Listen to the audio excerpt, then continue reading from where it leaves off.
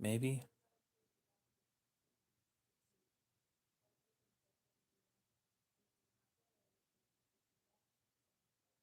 Are we good? I hope we're good.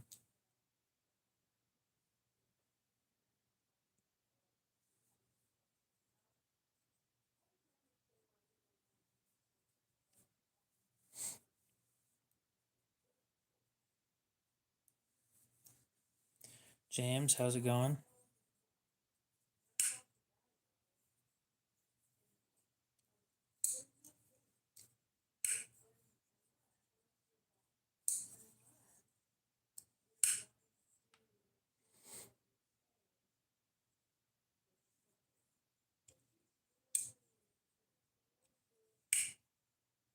Oh, it is so much smoother now. I took it back in.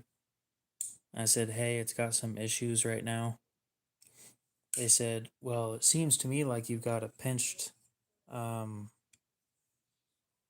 washer. Wow, this video looks like shit right now. What is going on with YouTube?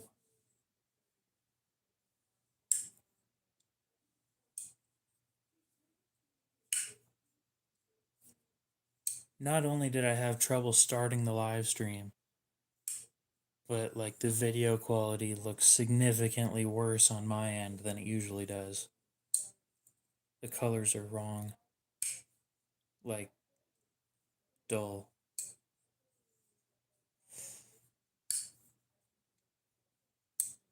Yeah. Jake, what's up? YouTube's having some issues tonight. A lot of websites have been having issues over the past week or so. A lot of websites are down or having outages worldwide. It's interesting.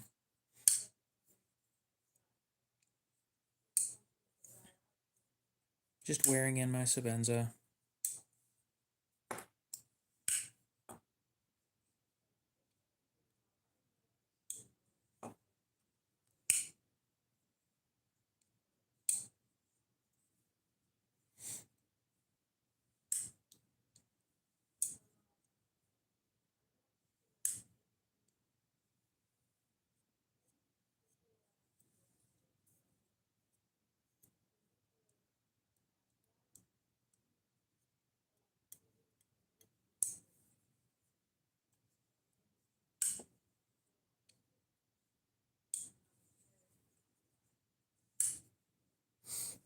Anyway,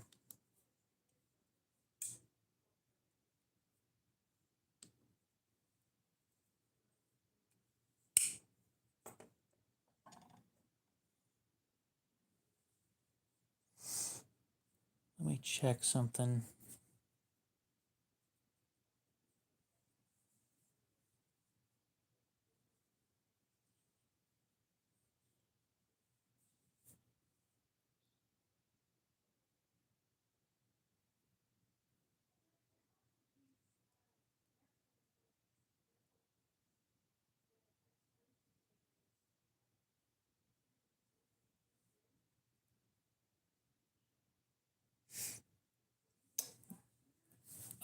I'm not sure if I'm gonna sharpen a knife tonight.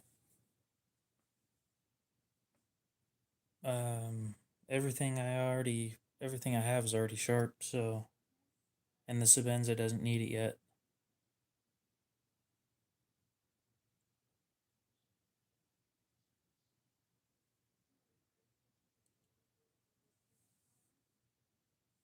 Yeah, everything's already sharp. Palmer, how's it going? Matt, welcome back.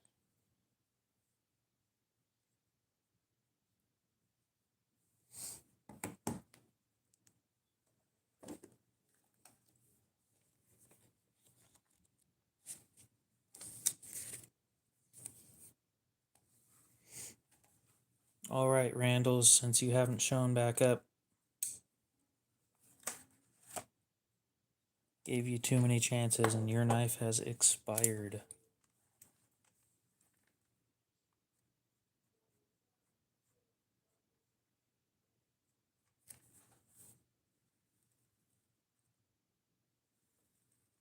Which means we have a half serrated tenacious Up for sale for $45.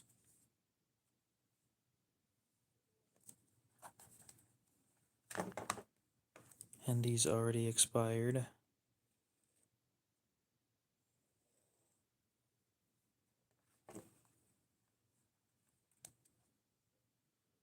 Seems that a lot of people like my voice. A half serrated Spyderco Tenacious just came up.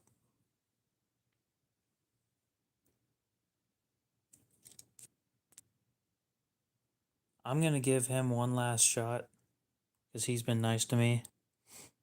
But other than that, if he doesn't end up buying it, then the then the Spyderco PM2 and S90V is going to be up for sale as well.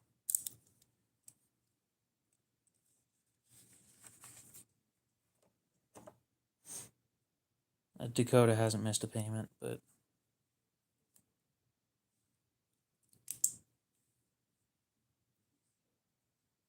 Robert, how's it going?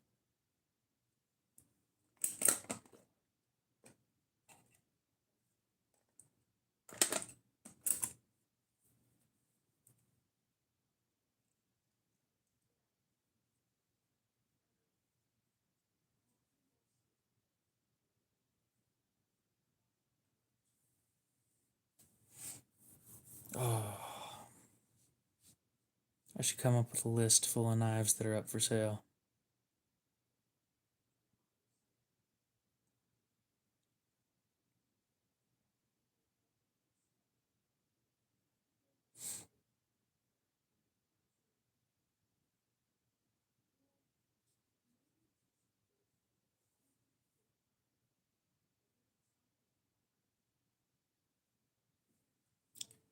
I think I'm going to do that.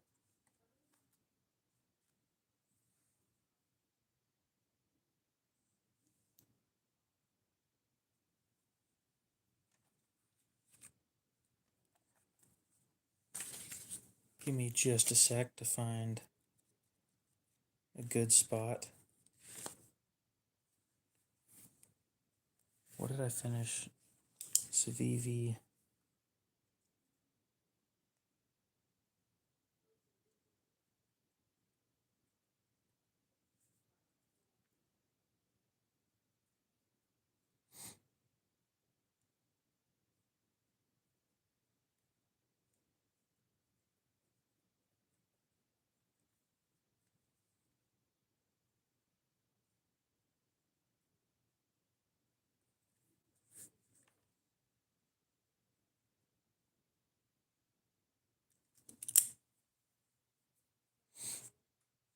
Kind of a show and tell type thing.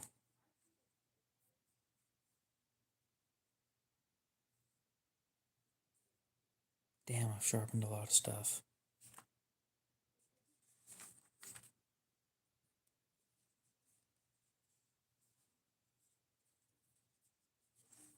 I'm going to be honest, I don't expect that sheet to last much longer, so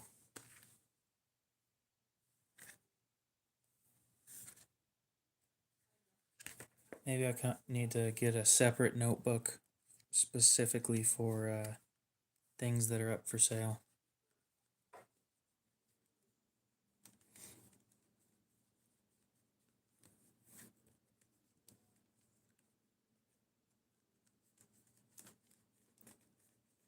Is there anything that needs sharpened? Because that seems to be what people want to watch me for.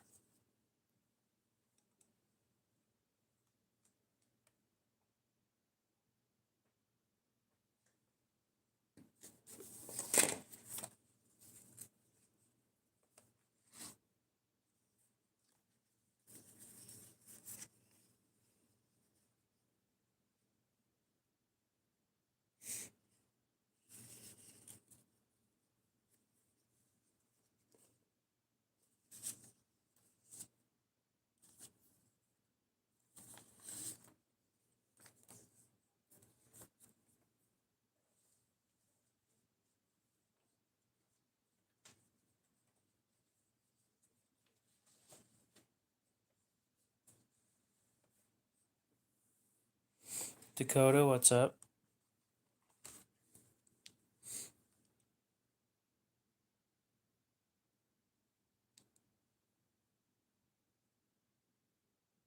What's on the what? And yeah, I think you're right. It might just be Damascus.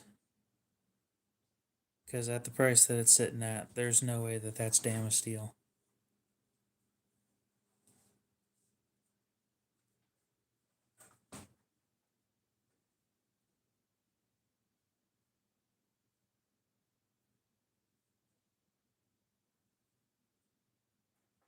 Hmm.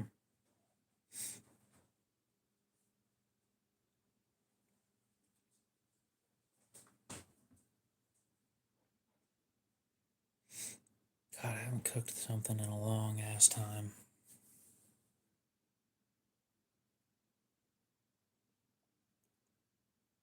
Mm. Damasteel is powdered metal Damascus. It's extremely expensive.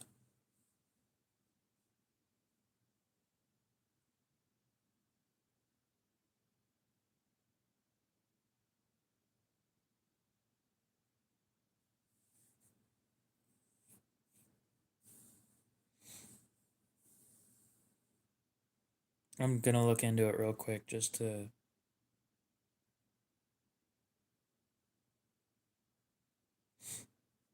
So I think my buddy's got one of these things. Not a custom. Um, I'll need to double check with him.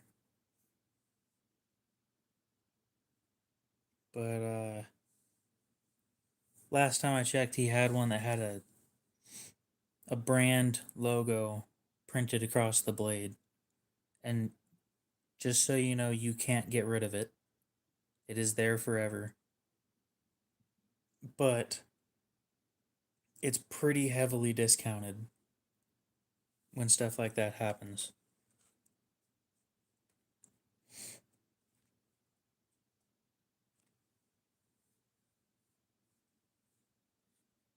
Appreciate it, Quack Attack.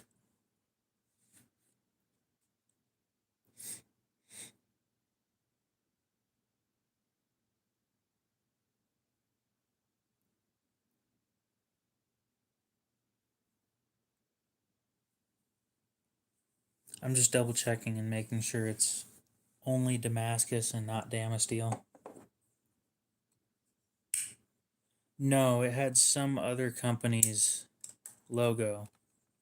Like, I think it said Alcor across the bottom half of the blade.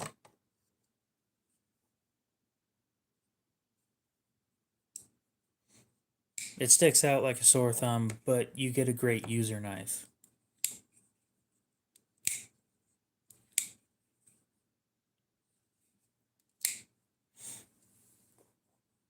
Not everybody's interested in those things. It's hard to sell them.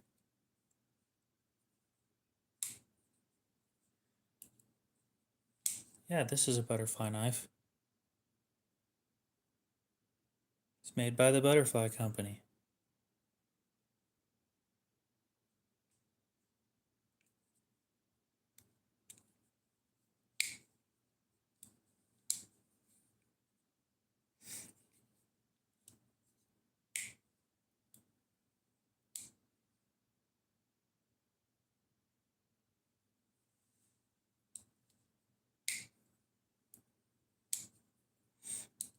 Okay, let me I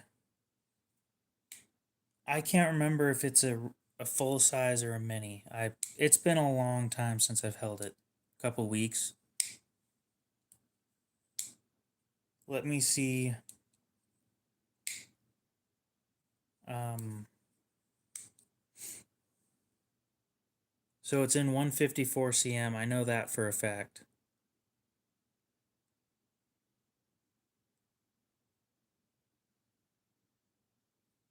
Oh, so it looks like Benchmade doesn't let you do the Damascus finish or the Damascus blade on this.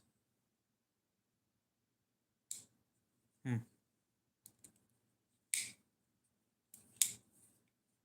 Okay then. If you're trying to be original, Angel, you're not. I think I've heard that like 3 times in the last week. Cody, how's it going?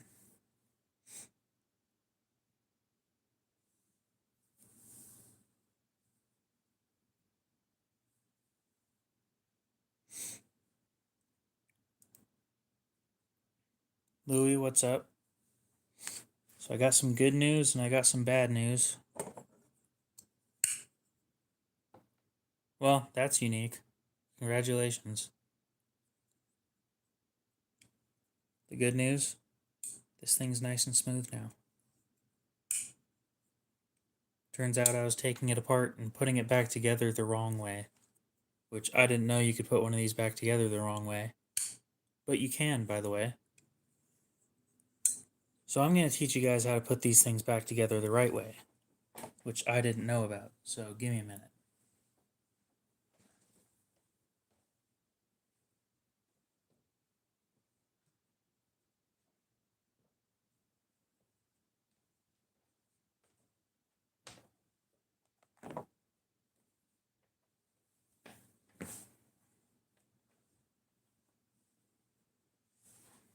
Well, usually, see, I never watch a video on how to take something apart. I kind of just take it apart and figure it out myself. Even knives that are already in pieces, when I get a hold of them, putting them back together usually isn't that hard. What I didn't know is that this one has a special procedure to put it back together properly.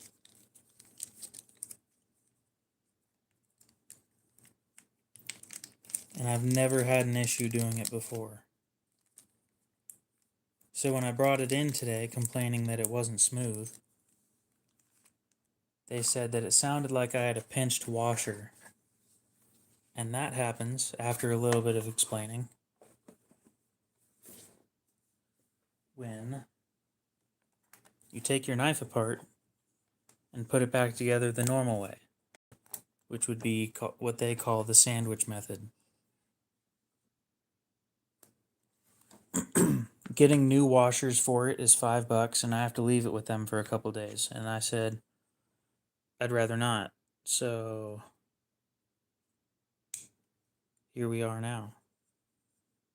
Oh yeah, I forgot that one. You have to push back.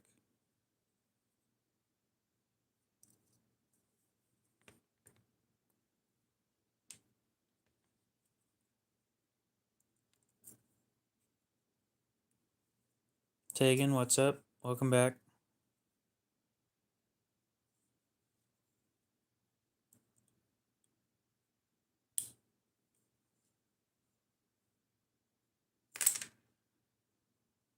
Well, that worked out fine, I guess.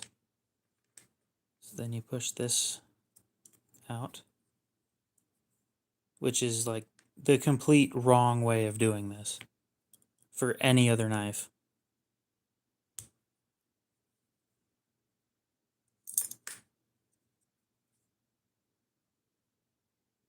That was weird.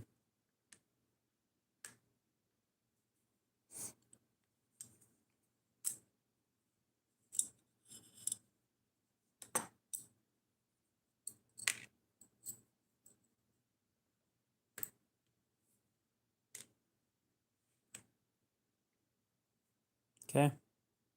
So here it is in pieces. Everything looks good.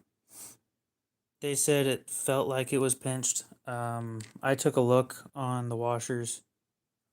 None of them looked like they had any plastic deformation from being squished. So I think I'm in the clear.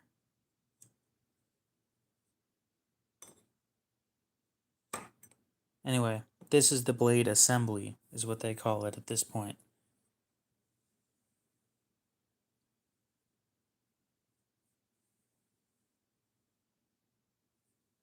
It feels good, that's why. I wanted one because they were comfortable. The first time I got my hands on one, it was one of the most comfortable knives I've ever held. So the right way of putting this thing back together. is the complete wrong way of putting any other knife back together. We're going to start by putting that screw in there, that spacer right there, and I put the lanyard thing back because I like how it looked. Okay.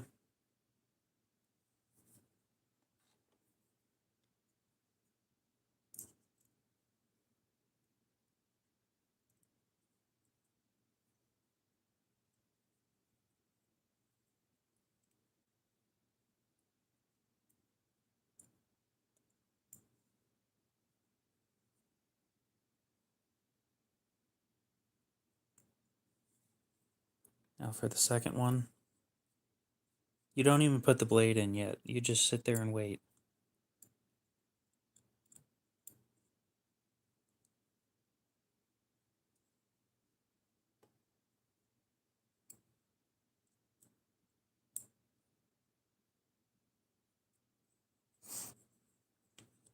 So now you take the whole blade assembly, which includes both washers and the center bushing, and you squeeze them in there.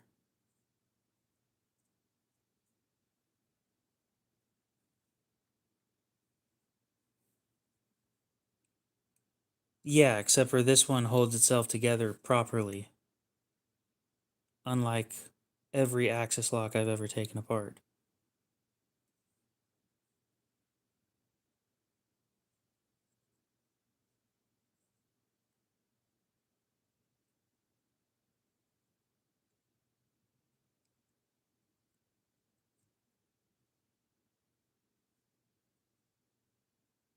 Come on. You got this.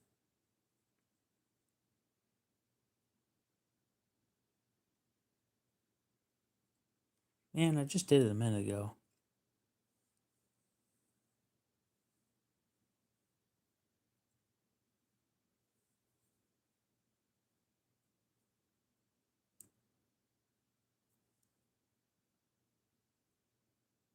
There we go.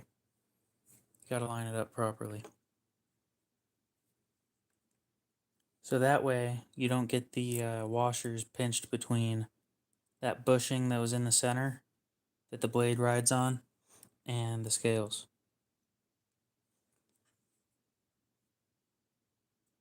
And that's what they mean by a pinched washer.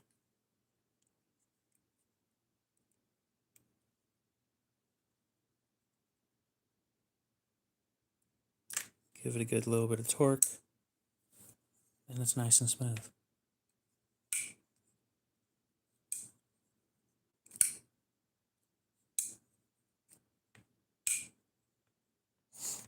So that's the right way of putting it back together, apparently.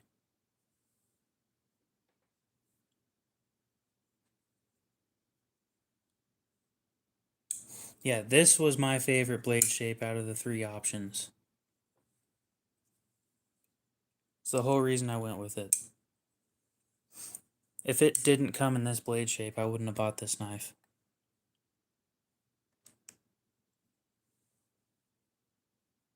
And, fun fact, I dropped in today. Well, obviously to get that taken care of. But while I was in there, I asked if they could take care of this part of the paperwork. Not a big deal, just a preference. My little info card now says that it's glass blasted instead of sand blasted, because it is.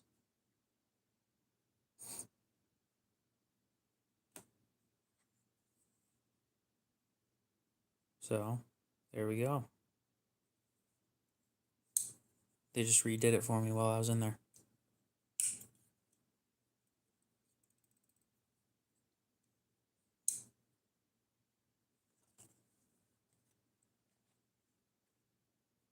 Sounds familiar. I don't know if you guys have ever seen what comes in one of these boxes, but there is like a lot of stuff that comes in these boxes.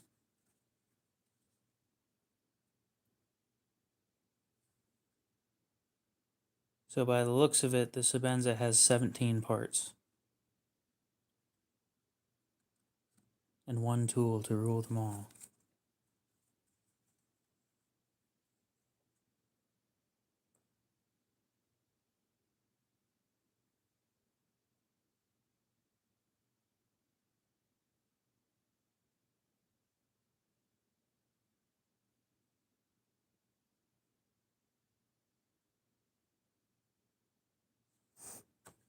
I don't think mine came with the sheath.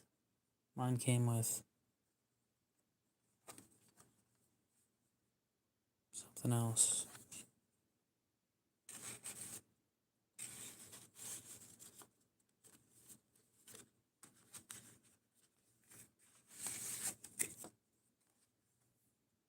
Oh yeah, I could register it. I might just do that.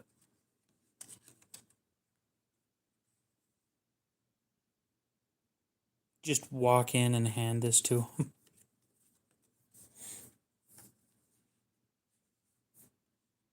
I do not have any SRM knives.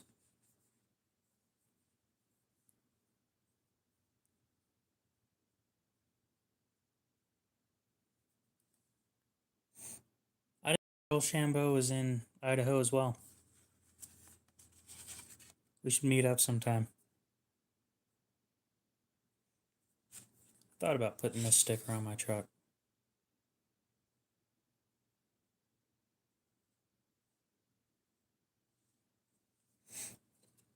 It's a small world.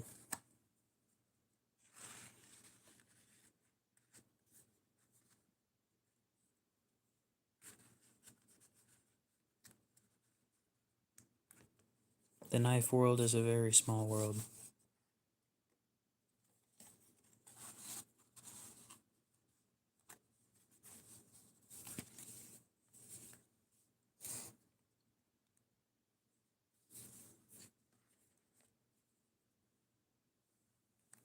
Actually, before I put this away, I should probably put the little Allen wrench that comes with it away. Yeah, I'll look him up real quick. Yeah, I didn't know that he was here in the same city. Damn. Got more than I do. Decent amount.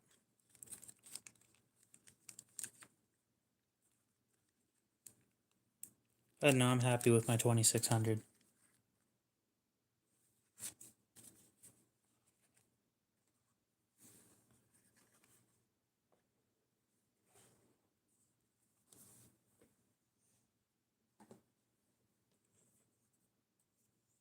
Yeah, a couple guys that I know work there too. Nice people.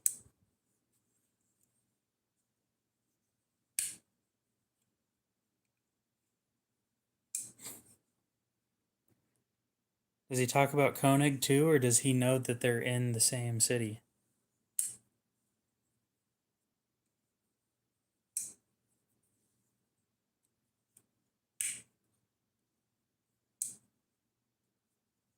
Okay. Not everybody knows. They don't have Idaho made stuck on their knives.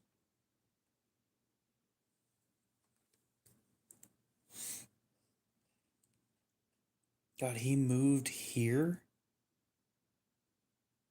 Fuck, that's expensive. I just thought about that. Holy shit.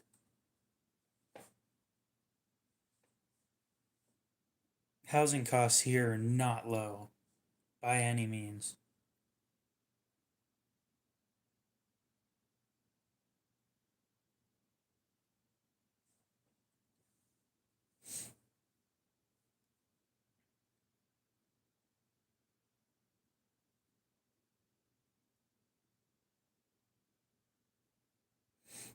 Oh, he's got 13,400.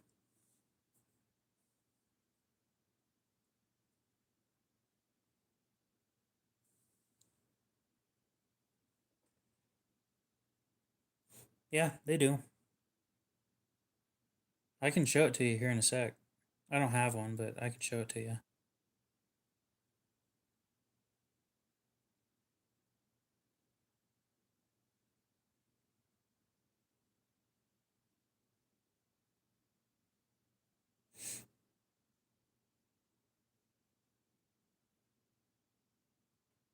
Oh, yeah, he's been getting recommended to me. I just haven't watched the video yet.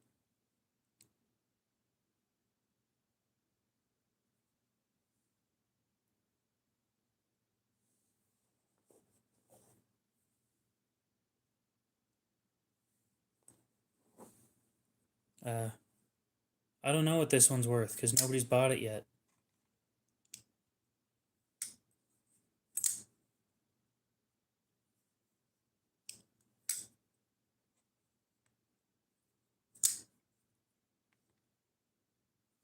It's fun to have. It's hard to find somebody on YouTube that's interested in buying something that expensive. Not everybody's interested in that kind of stuff. Eventually, I'd like to have one, but I don't want that one, you know? If anything, I want something to match my Sebenza at this point. I wonder if Chris Reeve will glass blast a Koenig for me. Hmm.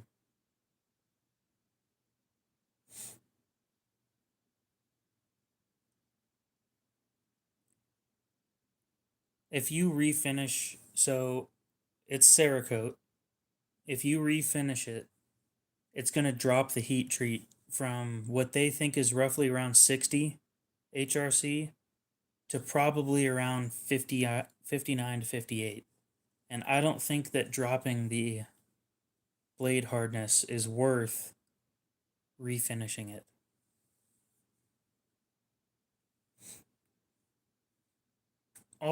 When all is said and done, I'm not the end owner. So it's not for me to decide. Uh no, you will not. Paul, how's it going?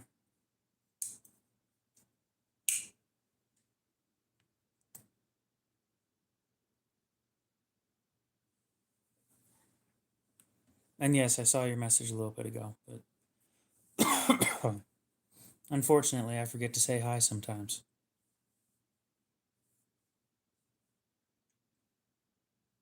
What do you guys think about me having a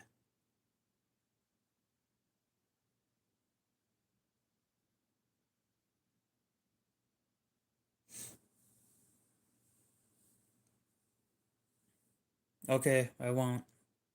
What do you guys think about me having a Koenig Arius and then have them if possible have it get sandblasted like this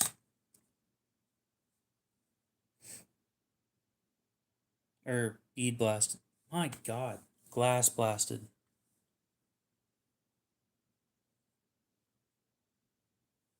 I think it'd be kind of cool to have a matching set, but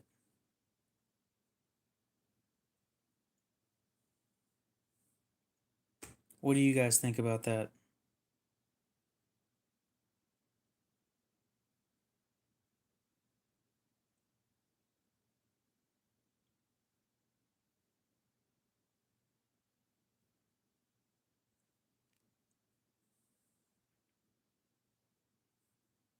Ass blasted. You are despicable.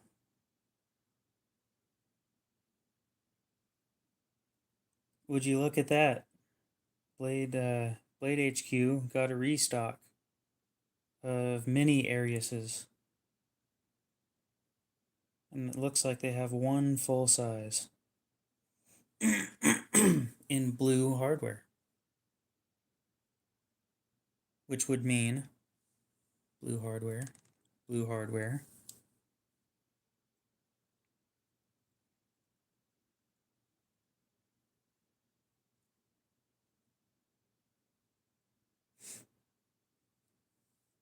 Cliff, how's it going? Fair enough. We'll see you later, Tegan.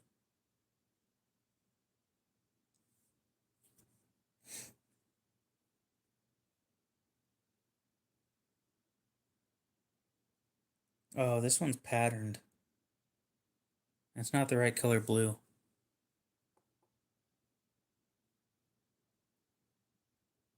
Well, I already like the full size, so I'm going with the full size.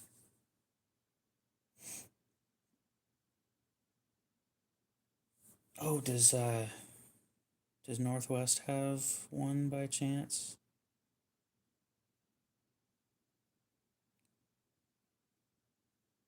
If they do, yeah, I don't dislike that. It's just it's not gonna look right when you put them side by side. I want a dark blue or even a purple. I would love a purple hardware.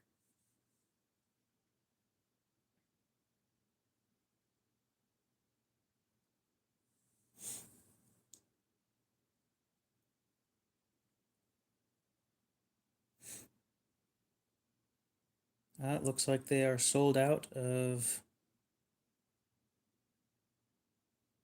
all the shit that I like.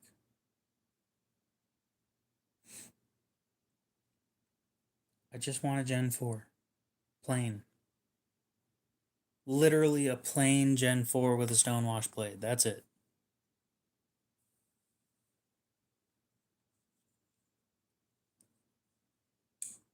Paul, go for the glass blast. Trust me. That extra $50 is worth it.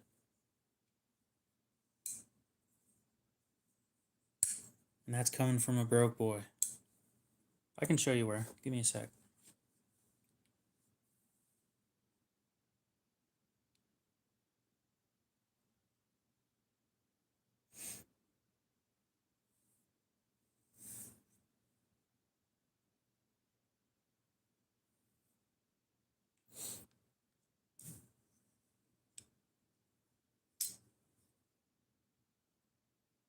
Yeah, I'll reach out to Rochambeau. It's nice to have knife guys in the area. I just won't tell them where I buy my shit because,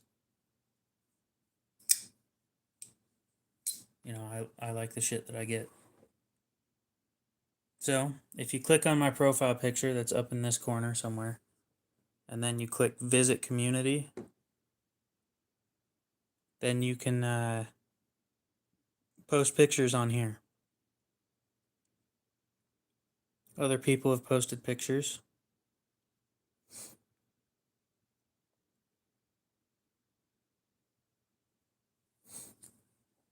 I wish that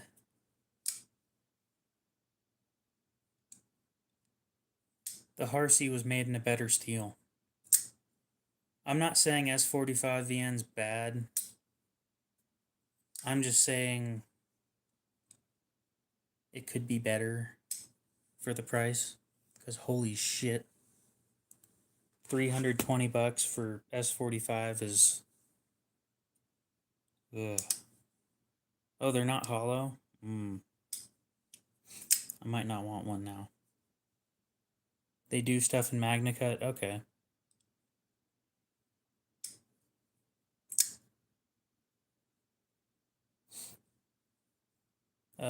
Big Red, it's a knife. I don't know what to tell you.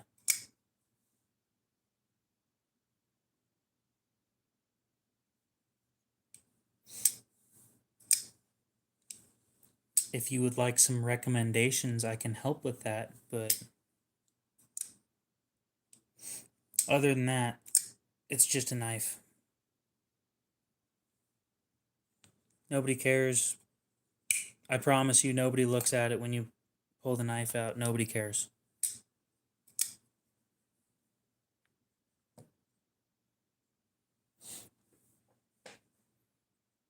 If you like it, then you like it. If other people don't like it, they can go fuck themselves. That's literally how it works. That's it.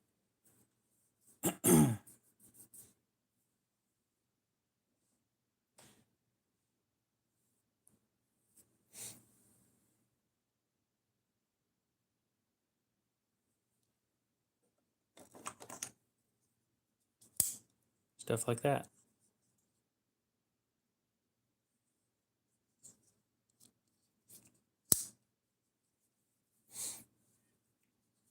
I don't play with the dragonfly very often, but I do love this knife.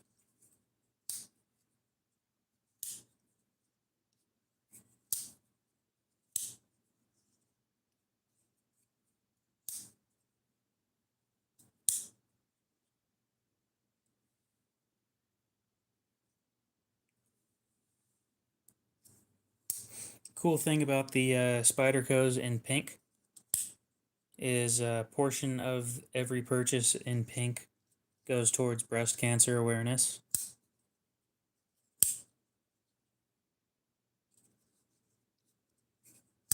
They are always great knives. They're just pink.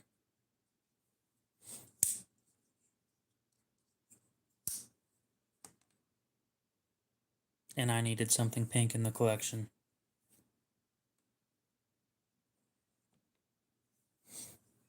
Oh, well, that's dumb, but fair enough.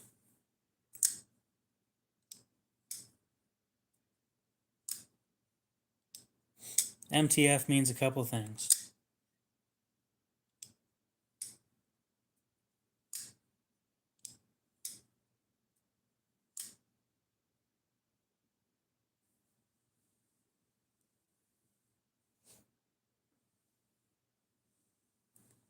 If we're talking the SCP Foundation, which I enjoy those stories.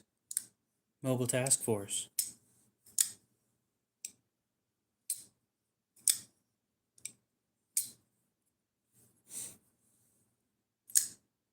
I don't think I've seen you in here too many times.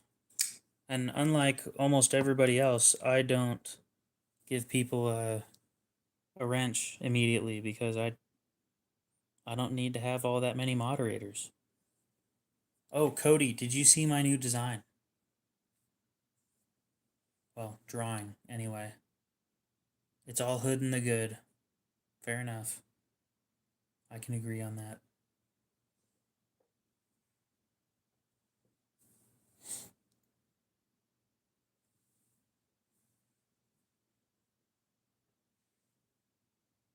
I need to tell Koenig that their website needs an update.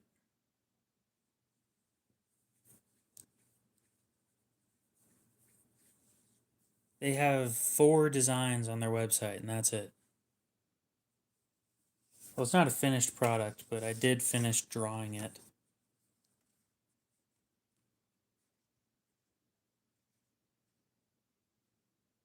For like an Arius 2.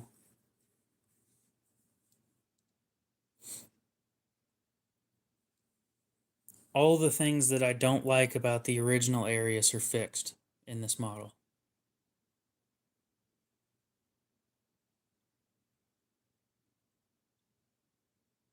I like making fun of the trolls though, so gives you a little bit of entertainment. Anyway, the plan on this is a full hollow that goes all the way with a curve. And that curve's kind of a pain to do, but it ends up with such a slicey edge. And you don't have that issue like you do on this one, where up towards the tip it gets thicker. The tip of this thing's thick as fuck, but down here, it's not. That one is specifically a slicing knife.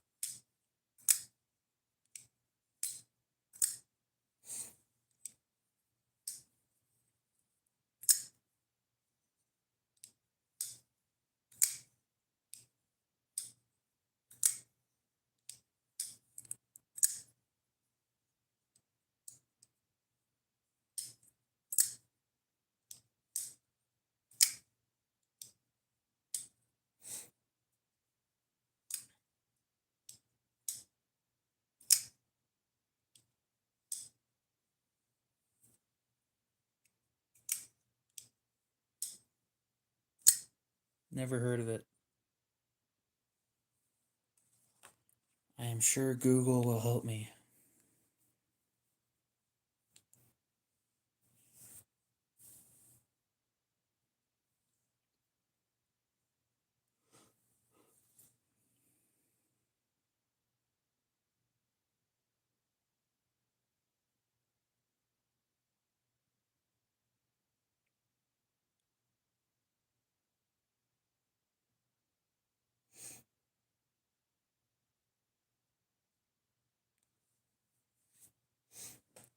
shit, how expensive is this thing? Oh, I've held one of those. I think I held a fake one, though. How expensive? My opinion is based on the price. Because they do good with S30V, but it's all pricing. $275 is too much. Oh, and they heat treated it low. Never mind.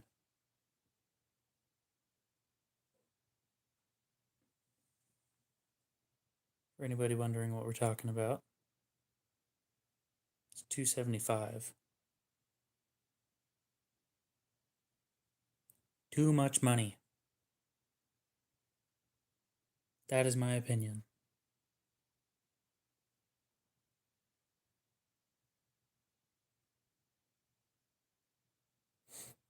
$170 is significantly better.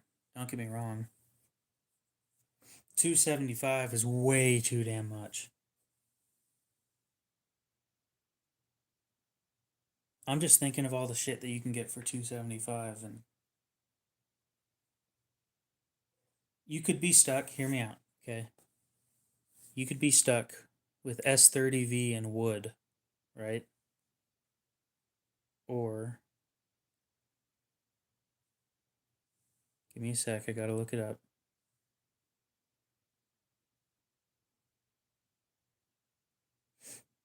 Please be the right price that I think you are.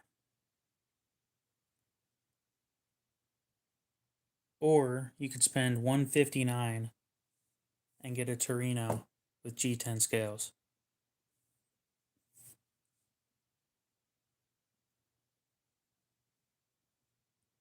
Nick, what's up?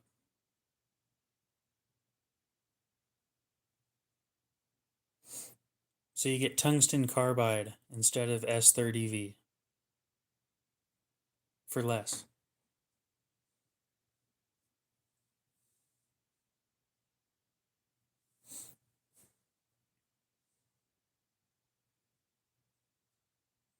You could get just about any base model.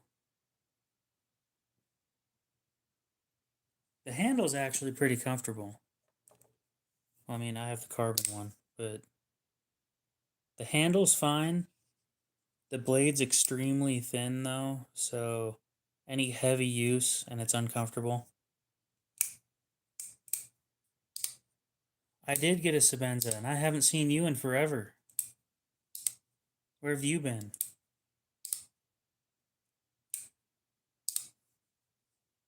It's the design of the handle. Fair enough. Not everybody likes how that looks, and that's fine.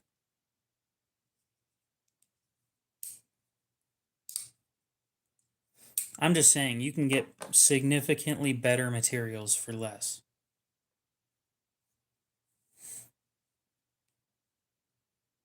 I know at the point that you're going and spending that much, it doesn't really matter anymore. But in the $300 range, it's extremely competitive.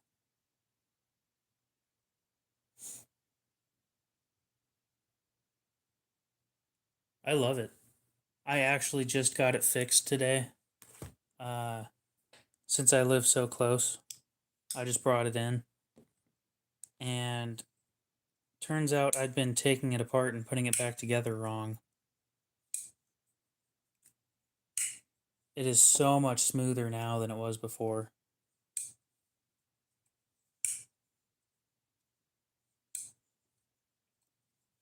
As long as you're fine with wood scales, I'm happy for you. Wood scales are an absolute turn off for me.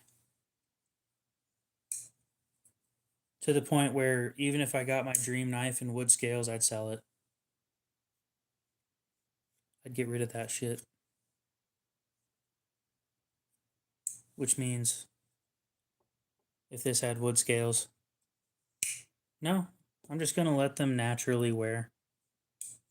I've been told from Matthew, who works there, that he tried polishing his on a strop for like 15 minutes and it still wasn't as smooth as just naturally letting him wear. So think I'm just gonna let it do its thing.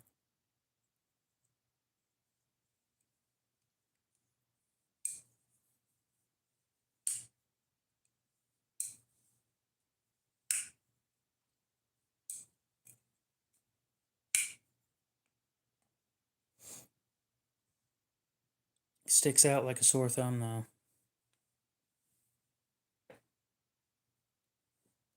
The the titius sticks out like a sore thumb. Nick, you as well. We will see you later.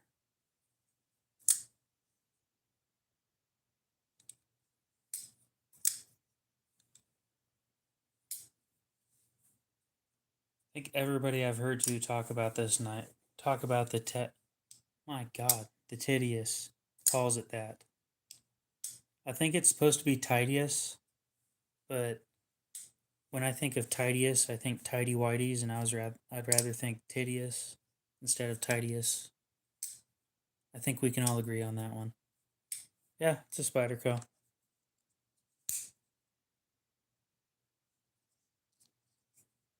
It's a dragonfly too.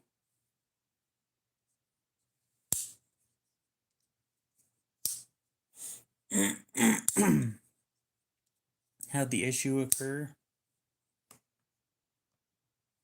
Well, I'm gonna be honest. When I got it, it was not very smooth. I was sitting there coping the whole time, thinking like it'll get better.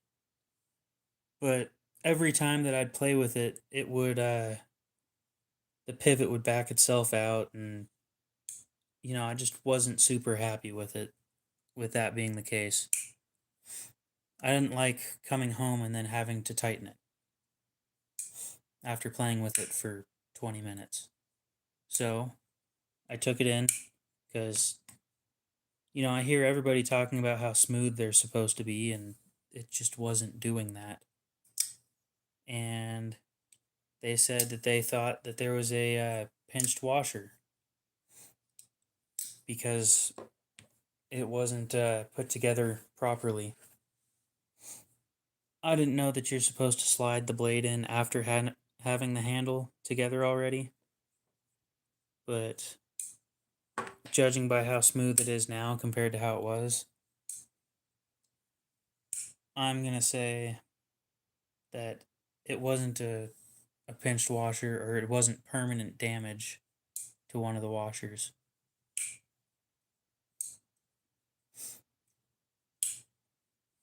Okay. Unfortunately, it is slightly off center. Ever so slightly off center.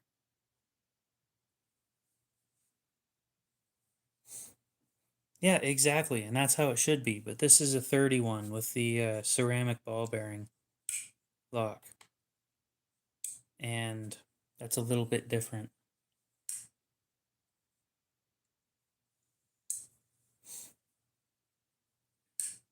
It is so much smoother than it was earlier today, though.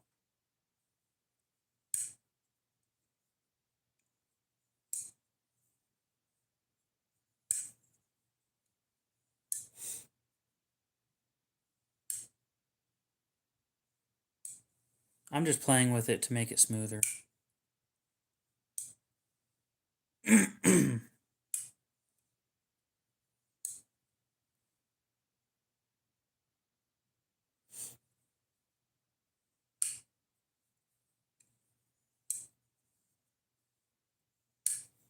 All I want when I'm done playing with this thing is you can flick it and it just barely opens.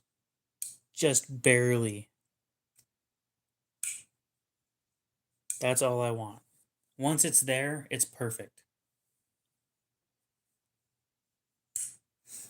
I have seen a few Sebenzas with Damascus blades. Yes. I'm not sure if they're aftermarket blades or factory. And I'm not sure if they're Damasteel or Damascus.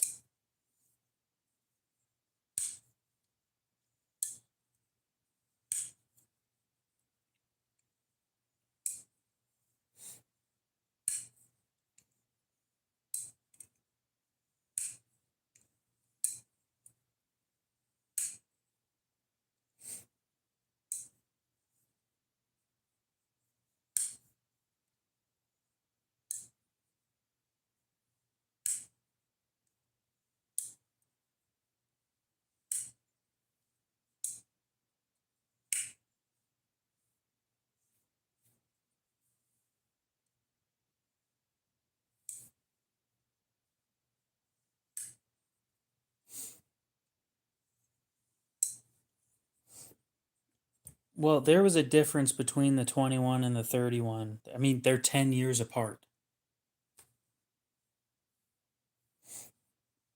But they don't cover flicking on, like, they say that you shouldn't flick the 21s, but they say it's fine on the 31s, so there's obviously a difference.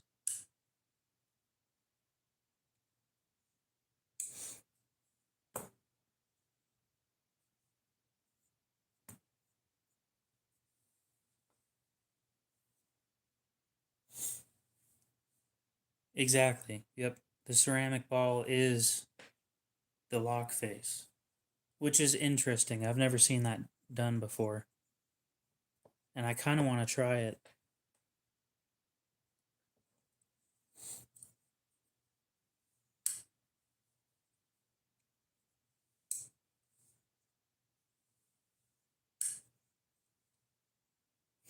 Yeah, the ceramic ball for a detent's different than the ceramic ball for a lock face.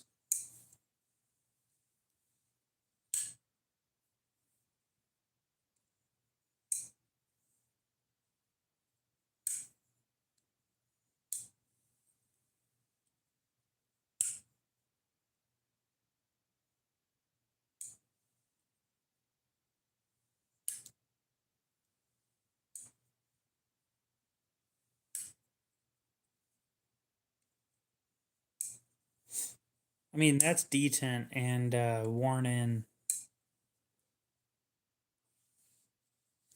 lock bar. The lock bar pressure.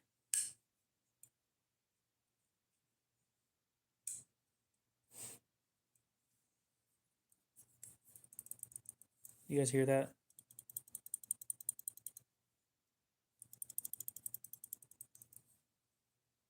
I'm gonna try and fix that real quick.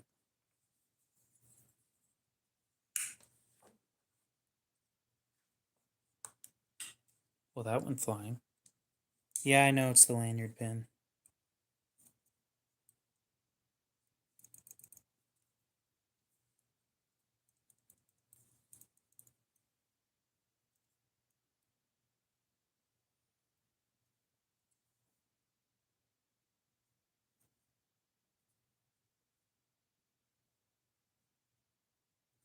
There. It doesn't do it anymore.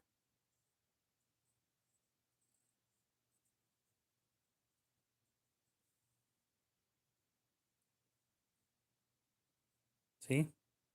The blade holds it in place now.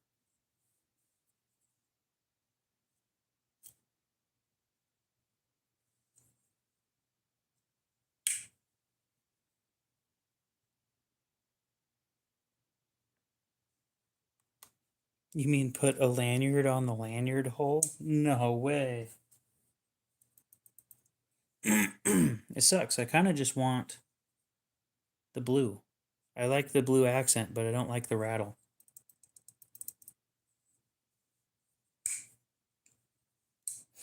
So maybe the right idea would be I make custom lanyard beads,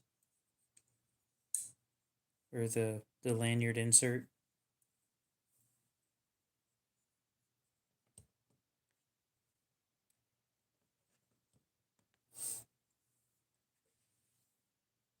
Yeah, maybe make one that just wraps around this, but then it's going to be there, obviously.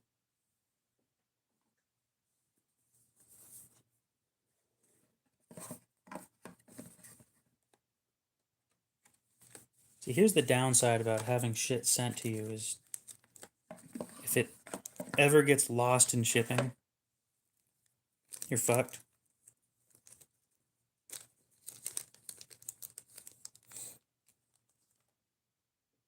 I think I'm just going to take it back out again.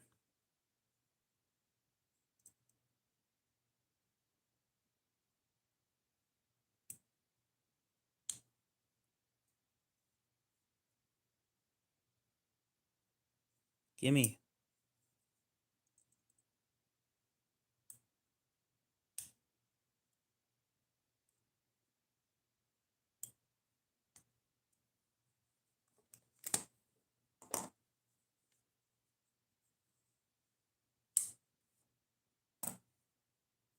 I wish it was as smooth as it was when it's not tight.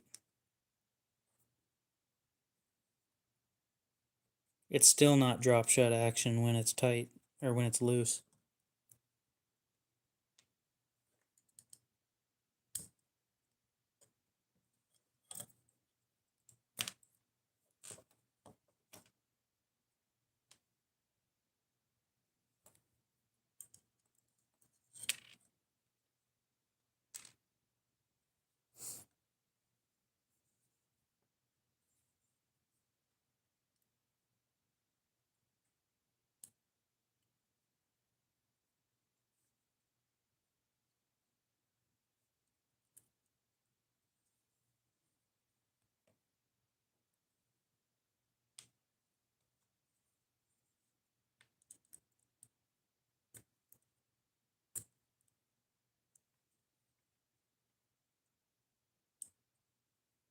Triple X, what's up?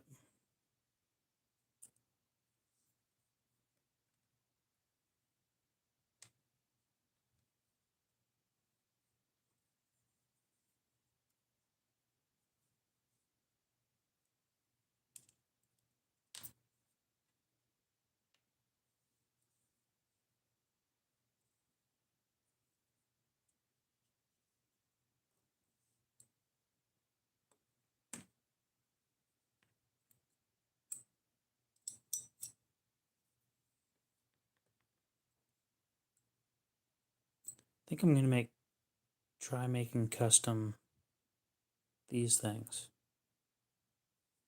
Lanyard pins. That fit perfectly. Because I'm about damn tired of that thing rattling around and shit. I find it annoying.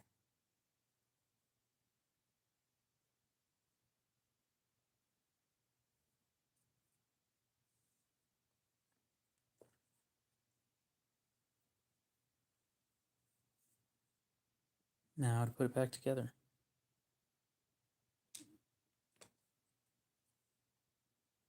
Could have sworn earlier it wasn't rattling around. Maybe that's because I had it put together wrong.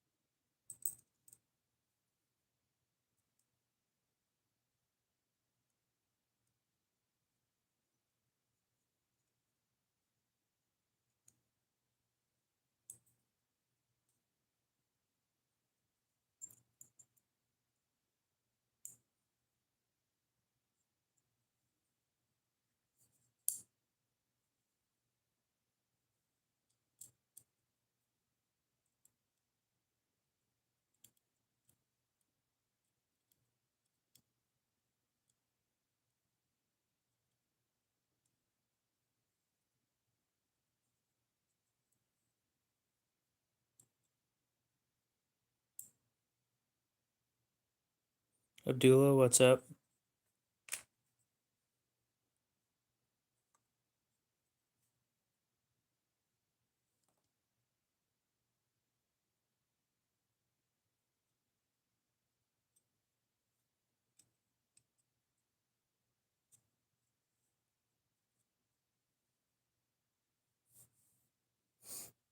Likewise.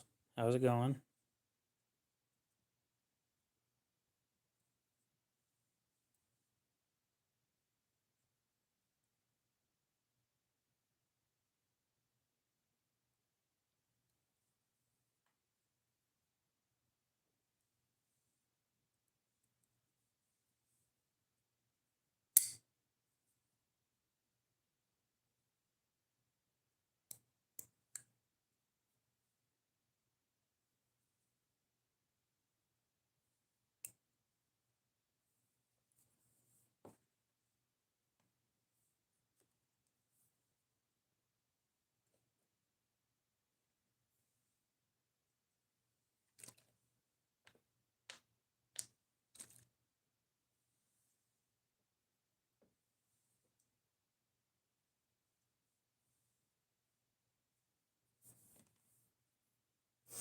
Seems like a common thing. I don't go on tangents very often.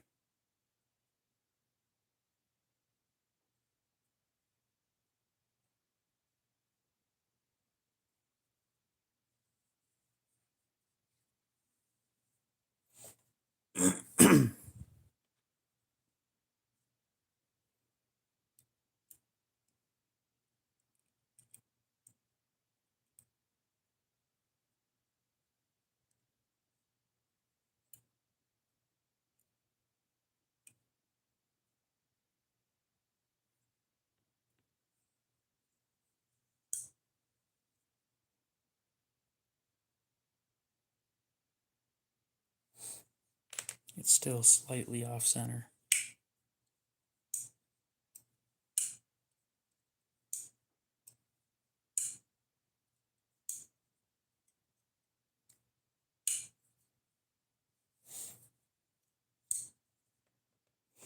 But it's not off enough for me to give a shit anymore.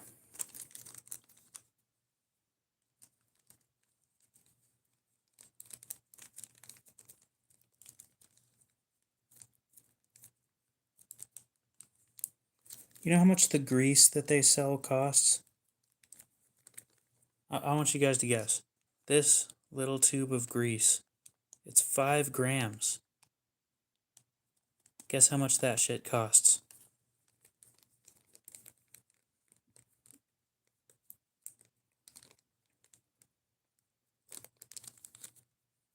I just went in and asked today.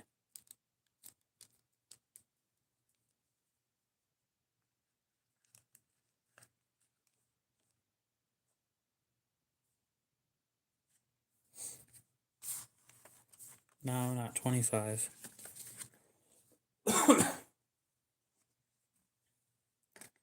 Now that you guessed 25, it kind of makes it seem like not a lot. It's 15.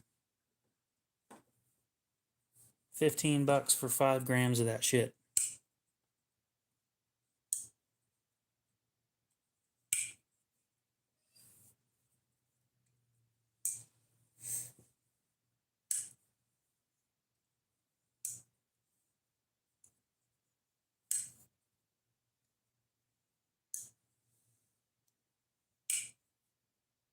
Yes, it is. It is very expensive.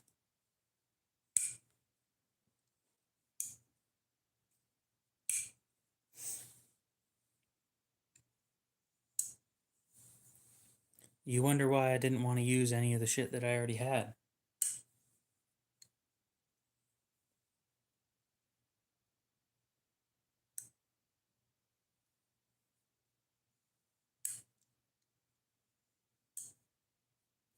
Because it's expensive.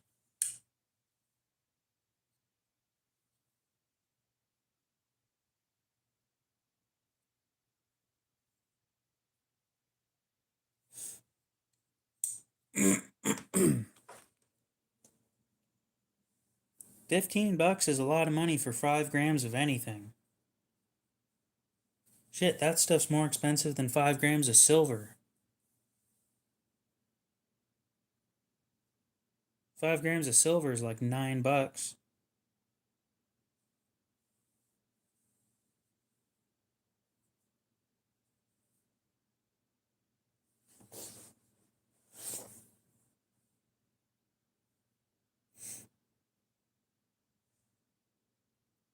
No way. Dude, I just noticed this. Oh my god. They fixed the Torino with the titanium version. It's Chris Reeve. If you look at this, no way. Okay, so it still has the secondary bevel, but if you look at this, it's got this stupid piece right here that's useless. Absolutely useless. And the titanium version doesn't have that. It's perfect.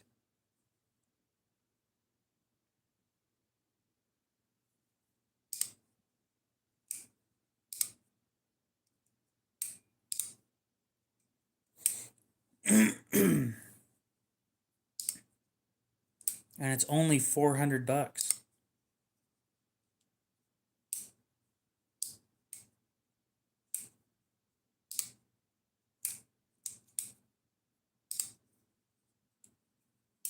Now I just need to find somebody who wants to buy this. I need to get rid of that thing. And I need to tell them that their pocket clip sucks. I understand that it's an art piece, but it's uncomfortable as hell. But when you take the pocket clip off, this is a wonderful knife.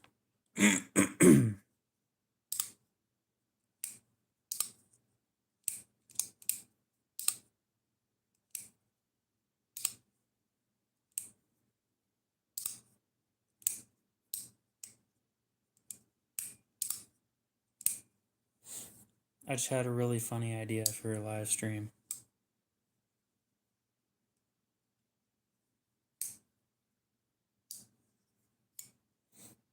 I gotta get to know this guy first, though. I know nothing about him.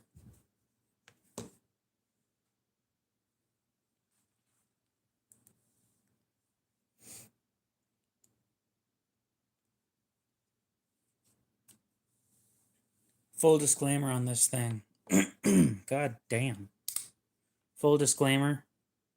This blade material is extremely brittle when used wrong.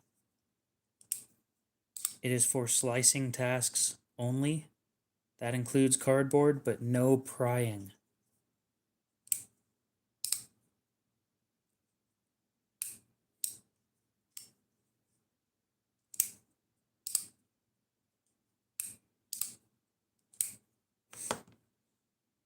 Absolutely no prying. You will break it. They claim it's somewhat flexible. I'm not putting that shit to the test.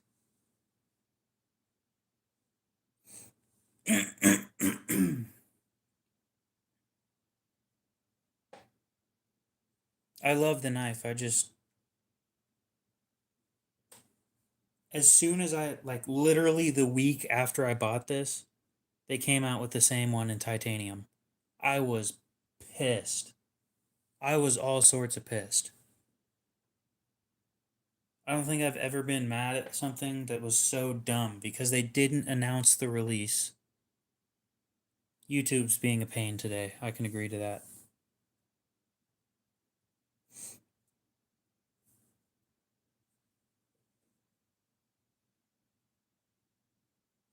Their customer service was pretty solid too. After I actually got a hold of somebody.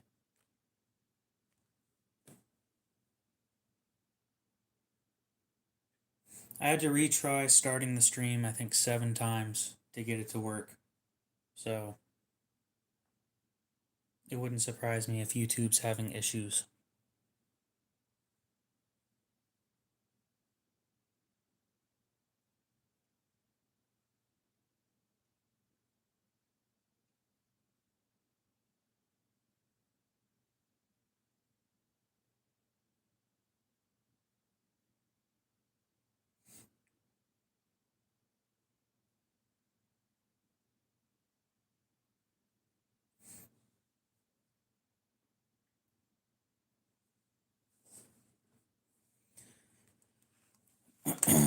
Is Cody still in here? This thing's expiring pretty soon. Actually, Cody, your Adamas expires today.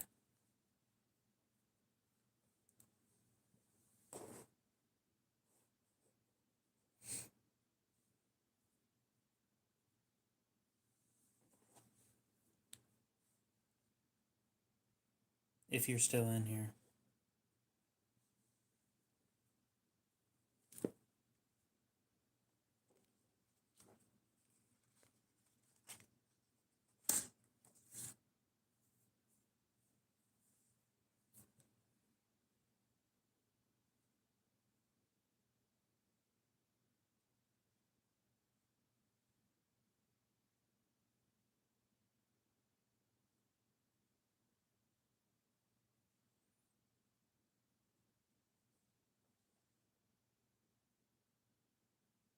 You know, in the amount of time that it's taken for that hold, I could have sent it in and have had some possible cleaning done to it. It's crew wear. He's got till the end of the day, so it's also half serrated, and I don't think anybody wants that.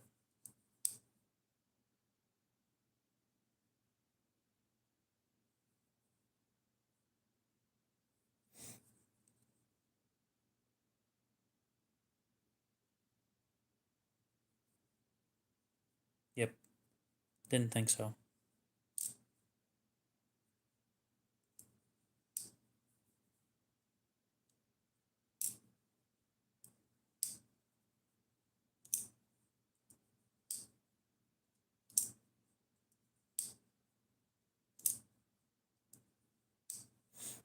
Cody, your Adamas expires today at the end of the day.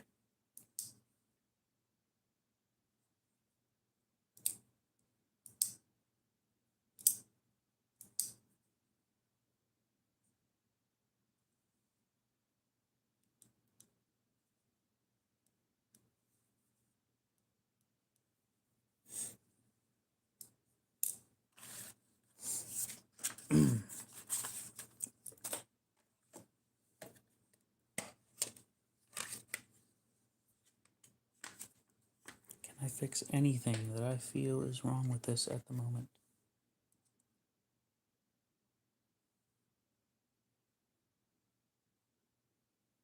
Beautiful. It is a T10.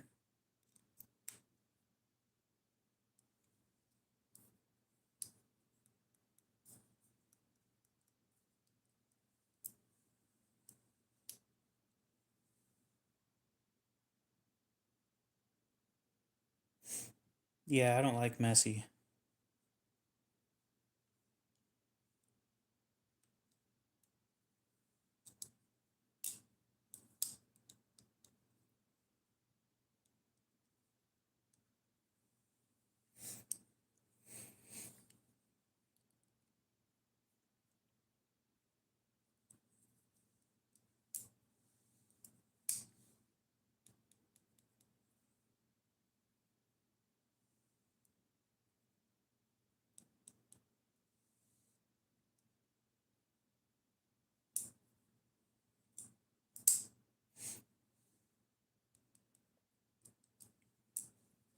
I'm gonna go to the Benchmade website and order some springs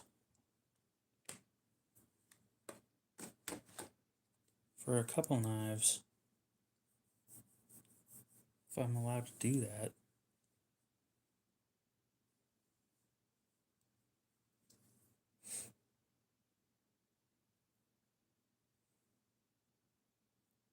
I think that'll fix the issue, quote unquote, that I'm having. It's not a big deal. It's just kind of annoying.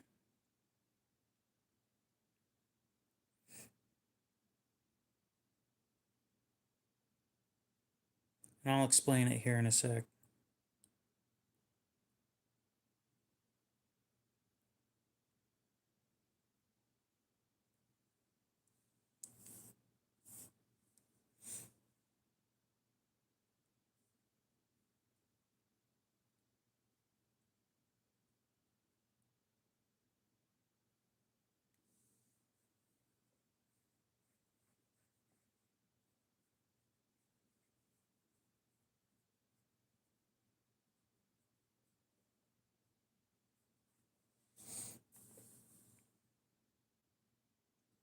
So we go to the Benchmade website,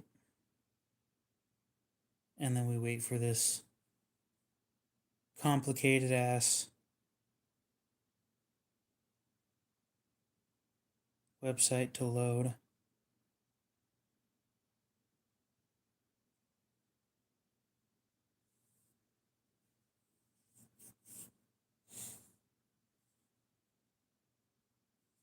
Fine, we'll look up Benchmade parts request.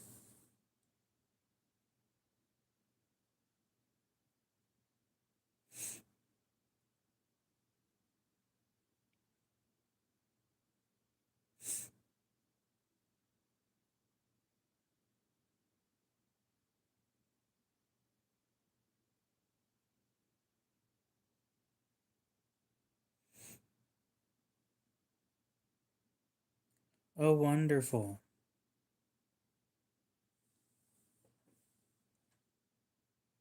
So I do have to send that shit in to get it fixed. What a pain.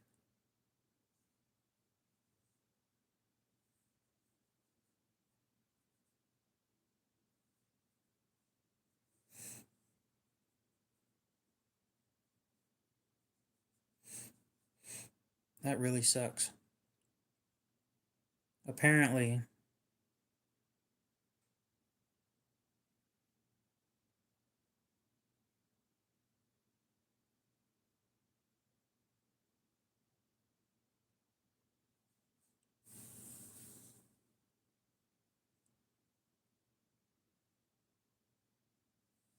well then I'm definitely not using sandpaper if it's that bad.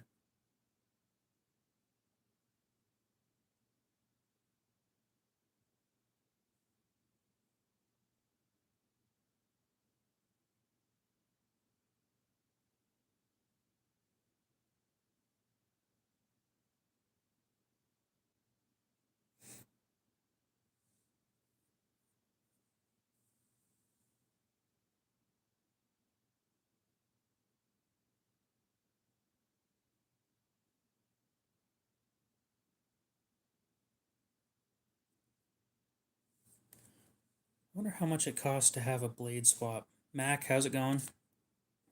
Because apparently, if you send this shit in, they'll replace the blade for a fee. But I want to know how much a non-serrated uh, blade is.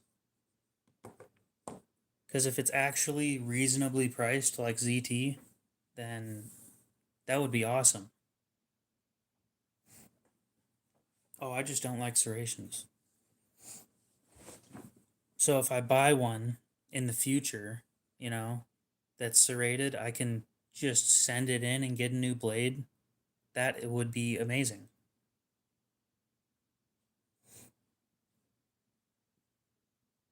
Like my buddy's got a Griptilian, but it's half serrated, so I won't buy it. And yours needs the same thing that mine needs. Your Adamas needs a spring replacement. The springs aren't broken, but it has a little bit of lock rock.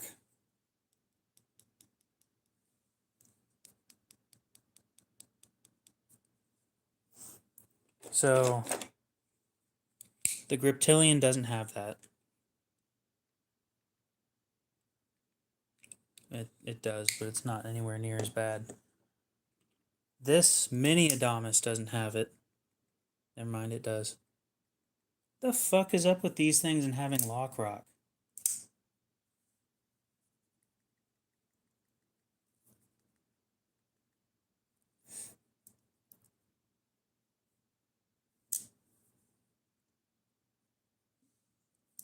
And then my mini Adamas has it too. Like it's just noticeable. That's it.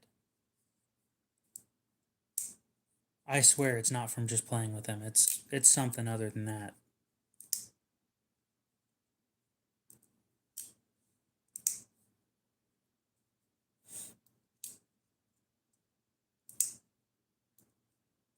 Oh, I completely agree. A fully serrated knife. No. I bought all three of them used. We'll start with that. All three of them were used.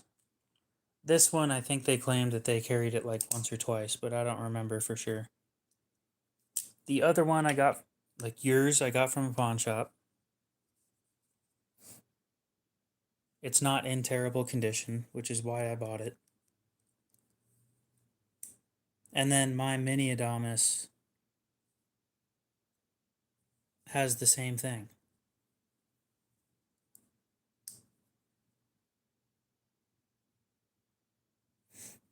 And I want to know what causes it.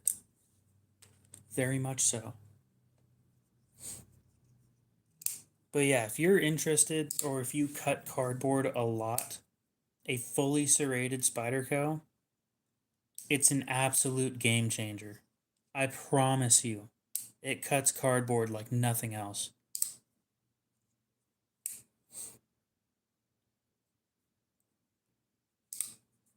But it has to be the fully serrated.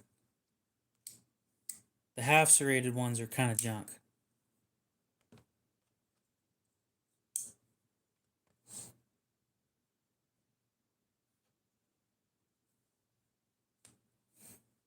Dakota, if you're actually interested in that Sandrin, that would be awesome, but there are some caveats that come with it. Like I already said, the blade material is kind of brittle. They claim that it has a little bit of bend to it, but I wouldn't give it any chances.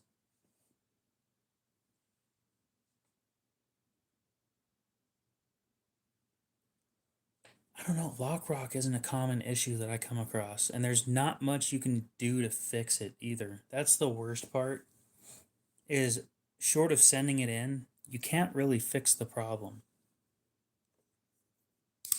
Another caveat to this thing, it has a sharper edge than factory. This thing cuts meat in a different way that you wouldn't expect.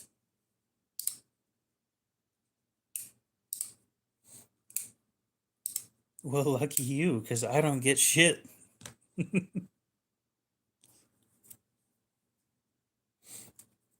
mean, somebody's got some stock that I don't have. Wait. You have enough stock to get enough royalties to buy a knife every month? Damn.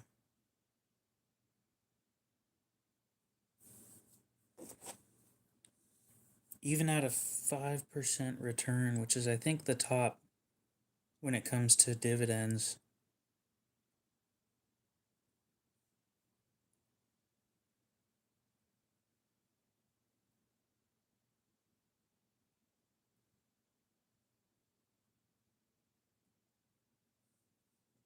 Like 5 grand. $5,000 in stock at 5%. Well, that's actually not that bad. But no, that'd be monthly. They don't do 5% a month. 5 times 12. 60,000? Do you have 60,000 in stock? Holy shit.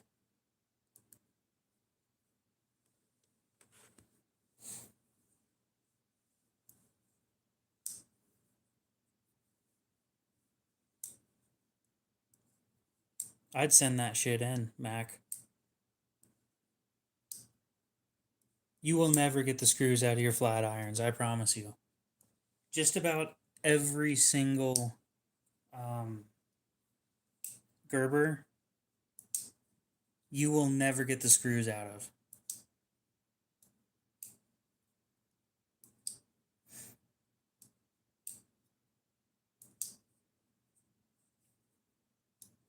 So I'm going to try a new blade finish.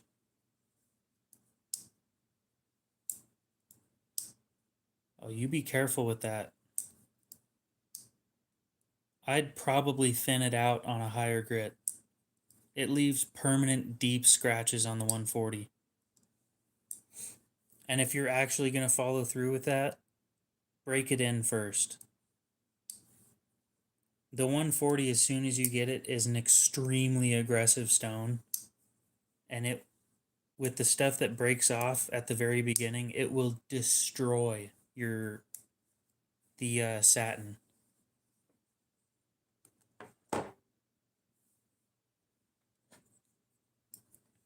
I remember when I first got mine and was first using it, it was mangled. The edge of what I was working on was mangled by the time I was done. Interesting.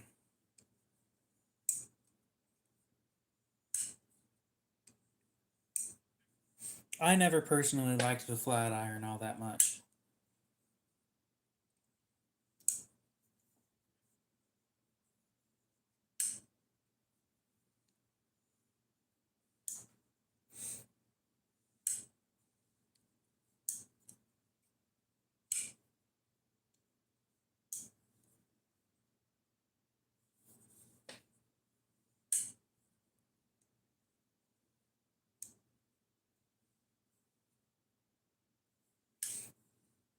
You know what I like about Chris Reeve that they do? The heads are deep, extremely deep, compared to everything else on the market that I've seen. These are so deep. And stripping one of them, as long as you're using it properly, is damn near impossible.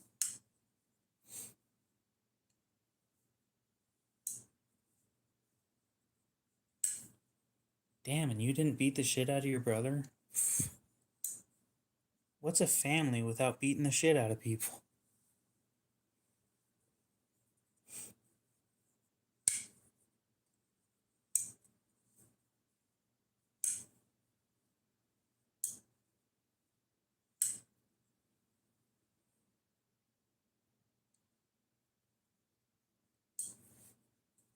God, if somebody stole one of my knives, I would be pissed.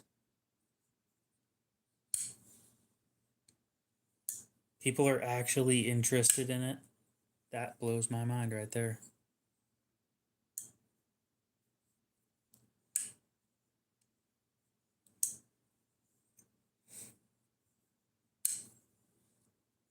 I never said you had to win the fight. Let's be clear here. You need to set a precedent that it's not all right to steal from you.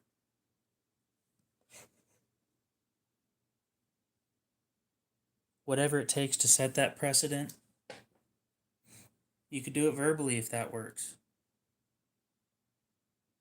I don't care, but having things stolen from me pisses me off, and I do something about it.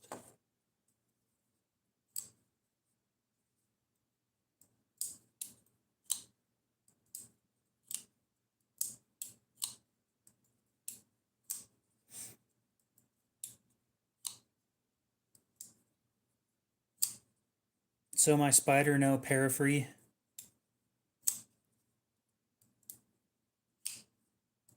has been broken in. Finally.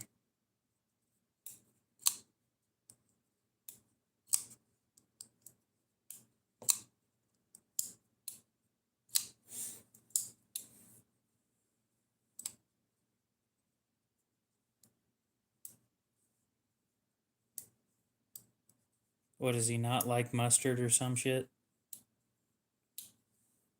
God, at least do it with vinegar or something like that. Something that nobody wants to drink.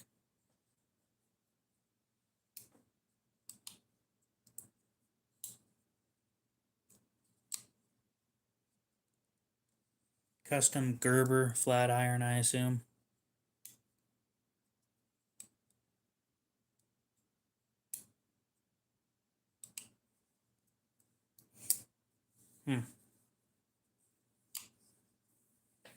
Well, serves him right. I guess that works.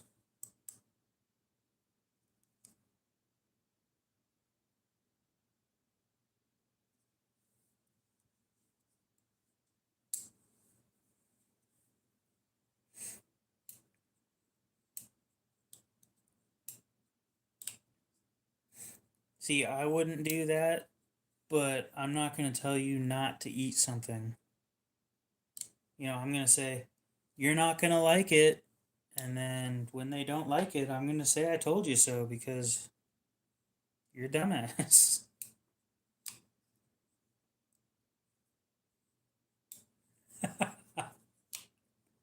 Yes, the cheese slices make them be quiet. So I think I'm going to reprofile my military.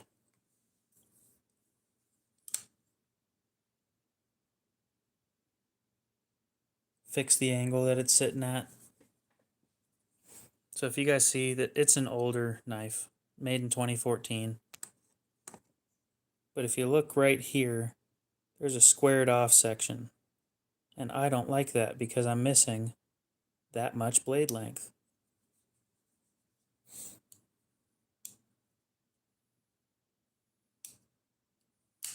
Did you be sure to put it back together properly?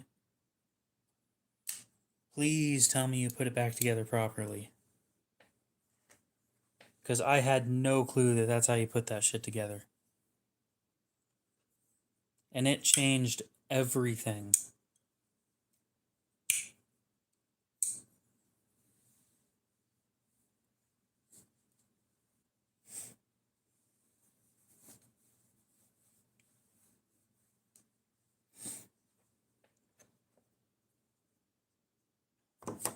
Anyway, I'm going to speak like I'm that one person who didn't ask.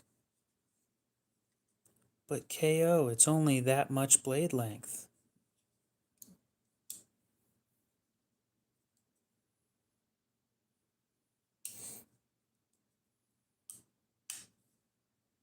Thank God. Yeah, that's how they told me to do it in the shop when I walked in there yesterday.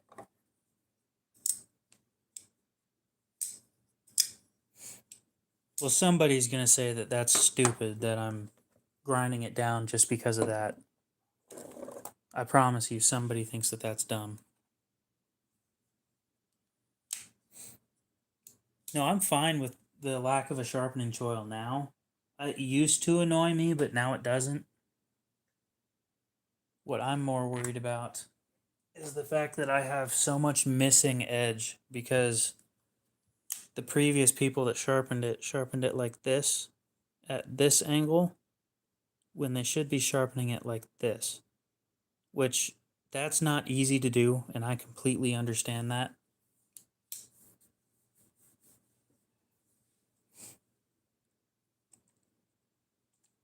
Do you like having trouble when I'm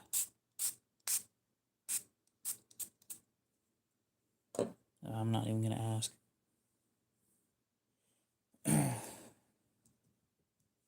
It's like having a dull spot on the knife, basically.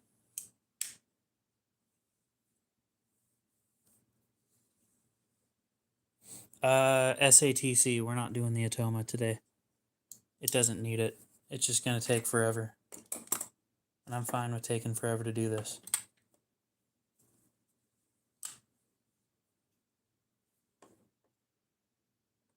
Oh.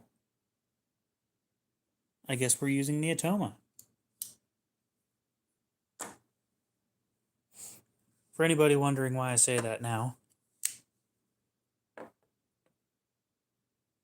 the handle's touching the table.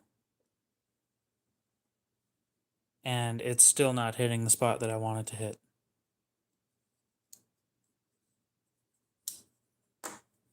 And the Atoma's taller, so off we go fucking up with my Atoma, I guess. But I don't want to. Let me complain like the YouTuber I am. I'm an influencer. You know, every influencer I've ever met has some sort of stupid side of them. This is my stupid side of me.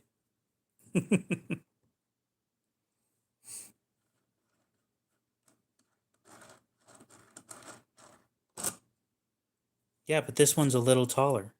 And I don't have to go grab something. It's just blinding. And you guys can't see shit.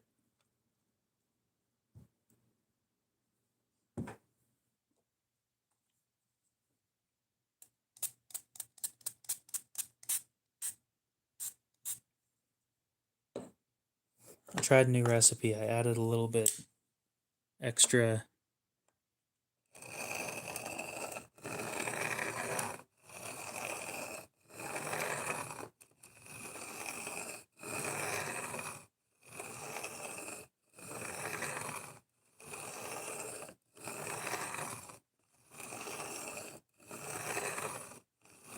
Dawn dish soap.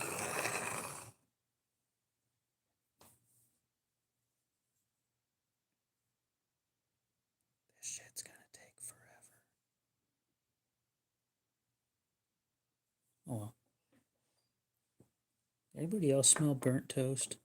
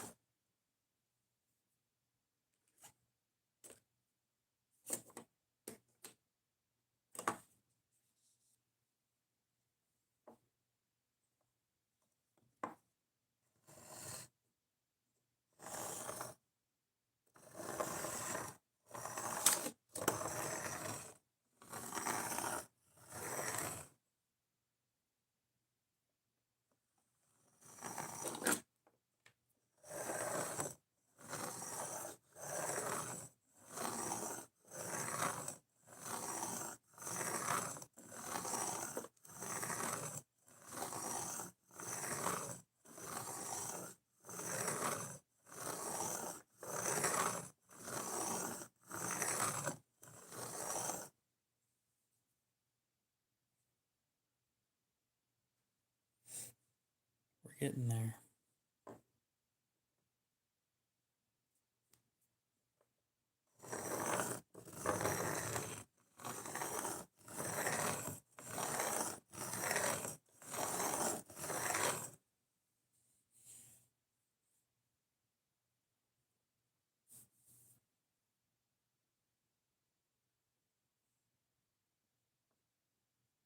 So I don't have any sanding stuff.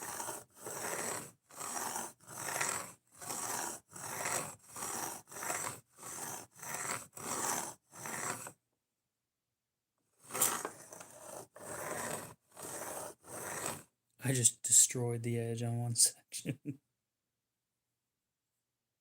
Yep, I'll fix that.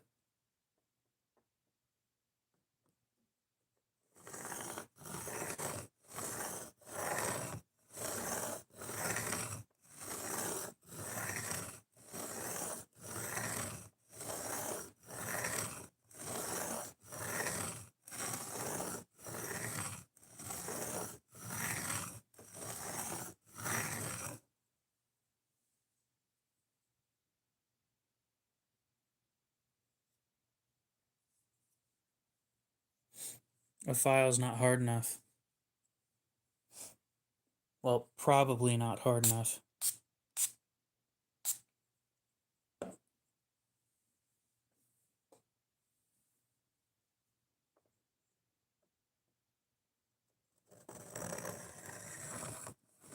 I'm keeping a Dremel the fuck away from my intake on my truck.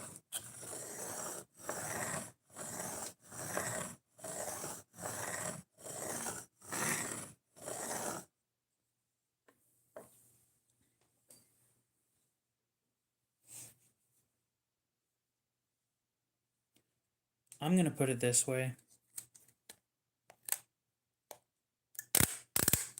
I'm not sure I could hold that shit straight enough for it to work out like that.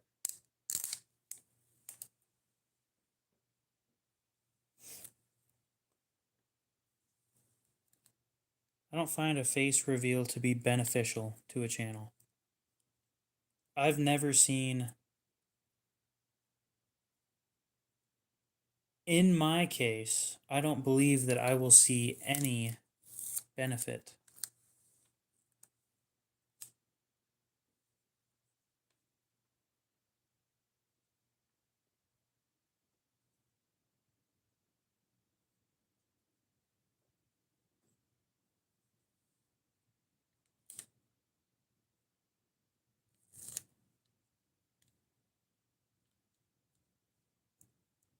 I was gonna say, I don't think I've ever seen, and then I thought about it, and I'm like, well, there are people that look better than me, so.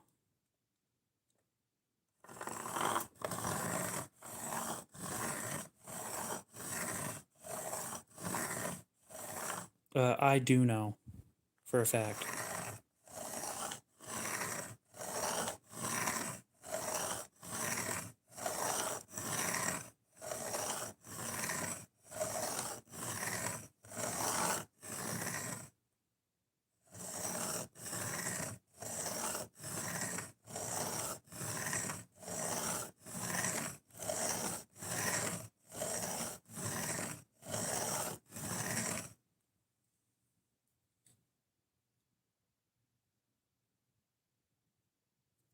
No, if this channel is gonna have a face, it's gonna be my face, but yeah, the other side's a 600. I don't use it very often anymore, but it's a great stone.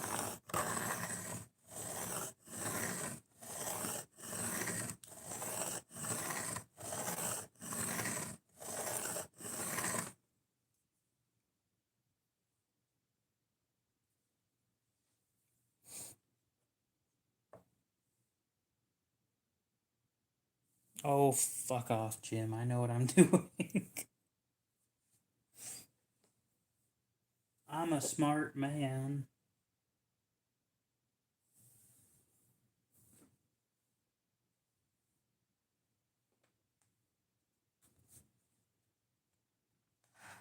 I ended up having to do it anyway.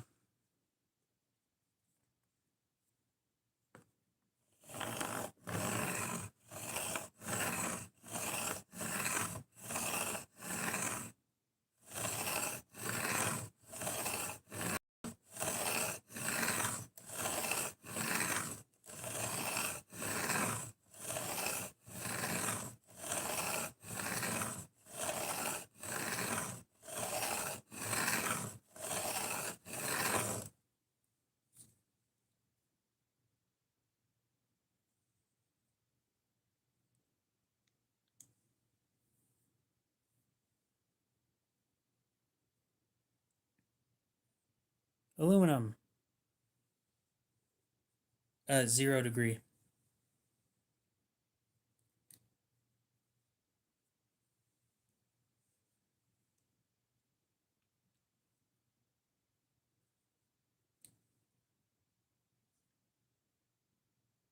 Beautiful.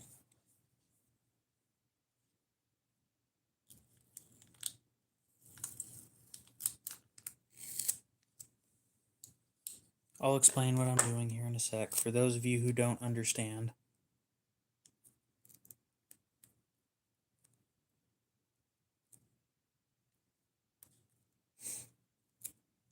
So I have a solid understanding that that the people in the world who are conventionally unattractive do not tend to gain traction. There is no point in showing my face when I'm anything below a 5. And I am below a 5. So we will just continue to make this channel faceless as a benefit to us all. I do have a face for radio, we'll put it that way.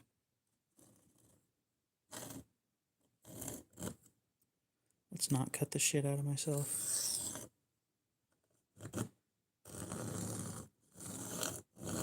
Let's swap sides.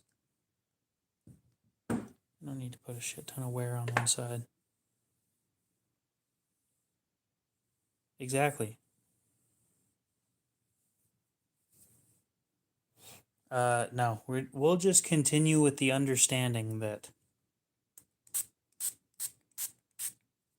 me being below a 5, there is no benefit to showing my face.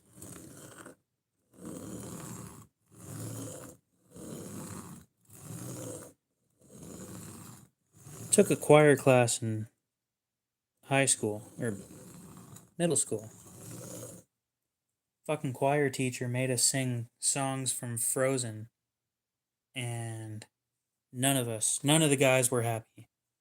But she also was a misandrist, so she didn't give a shit anyway.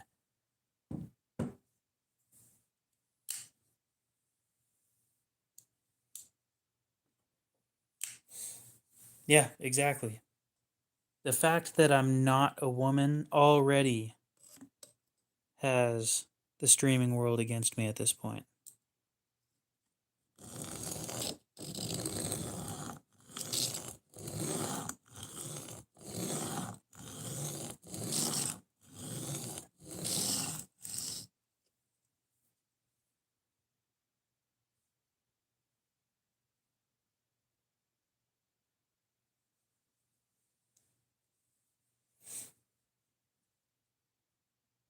Exactly.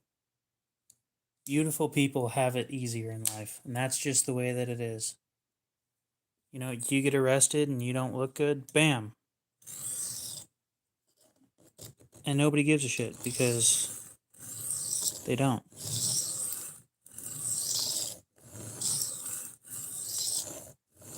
Why should they?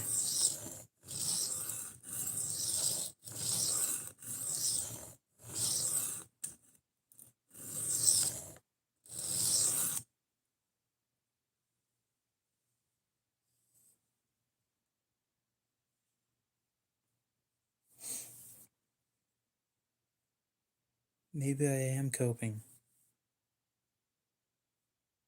I mean, what else are you supposed to do, right?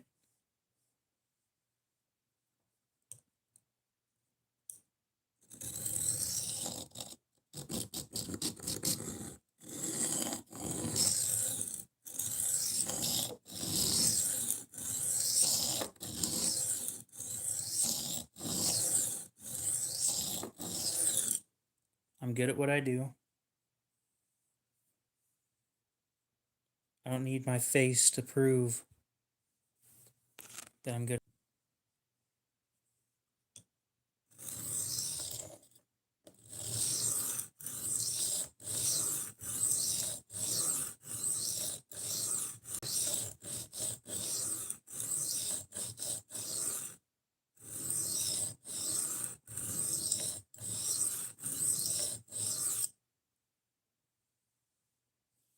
A mask? Okay.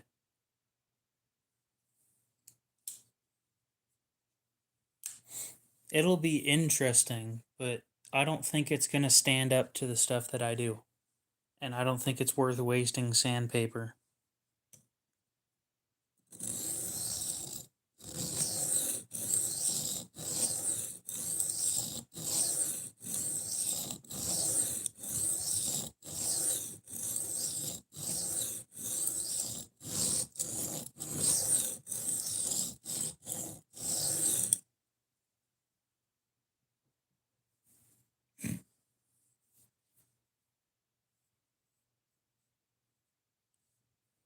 Don't you know COVID's still a thing? I think, genuinely, I think the dumbest thing I've seen in the past 2 weeks was somebody. Oh, what were they doing? They were in a Corolla, or, yeah, a Corolla, driving somewhere with all the windows down, wearing a mask, alone in the car. No smoke. It's literally just clear skies out, right?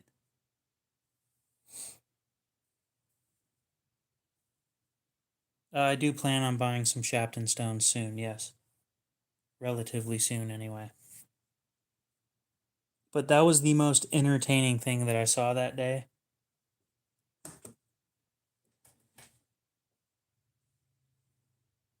I have zero.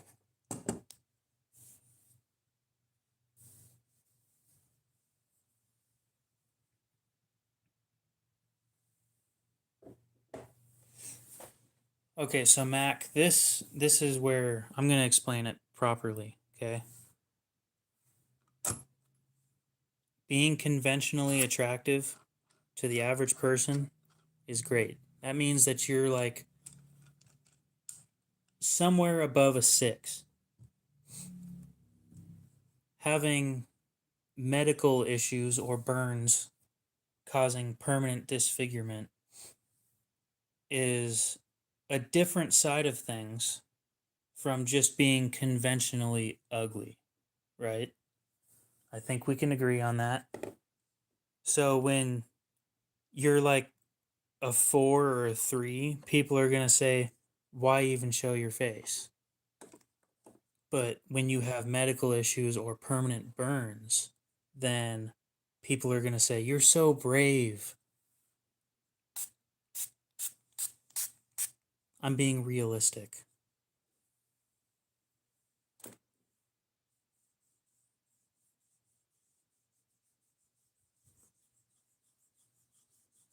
Damn, that thing's dirty. How did I let it get this far? Apparently, would you look at that? Wiping a stone down with a dirty cloth doesn't make it cleaner. I plan on getting a set of Rockstar Shapton Rockstars.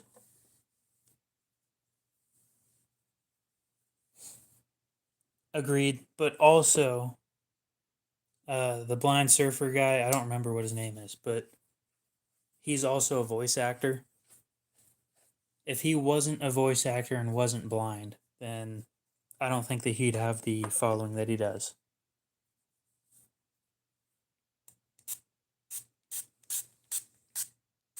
Damn it, I just remembered his name and it's gone again.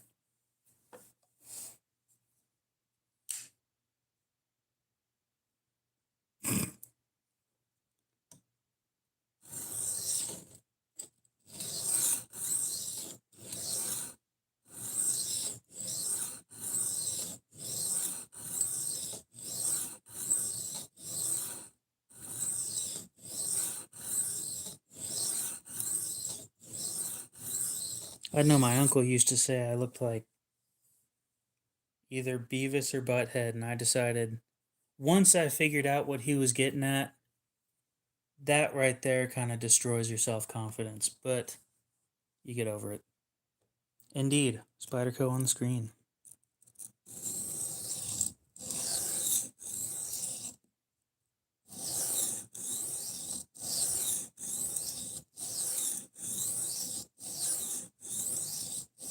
It wouldn't be such a big deal if it was only him that said it. But the fact that more than one person looked at me and figured the same thing, I'll let you decide on that one. I don't have a favorite sharpening system because I do it all on plates.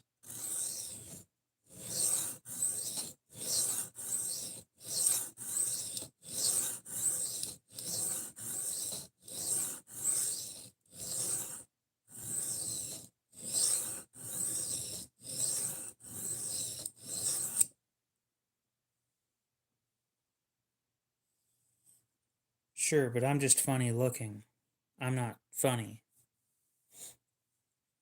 Believe it or not, this thing being as cheap as it is actually one of my favorites.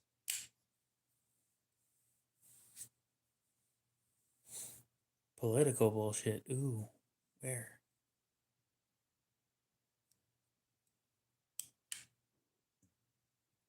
The Koromaku might be a better price, but the Rockstar is double the thickness.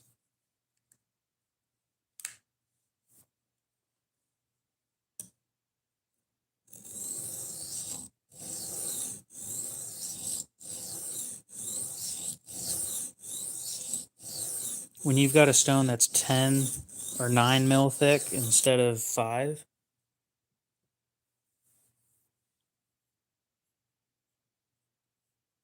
yeah, that'll stick with you. But I'm about as real as it gets.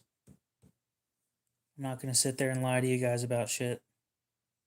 I'm giving you the exact reason why my face is not on the internet. Thanks, Lucky 13.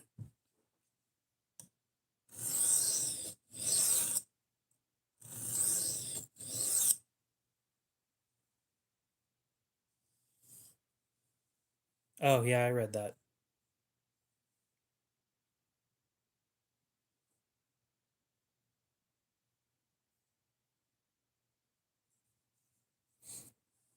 No. My Facebook page is literally like my personal Facebook page has nothing to do with me at all. It is all the autism shit that I share, and that is it.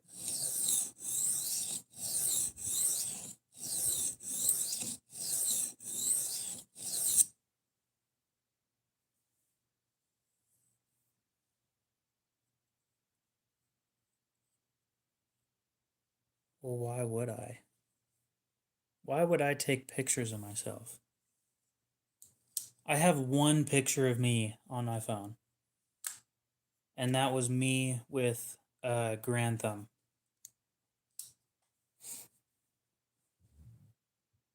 And frankly, I don't even watch the dude. There's no point.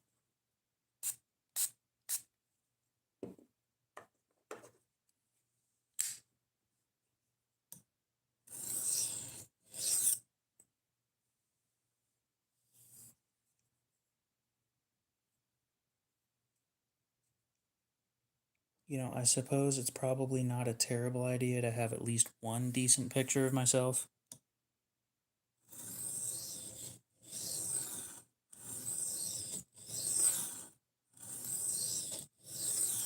And the reason I say that is God forbid I die early. Having some sort of picture where I don't look like a dumbass at my funeral would be alright. How's the edge looking?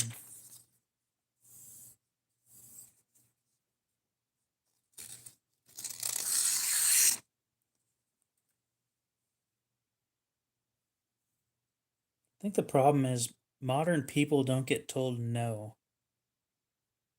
When was the last time you watched a kid get his ass handed to him by his father?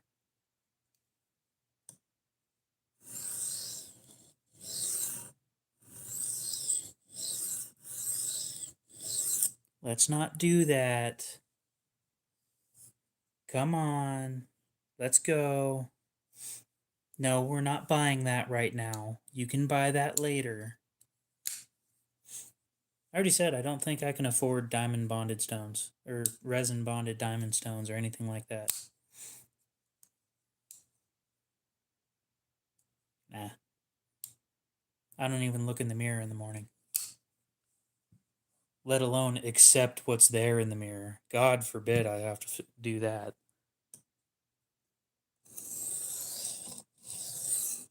I am far happier forgetting what I look like.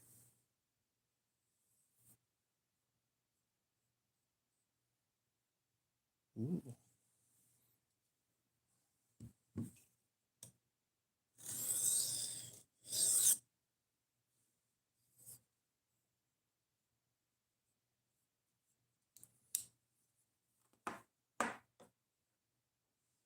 If you can get a job, dude, tell me about it.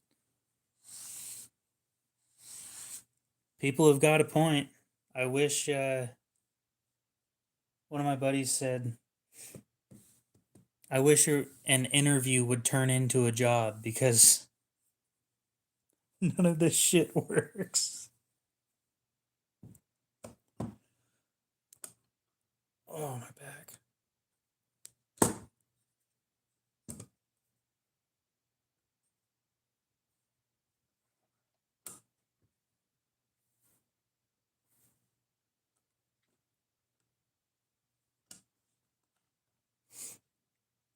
You're going with stroppy stuff over.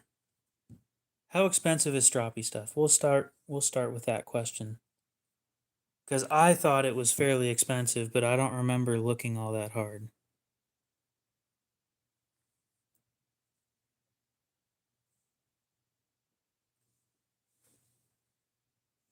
And Cody, I am honest. The truth hurts.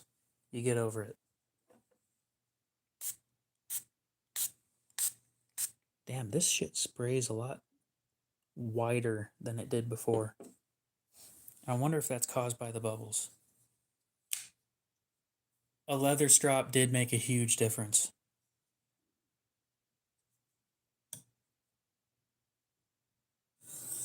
I started stropping on cardboard, and that worked. And then I moved up to a leather strop without any shit on it.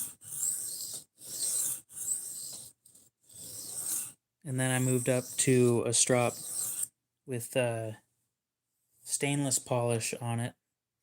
And then I moved up to diamond emulsion, and that shit works amazing. 23.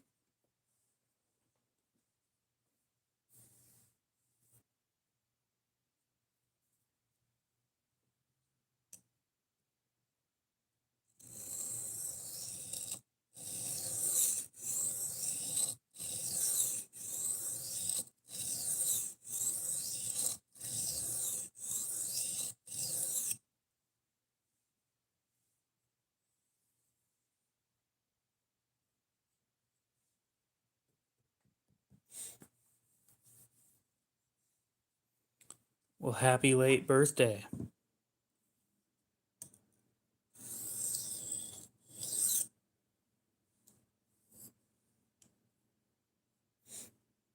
What is your name? What is your quest?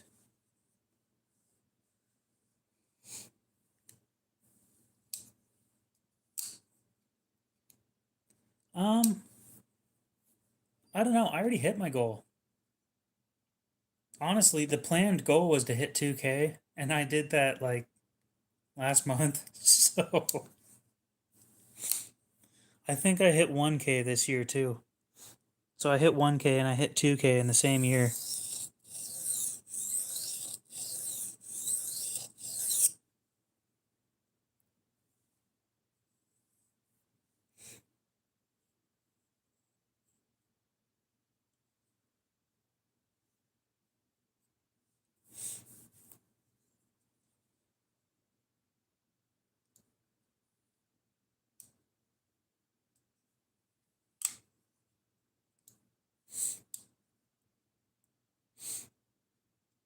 Oh, I thought you meant you were talking about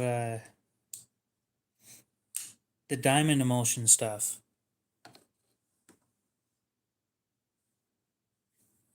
I didn't know that you meant the diamond stones that he was coming out with.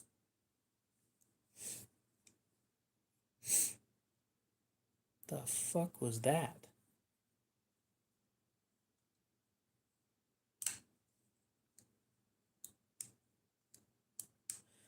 Well, whatever it wasn't a gunshot. It didn't reverberate and there wasn't a second crack. Sounds like somebody's tire blew up.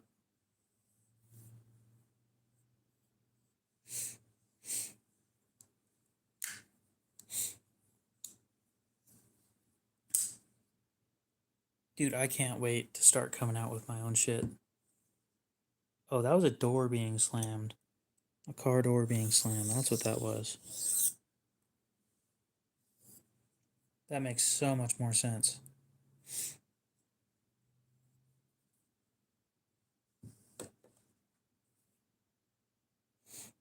I mean, I'm at like 26 last time I checked.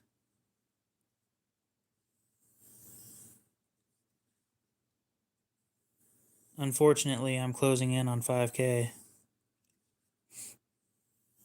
And I say unfortunately because I can't afford the 5K giveaway.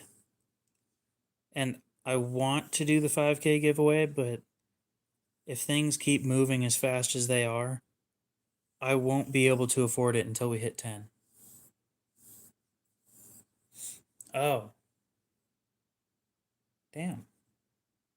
Closing in on 2,700.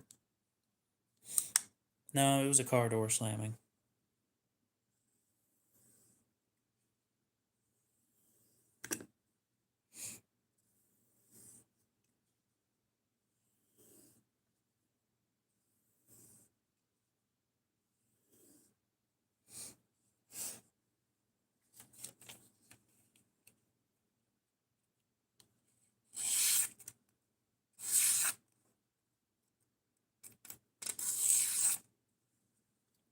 Piece of shit.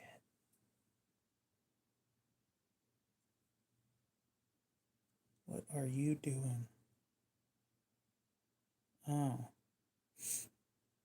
I missed a spot. Yeah, but if I monetize, I gotta start paying taxes on that.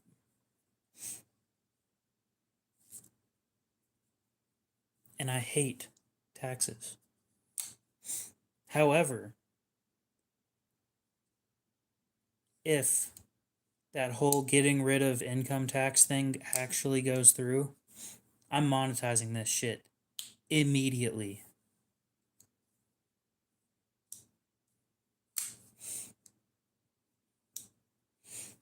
Then I gotta set up a nonprofit.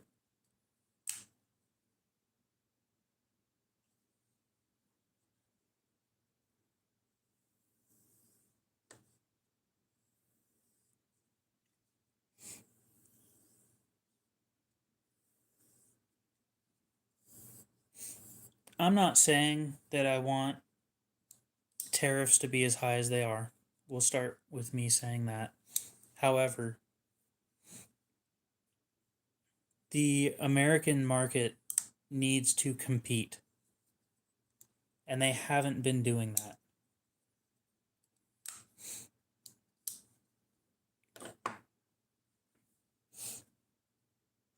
If you can't have stuff that's made here, right, then you can't compete with foreign companies.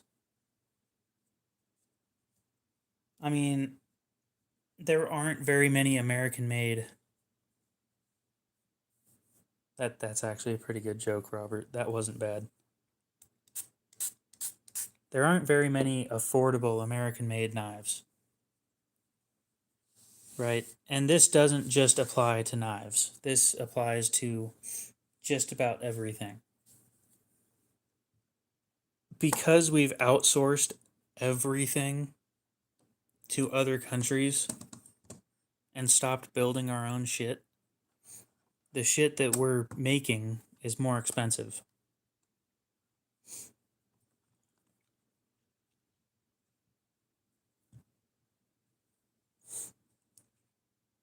It's a whole full circle thing.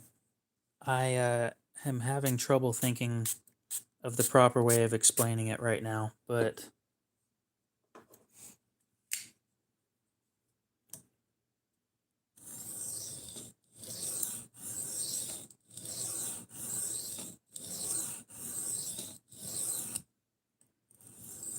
it's a sharpening stone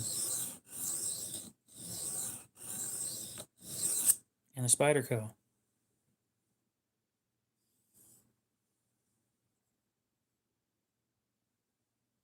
Exactly, and that shouldn't be the case. We are too dependent on other countries making the shit for us, and it shows.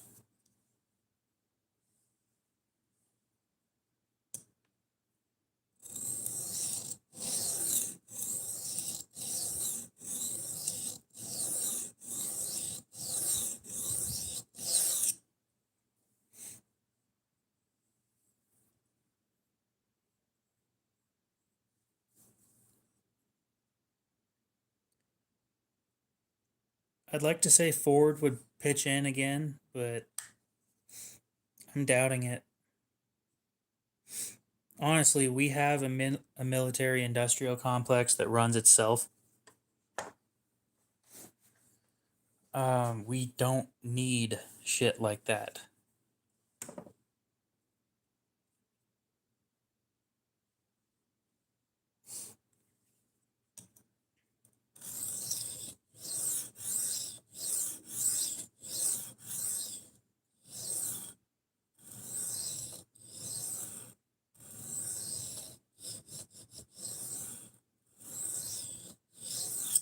See, here's the thing that bothers me, right? When China can make an American flag and sell it for 4 times less than an American made American flag, something's wrong.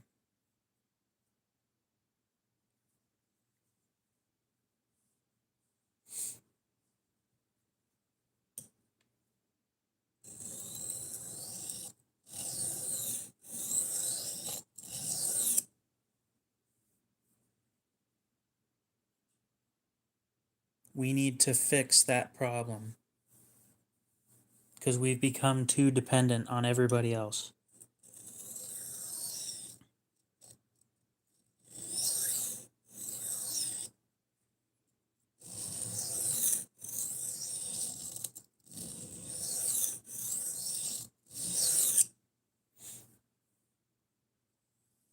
It wouldn't require a global reset. It requires what's going on right now.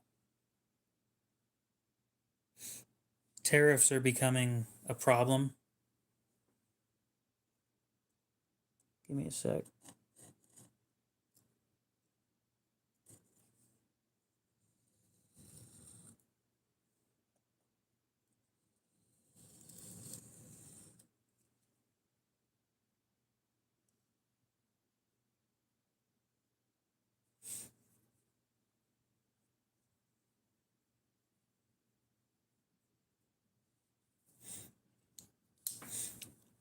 So, if I'm not mistaken, the Rockstar line has no base. It is literally just 10 mils of stuff.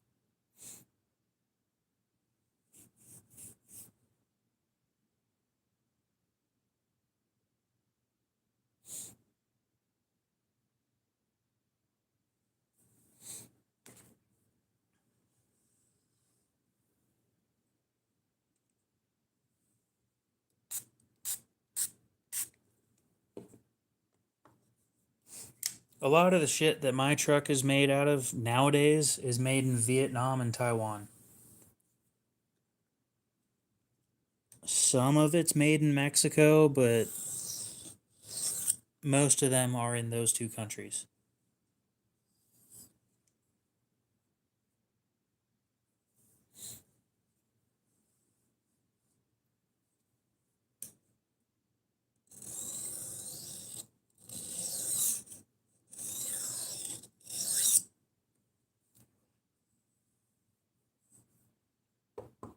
Knock on wood that I don't need to replace anything. But yeah, I don't typically look where my shit's made. I try to go for the cheapest stuff because it's hard for me to afford things.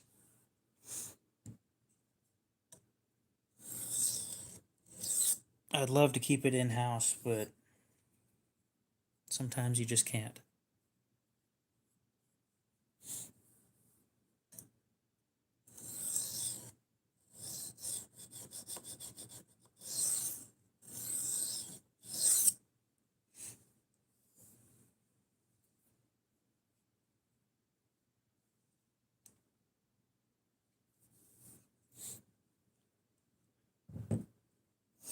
I'm not looking forward to the day that my fuel filter, or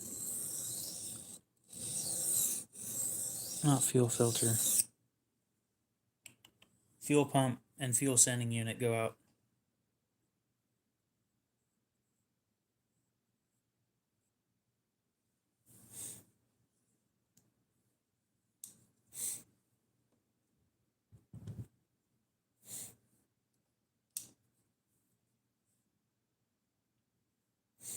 Furry Scott, I would love for you to find a way to live off of $10,000 a year. However, I gotta push for that new job. See if it'll all work out.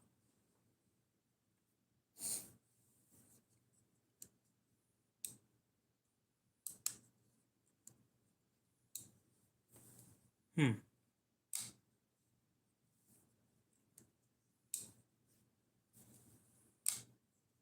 I might have to look into that further.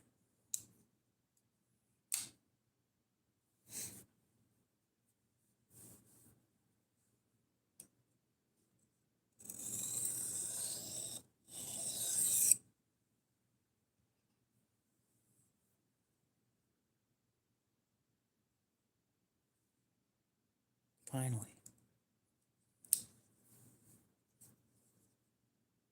Now maybe we just drop directly off 4.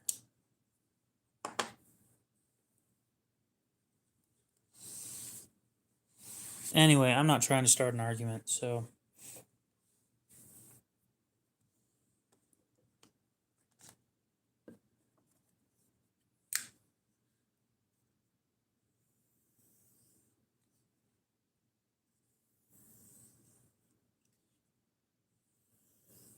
wonder where my tires were made.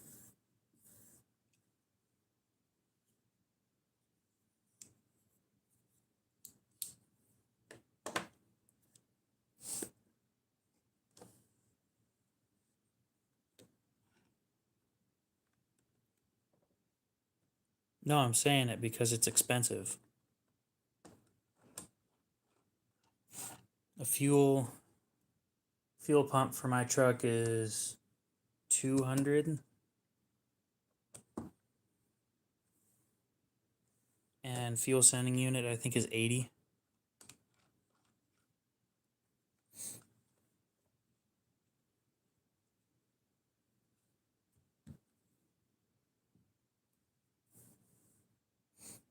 Fuel sending unit is the thing that tells you what your fuel level's at.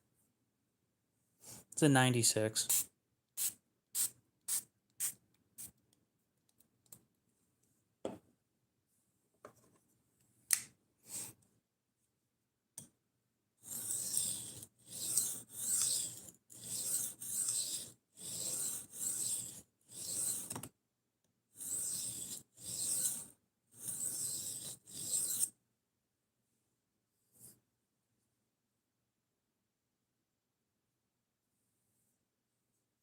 It is. Yep.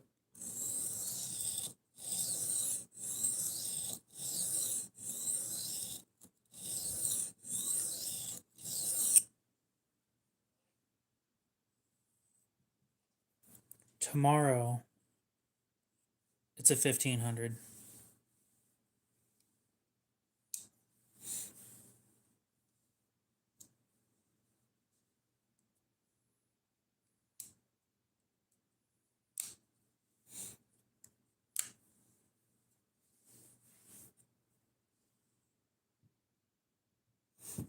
Okay.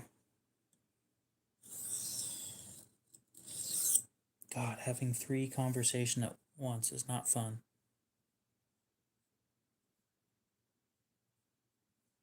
Well, that's good. Wish they still did lifetime warranty shit.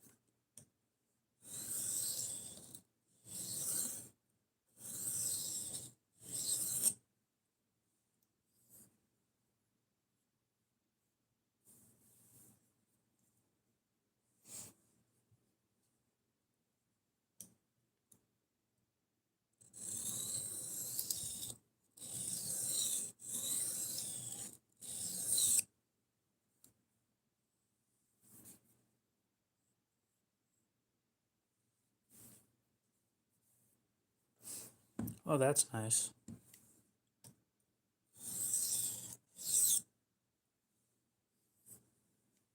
Still can't afford it. At $100, I still can't afford it. So,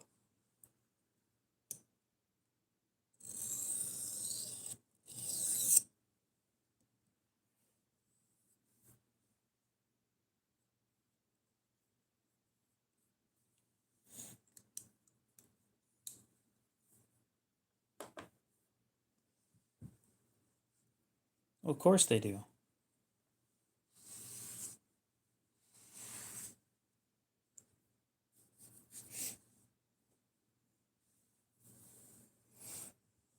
Boyfriend, what now?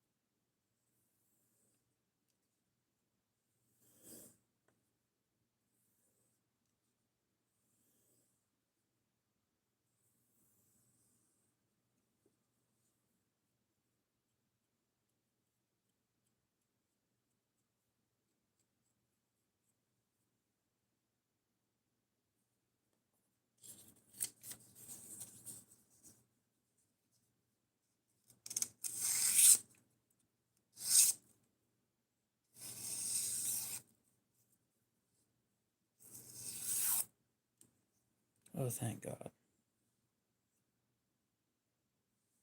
And that's a Korimaku that's that thick?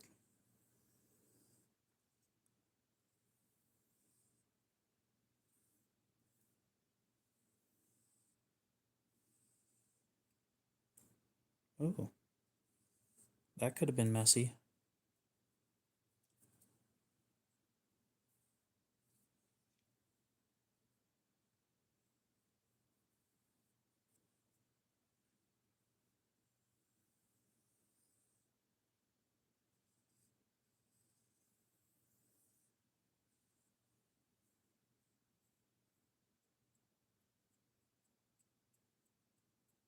Well, my next is probably either a 2K or a 5K.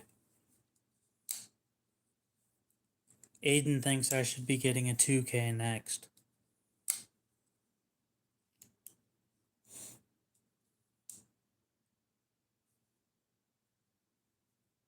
I had somebody else say I had a nice voice tonight, and then I said they weren't unique when they said that. And then they said, well, then you have a shit voice. And I said, well, that's the first time I heard that. So, congratulations. I know, I was thinking about going with the Rockstar. But if the Rockstar is only 10 mil and the Korimaku's thicker, then I might just go with the Korimaku instead. The downside with these high grit ceramic stones is shit like the Sebenza I can't use on it. Not that I'm gonna bring the Sebenza up to like a 5K finish, but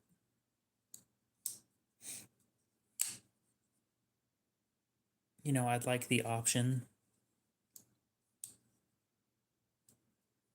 Well, well, I'm in. Simon, how's it going?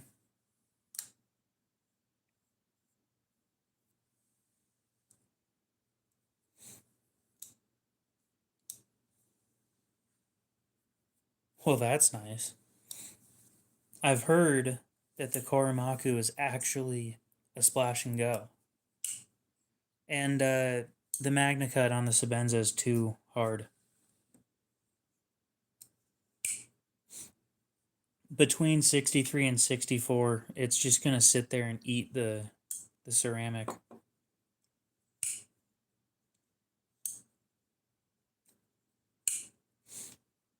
And Aiden, I figured out what was wrong with this thing. Or at least they figured out what was wrong with this thing. Kinda. I was putting it back together wrong.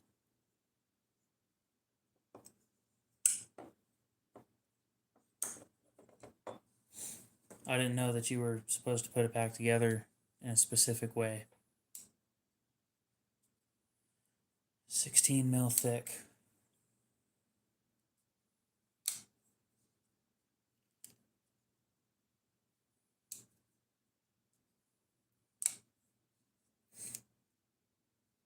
What do you think, Aiden? Korimaku or Rockstar?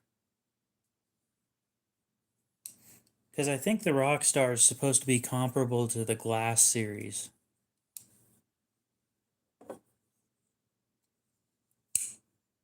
Just less flat, I would assume. It's supposedly, supposedly double the thickness of the Glass series. Which is the reason I would go with it, is because of that. Yeah, exactly. And it doesn't have the glass base.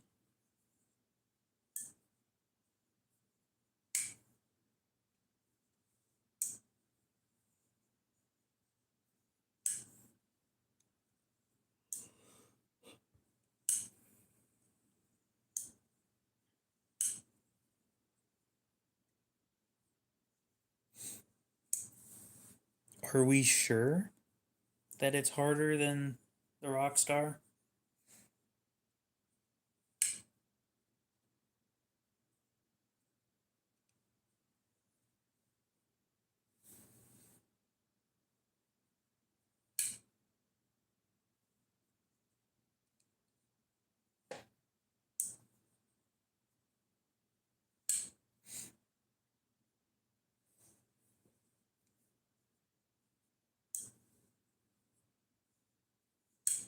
Yeah, but the Rockstar has enough grits.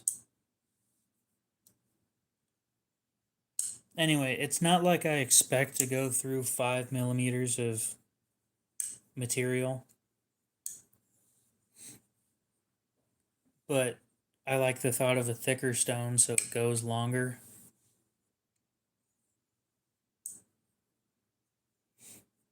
Christopher, what's up?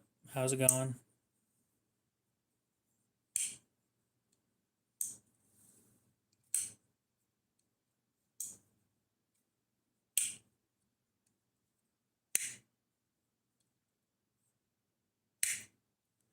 Okay, so I figured out how to make it click loudly.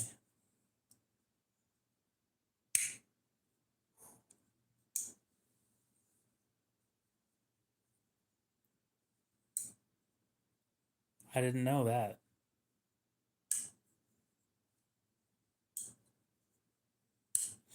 I don't give a shit about feedback personally. It doesn't mean anything to me because, well, it just doesn't. I've gotten so used to the diamond plates, the less feedback, the better. I don't need to be told when I'm doing something wrong. I'll figure that out when I look at it, and it's like, wow, you royally fucked up on that.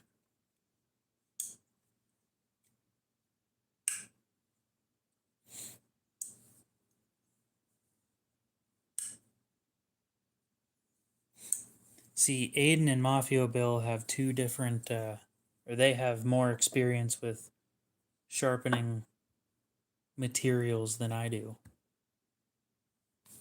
I'm just good at what I do, and I have fun with it.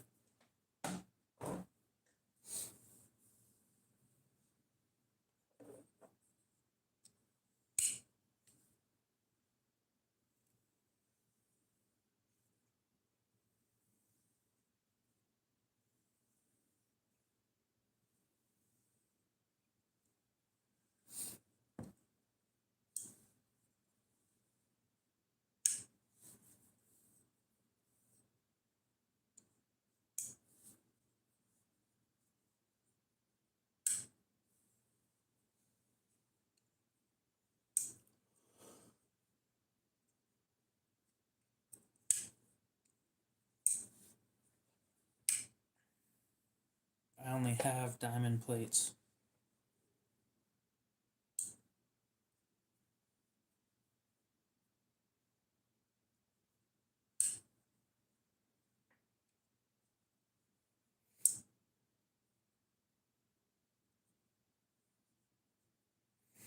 I've never heard of that second company you're talking about.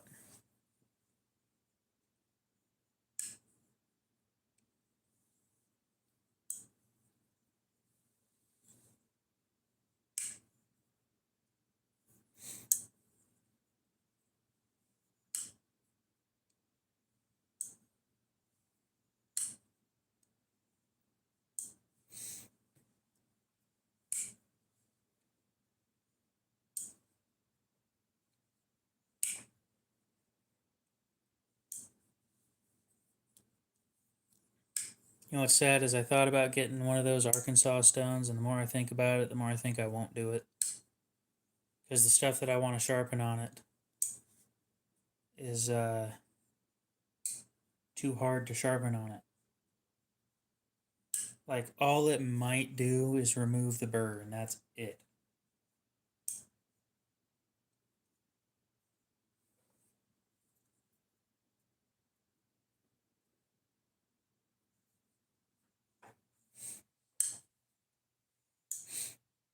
I don't think traditional films are hard enough to handle the shit that I do. I mean, nothing's hard enough to stand up to that tungsten carbide knife, but things like Maximate 15V, I don't want to ruin stuff.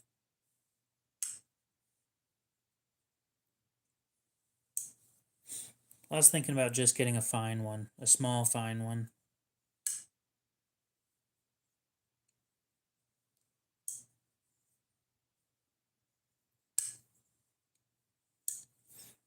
Oh, I use lapping films for sharpening. Leaves a nasty edge too. Something you can read off of.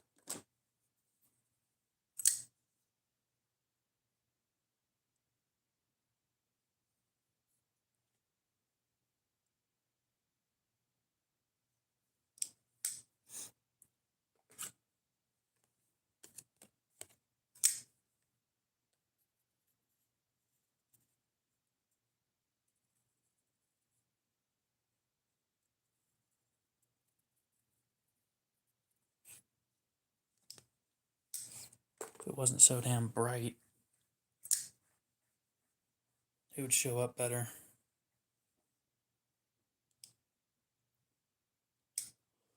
I do not have anything that is ceramic. Once upon a time, I had something for diamond rod for sharpening serrations, and I have no clue where that thing went.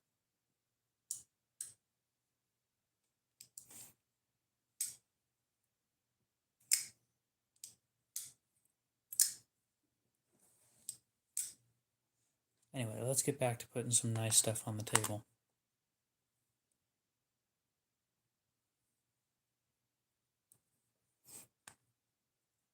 I'm just worried about hurting them when it comes to some of the harder steels that I own.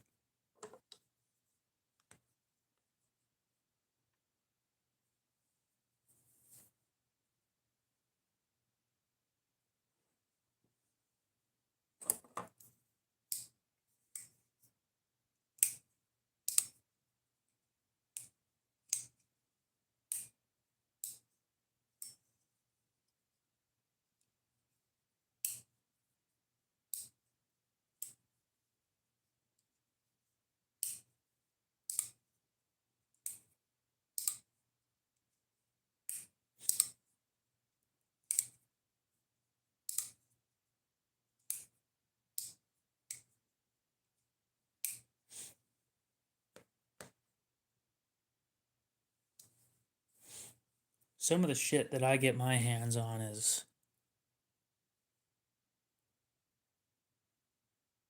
hard. These two, I think, are the hardest ones on the table. 15 V's in the case.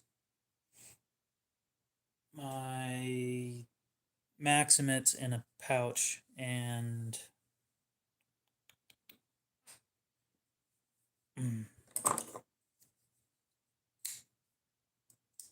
Crew Air's in the case too.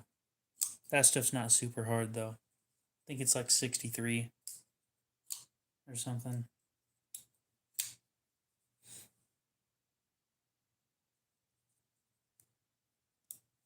But I do much prefer the higher hardness steels to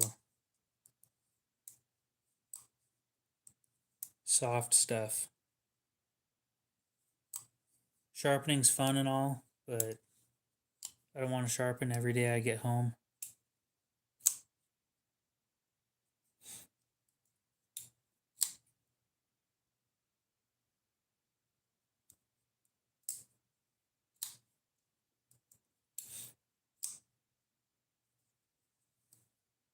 Fair enough.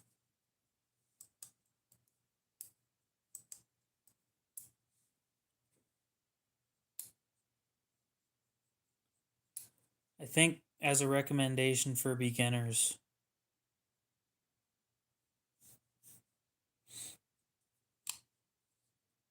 Aiden, Mafio, Bill, can we both agree that the Work Sharp field sharpener is a great beginner piece? I don't have one, so I don't know, but everybody that I've talked to likes it.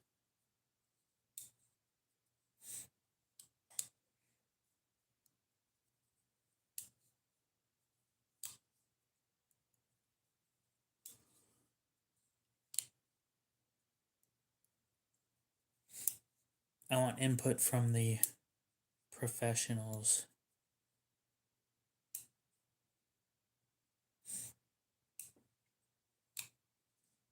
Sure, but for a beginner, I don't think that it would be bad.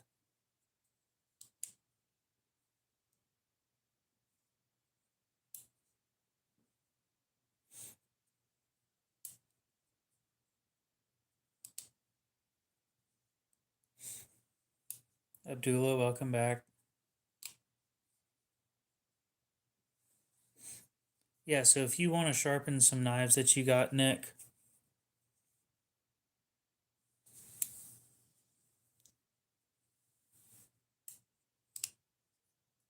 lucky you.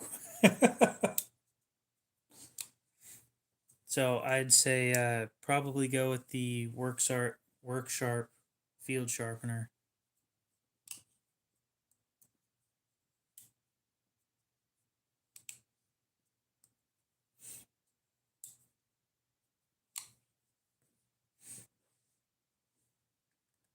And I would agree. You don't want to start learning on cheap knives. I'm not saying you need to learn on an expensive knife, but something with a quality steel. Because trust me, learning on cheap shit sucks. I've made some decent money over the last couple months. I think I've made a couple hundred. And then now everybody that I've talked to already has all their sharp knives. So I did not.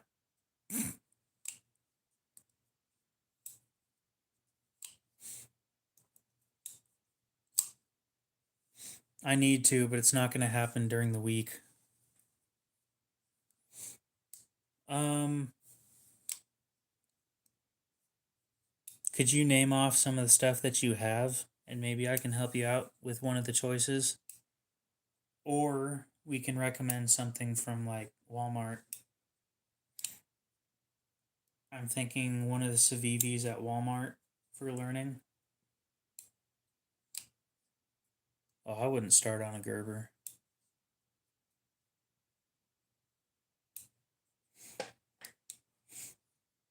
In my experience, Gerber heat treats aren't great. I've had a bad experience with those.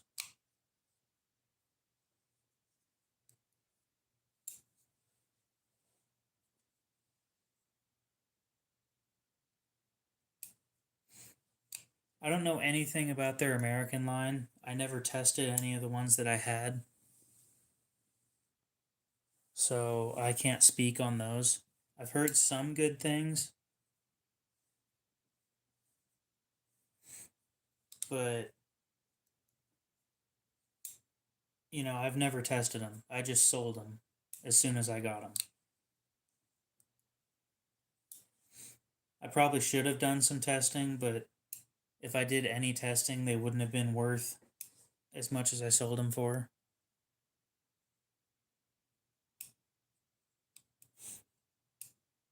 No. No, no, no, no. I'm recommending at least 58 HRC.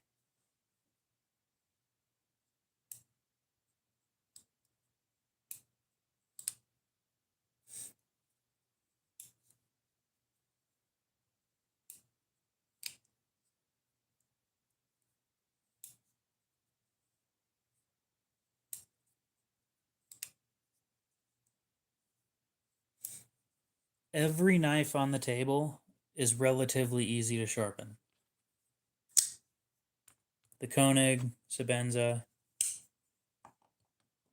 the military, they're all very smooth blade shapes. This one was a little bit of a pain, but it's not that bad. A paramilitary, the frac, all of these things are relatively easy to sharpen.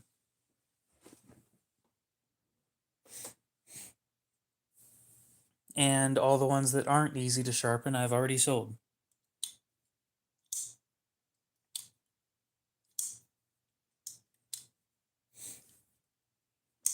You know what? Go ahead. I'll give it a shot. I'll give anything a shot at least once. I kept saying no, but at least I get something cool to try out.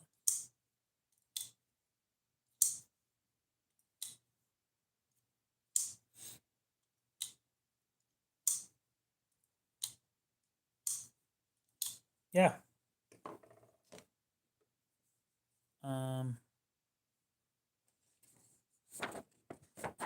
Unfortunately, we're just going to use a regular piece of paper, but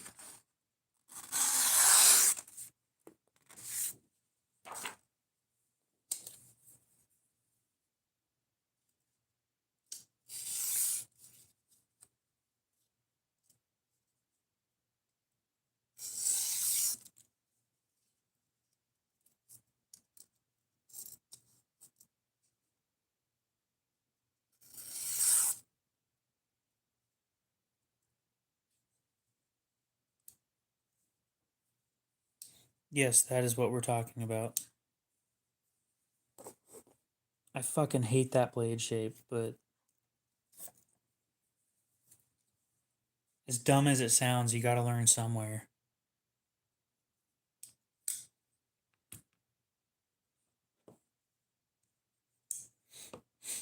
And I have a feeling, actually, it helped me with learning on the Koenig.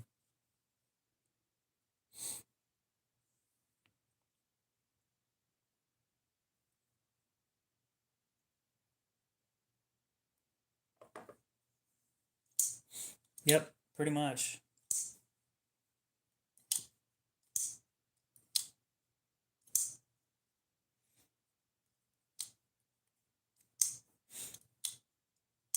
Freedom, I don't know if it's still there. I know you were looking into getting a Sebenza, but it sounded like you changed your mind.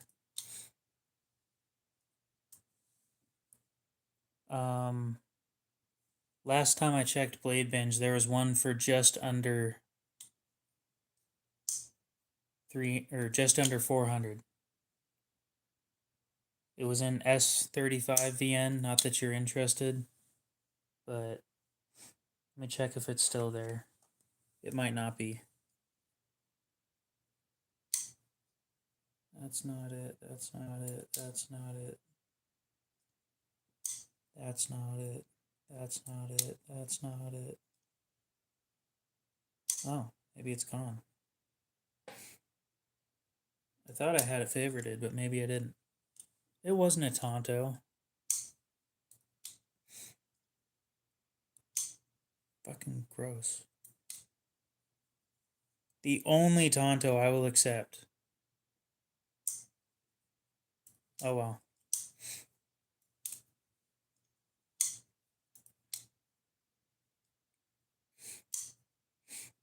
And it wasn't new condition by any means. See, I'd be fine paying like 300, 350 for something like that.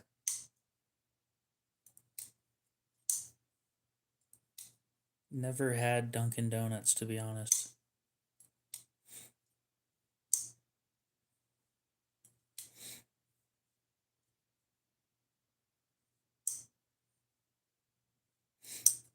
Well, go fill out papers while we talk or something.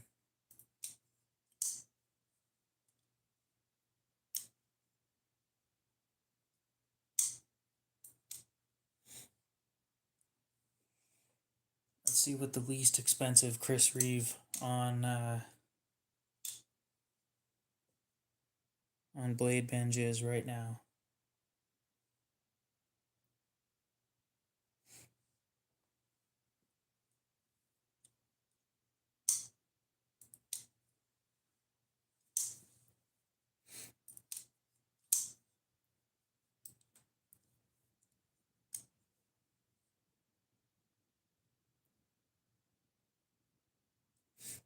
Yep, it's still there. It's in S35, but you know, it's not going to be a bad knife. And when you're finally tired of the blade, you can send it in and get a Magna Cut blade for like $100 or something. And then it'll be right up there priced at full price. That's the upside of the Chris Reeve stuff, is if you send it in and you wait 9 months, I think is their waiting period right now, then yeah,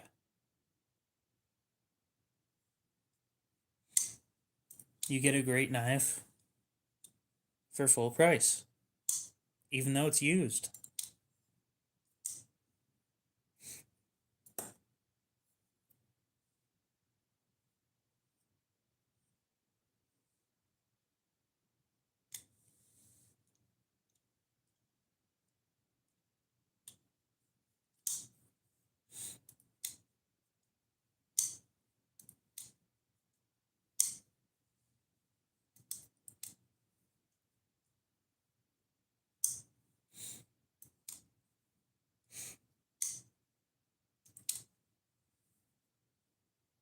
It would be, you know what?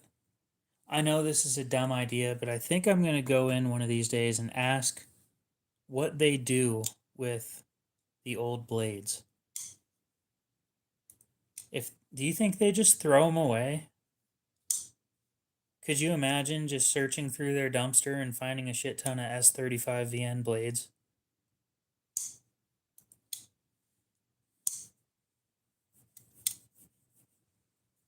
I should ask if I can buy any used blades, honestly.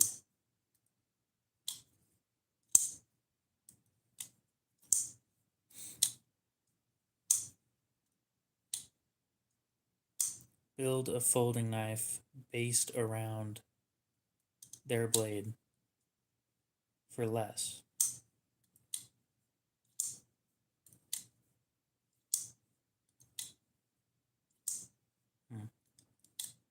It's a thought.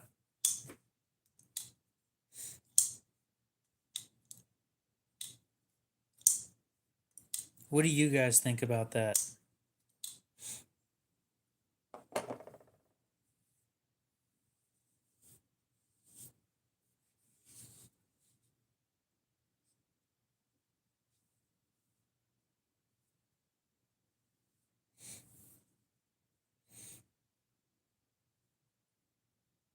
what was it, like 58 to 60 HRC S35?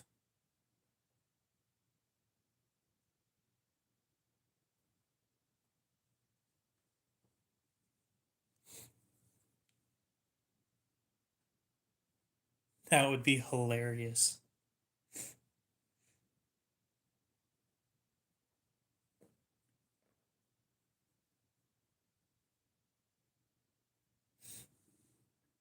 Oh, here's another one for 450. It's a MagnaCut drop point.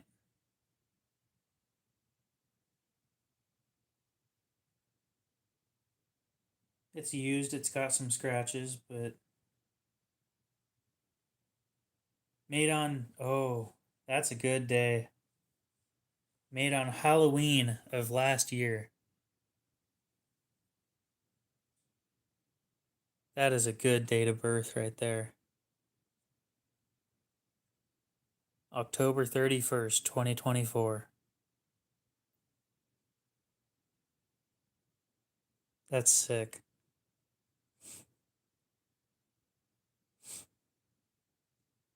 In MagnaCut drop point. Honestly, for 450,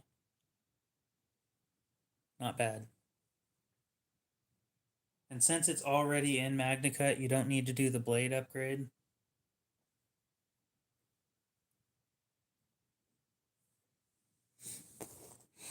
You could have it re-blasted though. And at that point it'd be 500 if you did it glass blasted, it'd be 500 for the price of something that's usually 550.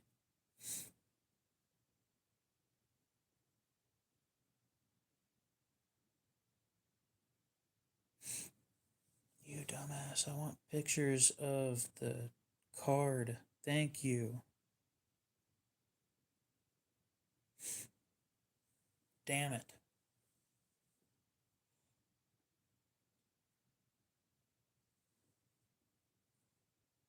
I might send him a message and tell him that. Just say, hey, it's made on Halloween. Halloween's coming up.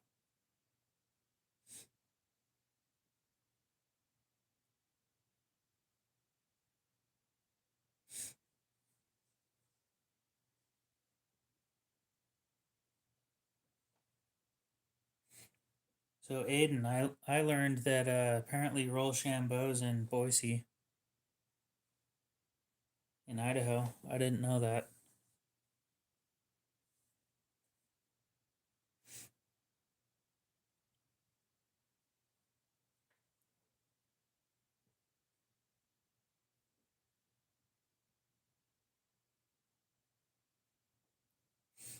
Yeah, dude's not that far away. Supposedly, he talks about being right down the street from the Chris Reeve shop, so dude obviously isn't too far away.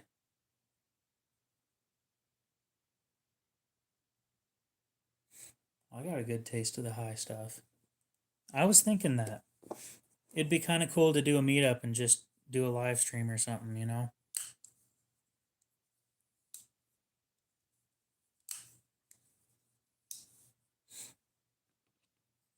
Maybe we sit there and just go through the collections or something. I don't know what he's into, so.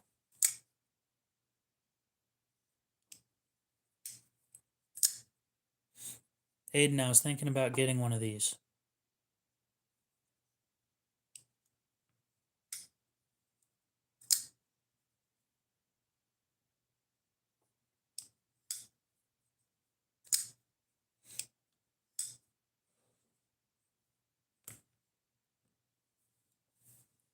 I mean, I know I bought the Titius to replace it.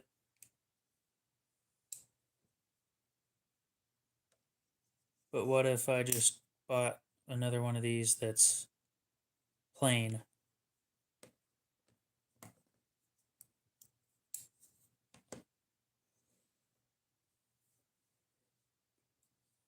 And then bring it over to the Chris Reeve shop and see if they'll glass blast it for me.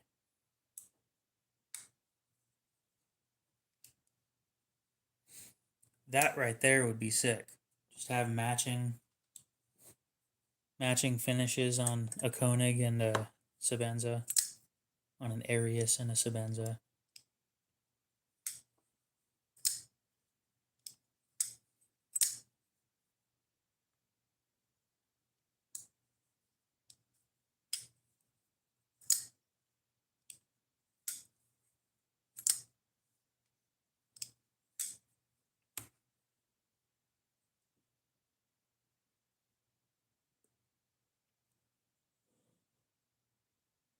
I do love this finish.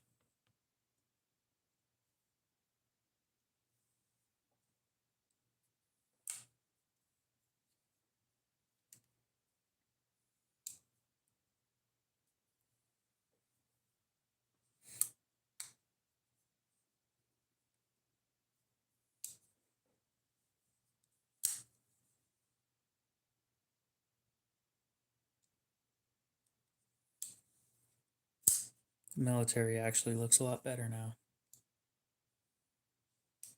I have noticed that.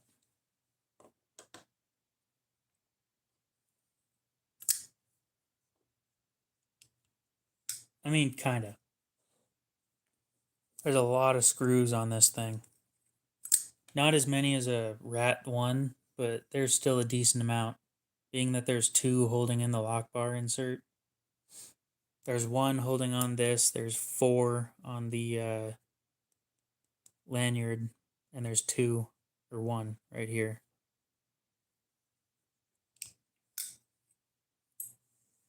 You ever notice that the really expensive shit looks the same as a gas station shit? It all comes full circle. You'll end up with a $20 gas station knife that looks almost the same as a $30,000 custom.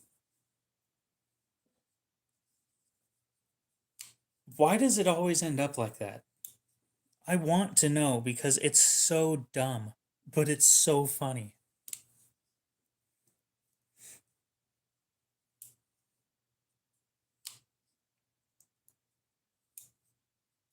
I don't even think it's the gas station knife problem. I think it's the custom knife makers are making them look like that.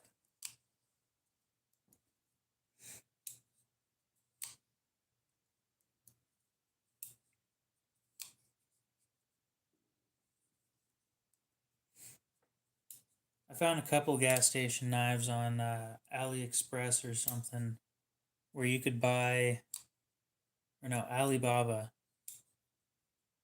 If you bought 2,000 of them, they were $3 a piece.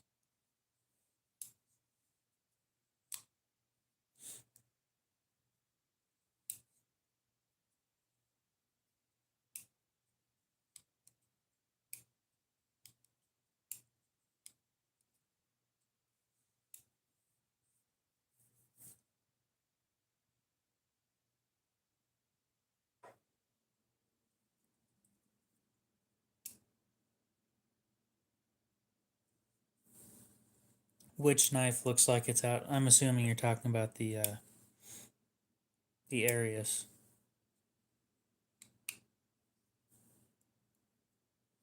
I thought it was a pretty solid steel option.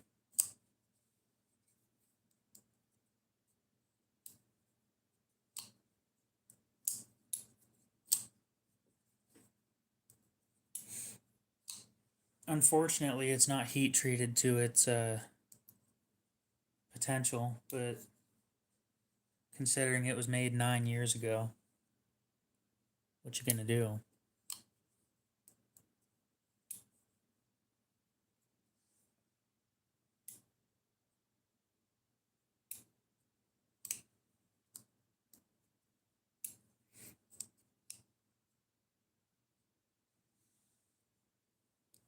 I'm just gonna act like I know exactly what you're talking about.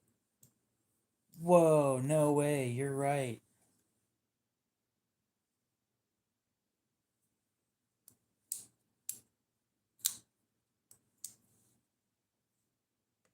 So that's broken in. Oh, the Sebenza's next.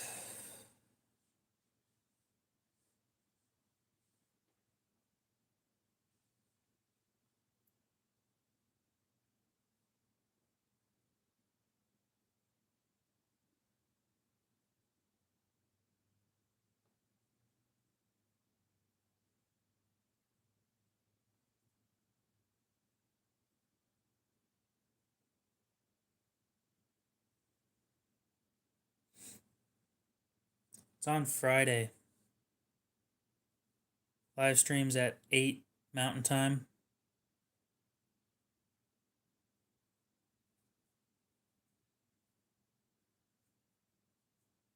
No. You're not gonna look in my fridge. You're gonna try and fucking steal the shit out of there.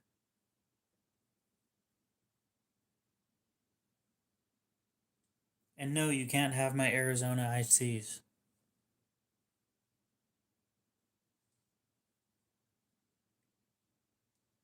No, the table's not for sale yet.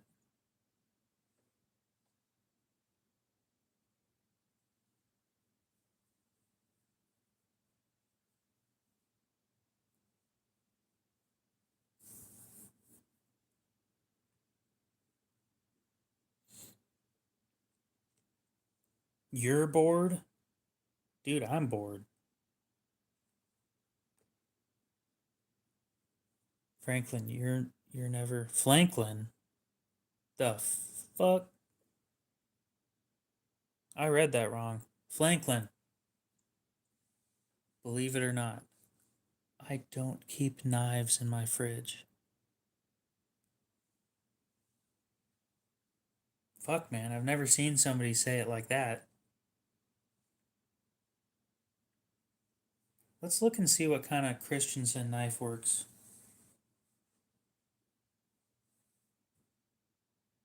Knives are on Blade Binge.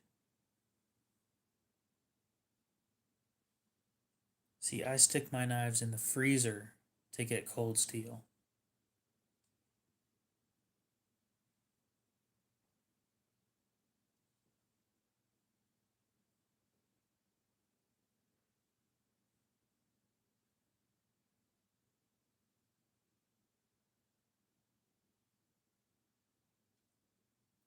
I don't know if there's any Christensen Knife Works knives on Blade Binge. There's two. No, there's not. There's one.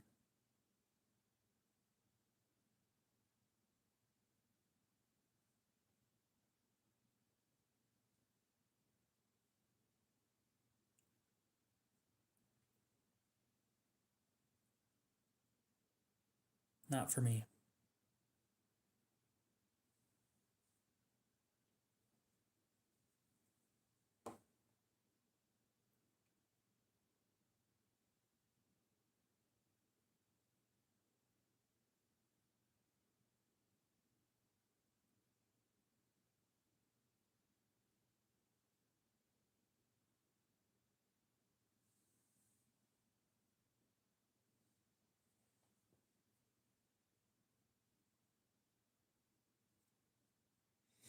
Yes, we have a lack of income, a lack of government funding. The knife division obviously isn't very important. Scream, what's up?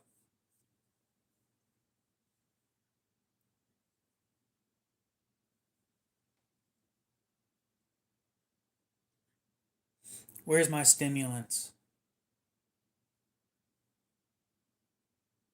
I'm sure if I was on stimulants, I can continue doing this for a while.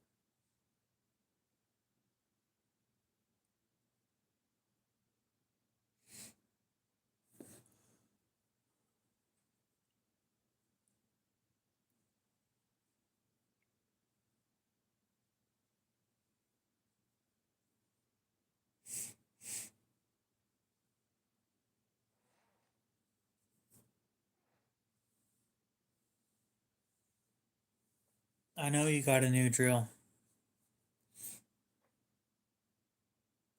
Backpacker's like half the price. I'd probably go with a backpacker. If you can get one for MSRP.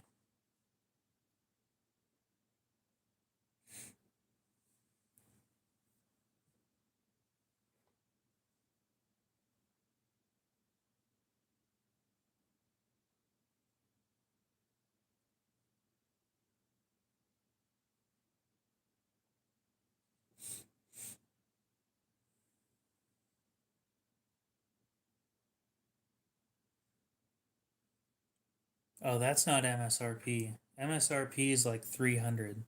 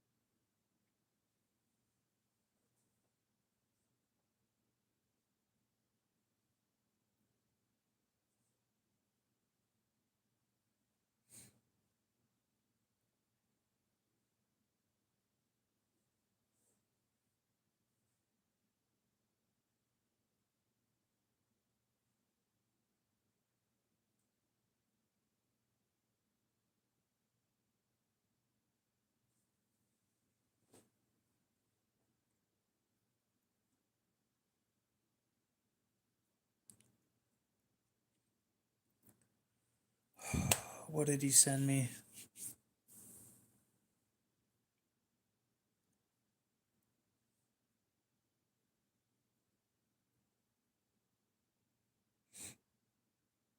I'd sharpen that shit. Never mind, no, I fucking wouldn't.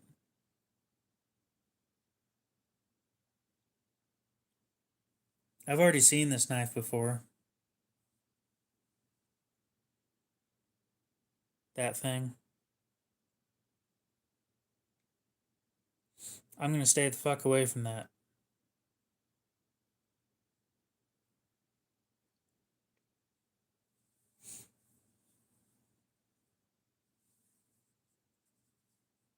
Almost makes you think of the energy sword. Almost.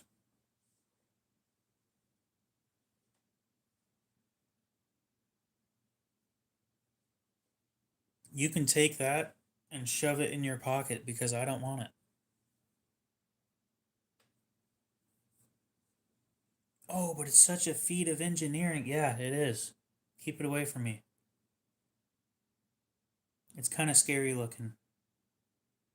Not scary in the fact that it's actually scary, scary in the fact that I don't know how I would do maintenance on that. Imagine you get some dust in the action. How the fuck are you going to take that thing apart? Because I know exactly what it does. Maybe everybody else doesn't know, and I'm probably going to get a DMCA strike for this, but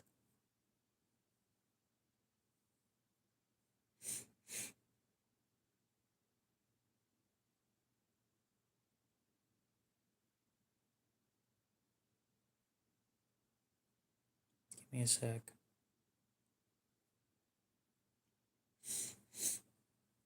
I think everybody needs to see. Damn it, this goddamn chair.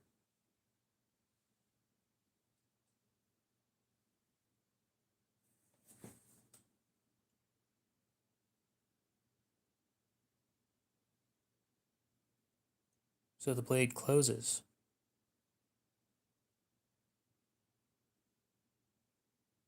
But as it opens, the two. Oh my god, I get it.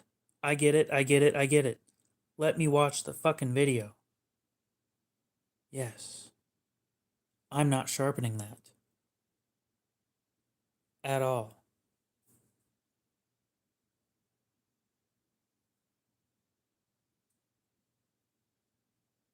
I don't want it. I don't want to see one. Keep it away from me.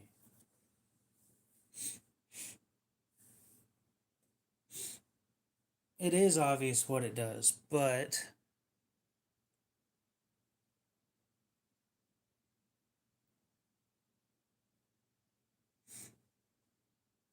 who came up with the Dragon Ox? Was that fit to survive? I've got a new idea for him.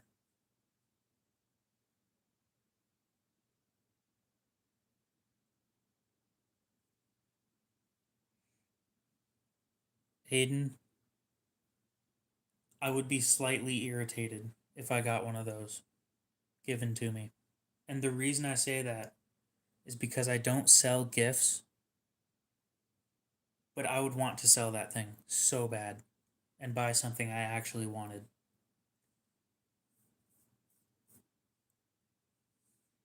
No, the Dragonox. Because it's a dragonfly. This thing.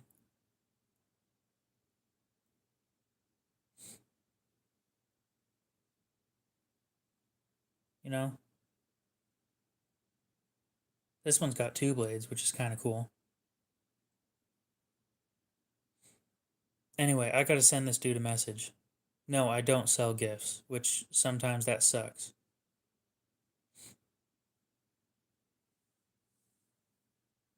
A cheap beater knife for work. I did read that message and then I forgot about it already.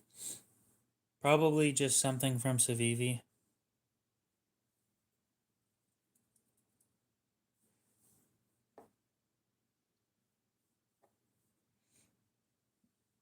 Anyway, I want you guys to hear about my idea. Instead of the Dragonox, you guys aren't going to believe this, okay? Let's cover up here. You guys ready?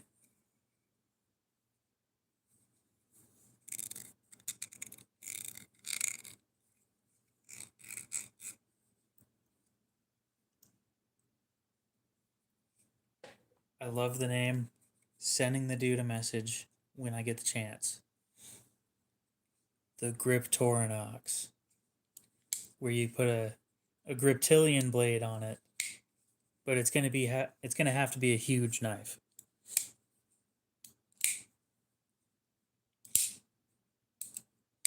The Griptorinox.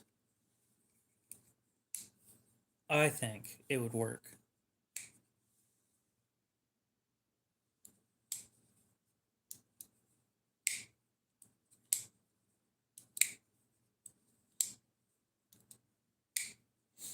And the best reason why it would work is because that section's already flat.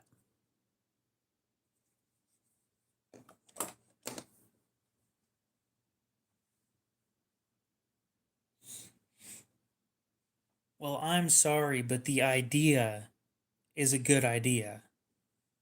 Just because their blades are shit doesn't mean that it's not a good idea.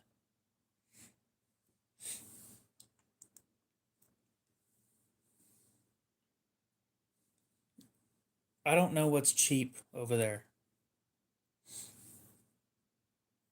Civivi's the cheapest, best bang for your buck I can think of at the moment.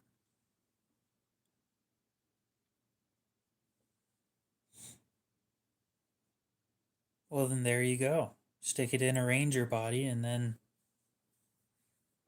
yeah. I don't know if it would fit like that.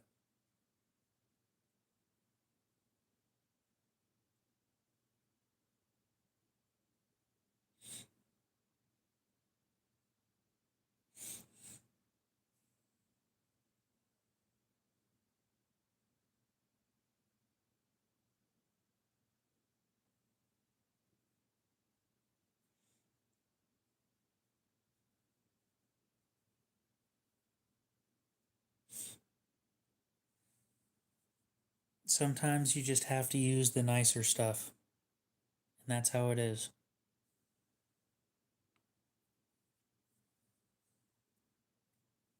I know which one you're talking about.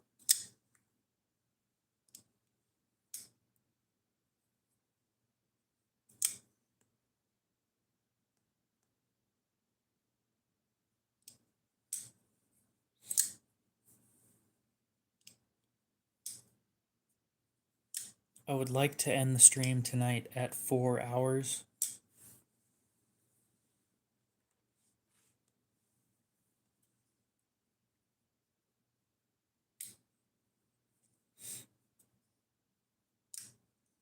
The Spyderco Mantra, we were supposed to look that up.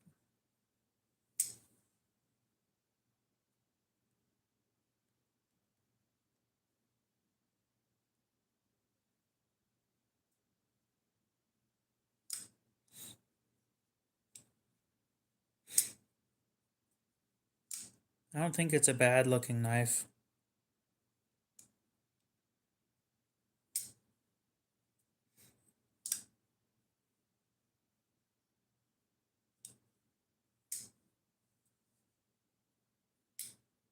No?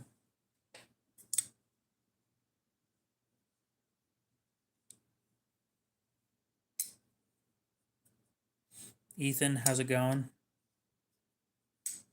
I pulled an all-nighter last night.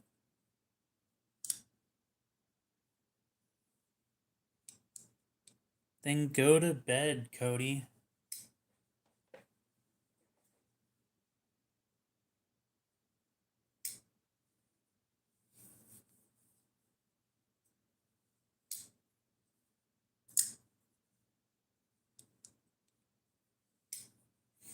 I'm sure I'll find somebody. Might join in with a second account and start doing that shit.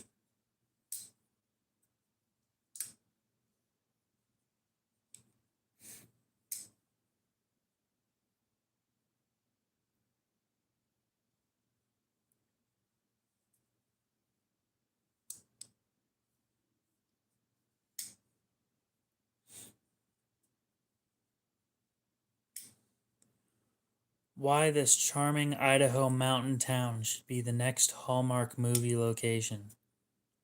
Got a better idea. Why this charming Idaho mountain town should be left the fuck alone and you guys stay the hell away from it. Nobody in that town wants anything to do with your damn movie.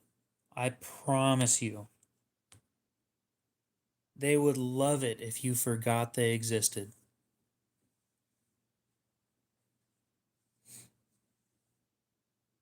That's not KO's house.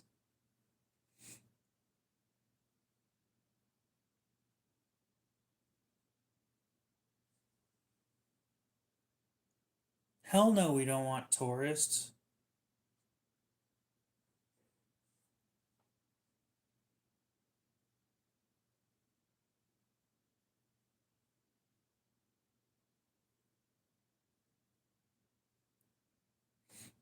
The traffic's shit here anyway.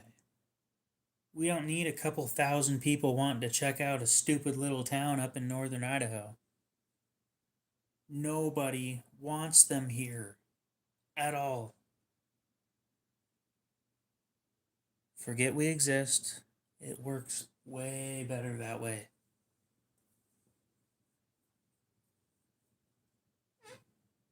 This damn chair's doing it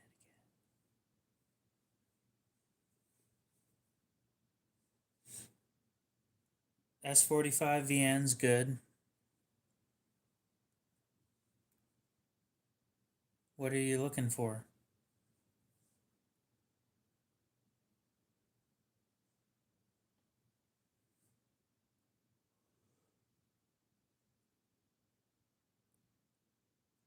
Exactly. When I was a kid, everything between where I live right now, not everything, but most of the shit between where I live right now and the next city over was dirt. Now you can't go a half mile without seeing a new subdivision. What Spyderco are you looking at?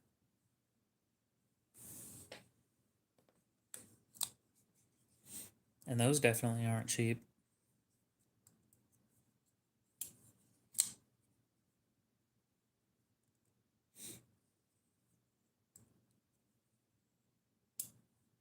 Let me guess, a PM2.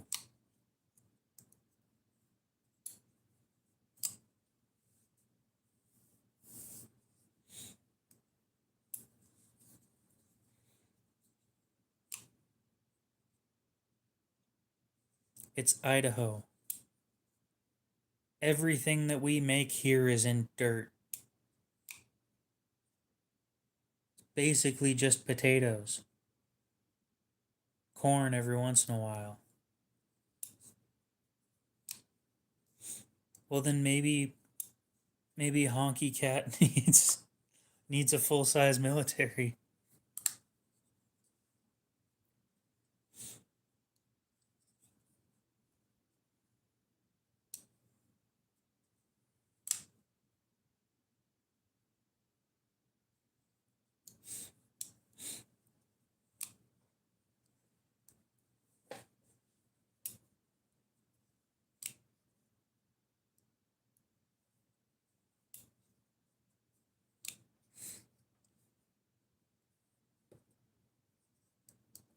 we've gotten offers on our cabin.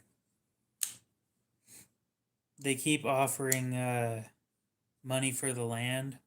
Nobody knows there's a fucking house on it yet. So they're offering like $26,000 for the land when the house on it's like $450,000.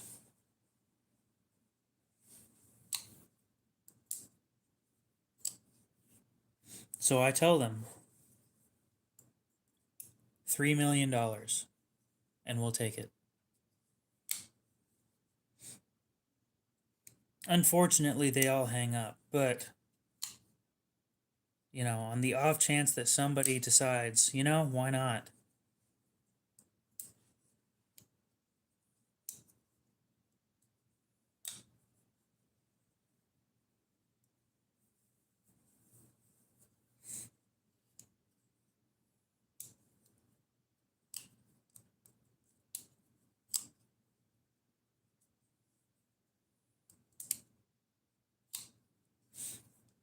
Well, there you go. Yeah, all the farmers are selling all their dirt plots to make um, subdivisions, and it's so damn crowded now. To think this started with this, but because the cardboard was too short, we moved over to paper. Are you sure you don't want a military? I think the full-size military might be your size. So this is a military, and they make a military too. This thing might just fit your hands quite well, but it is expensive.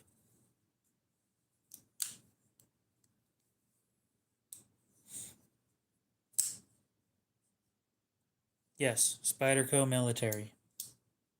The military has the liner lock. The military 2 has this lock. Yeah, it's got nested liners. Actually, wait. It has partial liners. I'm not sure if the military 2 has full liners.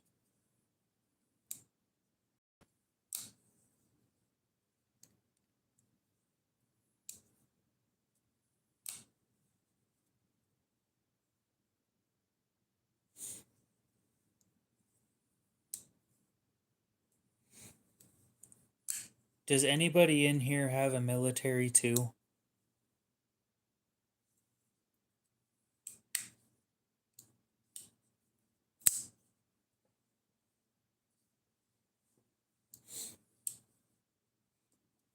You do? Does it have full nested liners, or is it partial liners?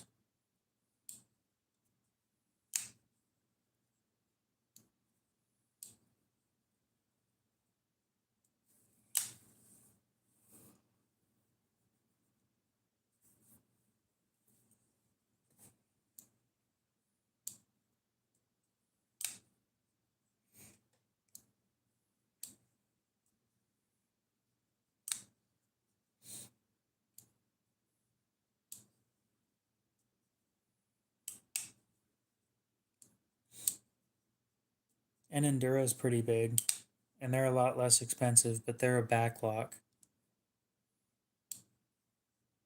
Willow, what's up? How's it going?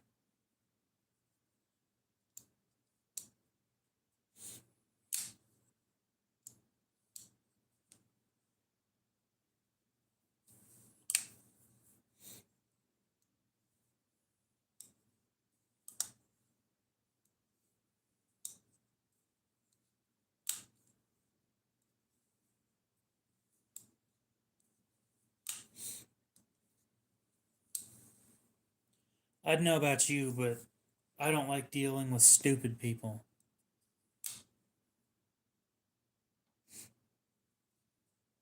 I'm sure not wanting to work is part of it, but oh my god, people are so dumb.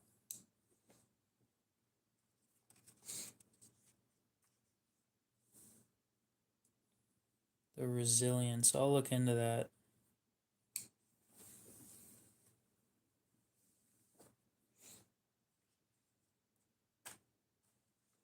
The resilience is pretty big, if I'm not mistaken.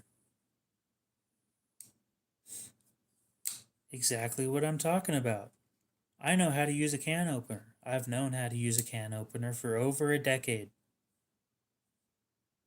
I'm not the smartest by any means, but holy shit, how much effort does it take to learn something like that?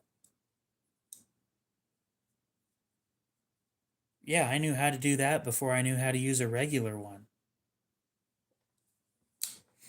I also know the stupid little military ones that are foldable. Huh.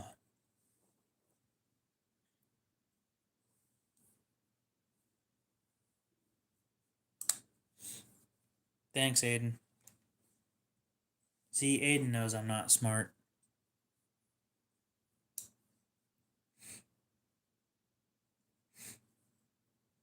Oh, Spyderco Resilience.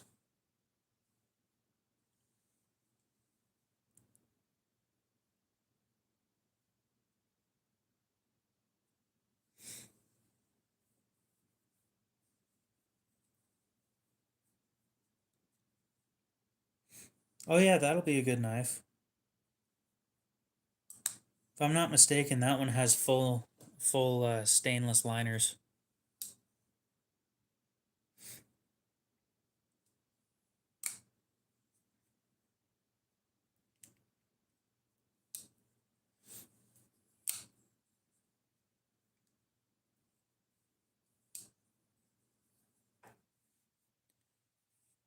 Yeah, that's fair. Give me a sec. I'm gonna check something real quick. I want to see if they make a resilience with a better steel in G10.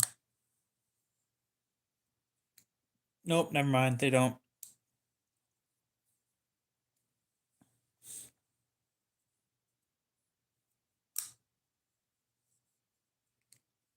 Who gives a shit if they're twist off caps? Pop it off. Really? Have some class, man. How to trim what wire?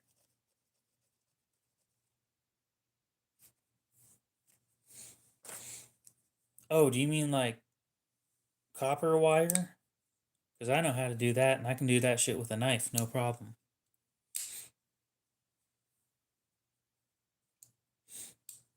Oh, but you're cutting copper with your knife. And it's copper, not steel.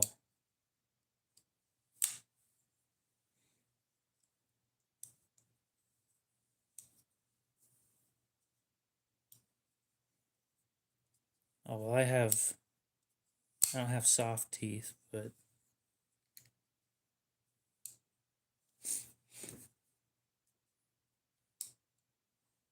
I don't understand why people, like, I get it, kinda. Whoop-de-doo, it dulls your knife slightly, but it's not that hard to clean it and then sharpen it.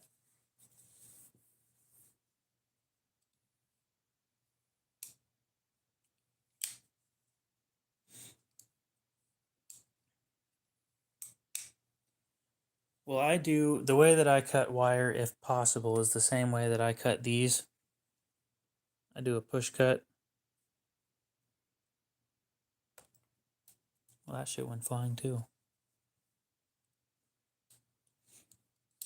And that's so much easier. Yeah, everybody's an idiot.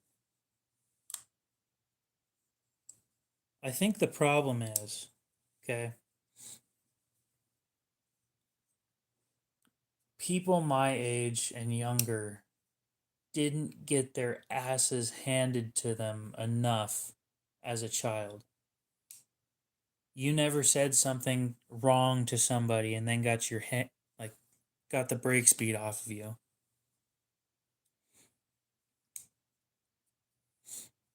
Oh, you want me to pick a cheap knife that has great ergos but needs a reblade? Ooh.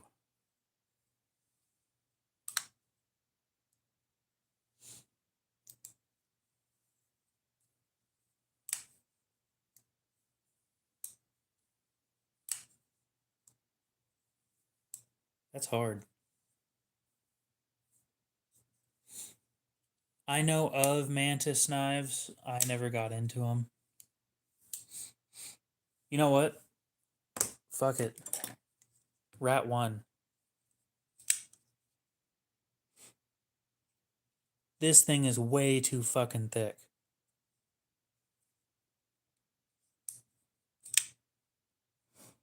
If this thing had... I don't even want a Warncliffe or a sheep's foot. I want this redone further forward slightly.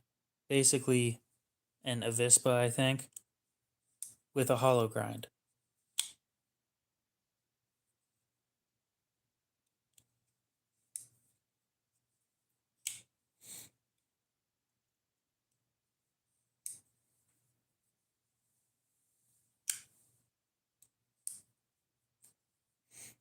I have functional art that's made in the USA.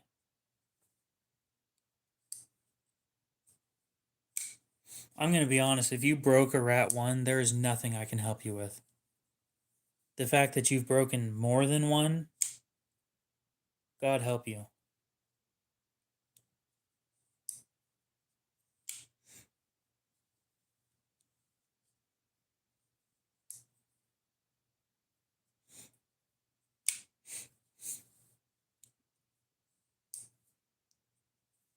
I'm going to be honest, yeah, at this point, you need to EDC a bigger rat because a Rat 1 ain't going to do it for you.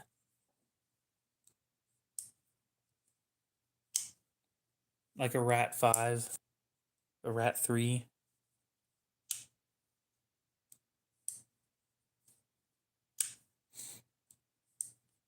That's what I'm saying. Things like Invincible. How the hell would you break one of these things?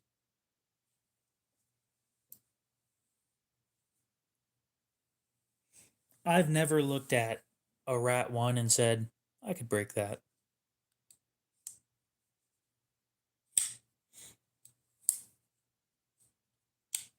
Yeah, Spyderco Resilience is a good knife. But if you broke a Rat 1, then you're probably going to break that thing too.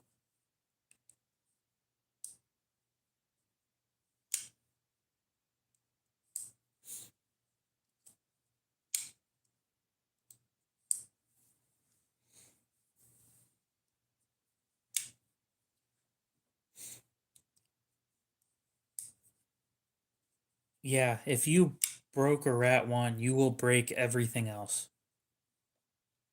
There is nothing I can help you with.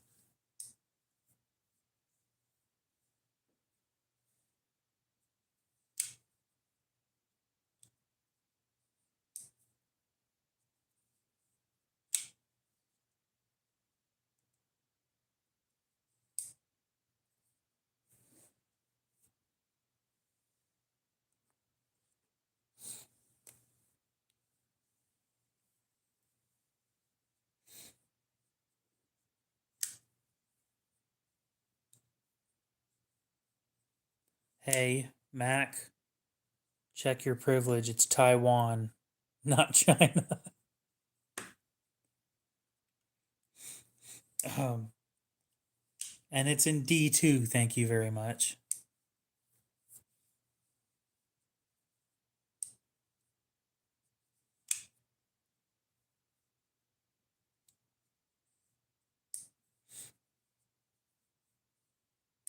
Warsmith, what's up?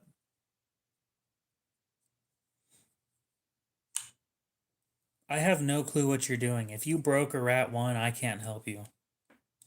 The fact that you said you broke 6, There's nothing I can do.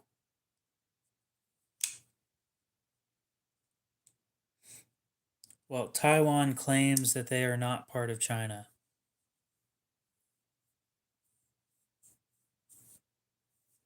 I don't know. I just want to put this out there. I don't know how you can possibly fuck up Magna Cut when Laren Thomas literally has instructions on how to heat treat it.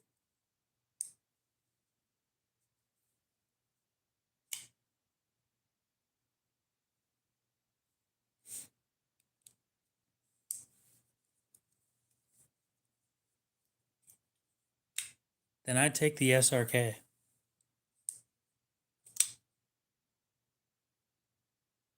Nothing I recommend will stand up to anything that you're doing, except maybe an 80-10.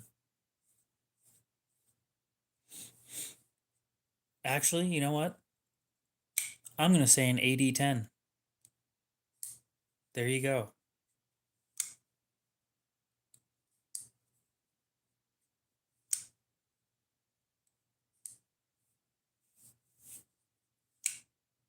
I've never gotten a rat one to fail. AD10. It's a cold steel. Actually, what's the larger version of the AD10? Cold steel 5 something.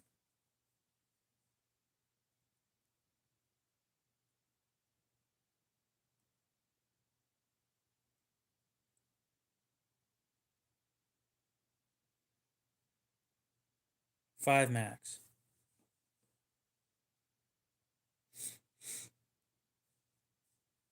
I think that's going to be my option right there.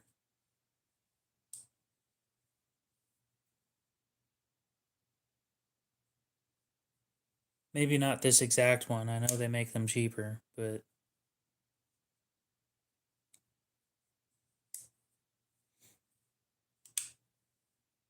let's not go for the S35VN version.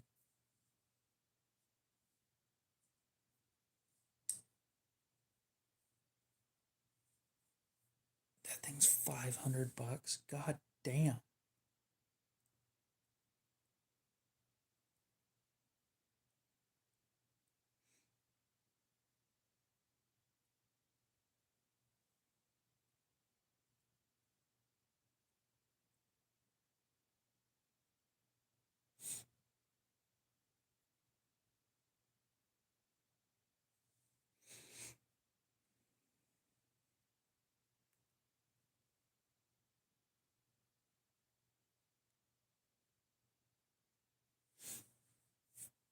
It looks like it has liners to me.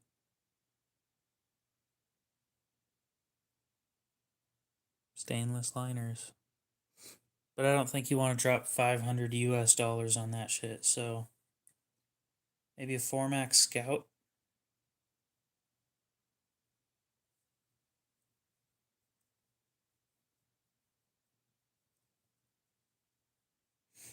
That's more like it. Yes, they were full liners.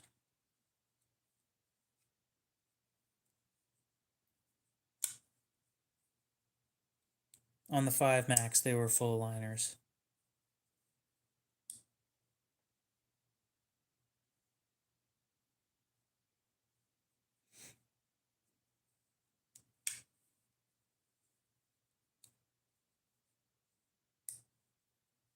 And the 4 Max has liners as well.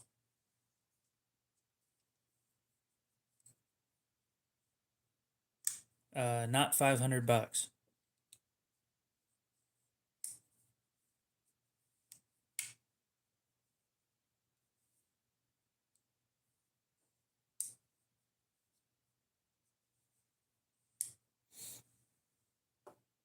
So that's a 4 Max. That will probably fit your hand.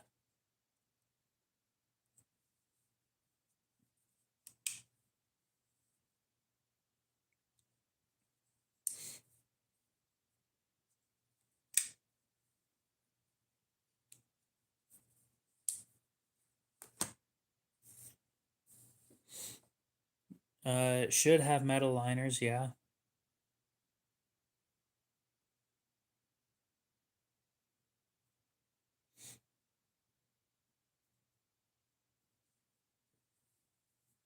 It said it did, but let me verify.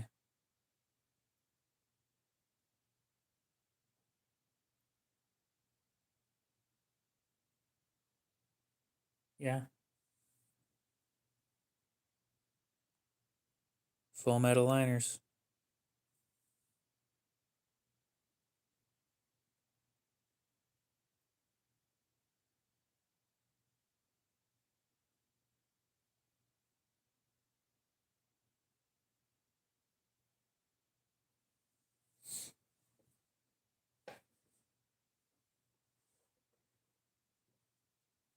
What, they don't make anything in the US anymore? That's sad.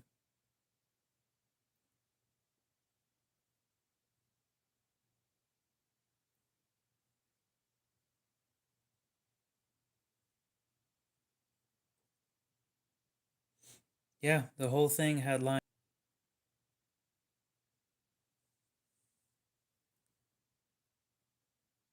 American made used to mean something. And yes, it has full liners.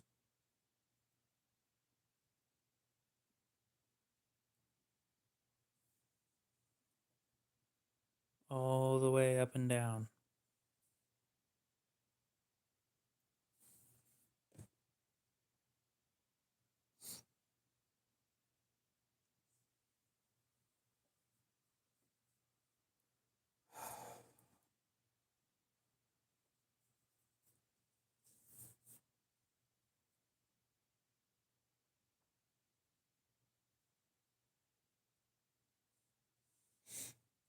Yes, it's the 4 Max Scout.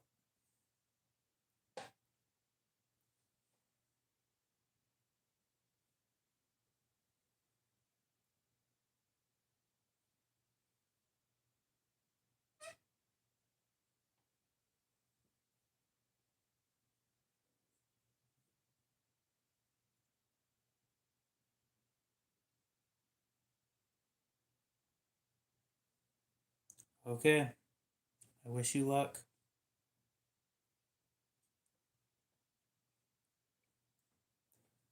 I think I've changed my mind on buying a Kaiser Original too.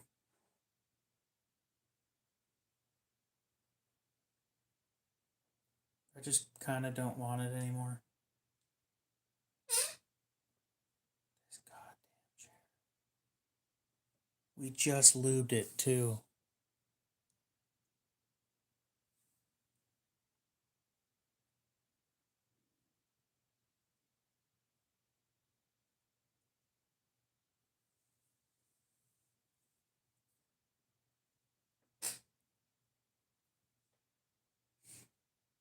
I'm thinking about getting a Vargo Sabata.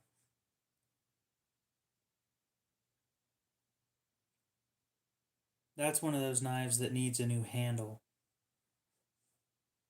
Because that handle's fucking ugly looking.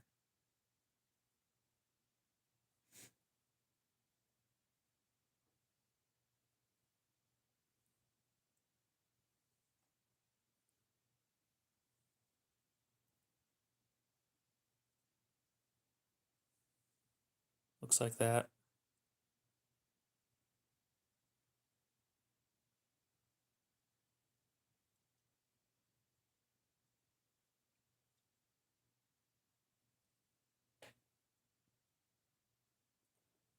You know, I wonder.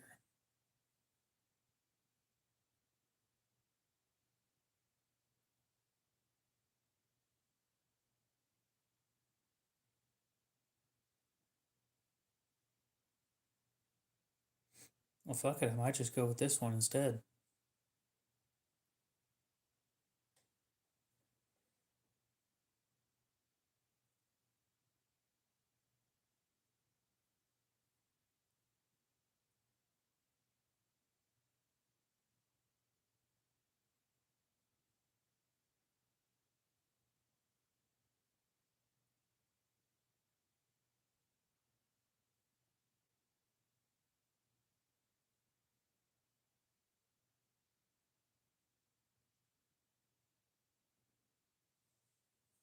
Or this.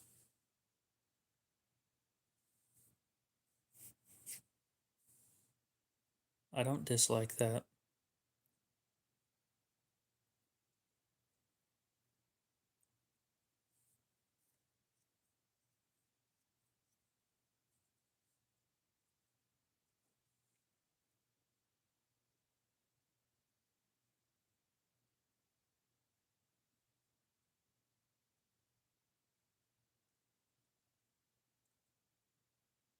It's a little pricey. Under 25. The blade's made out of titanium.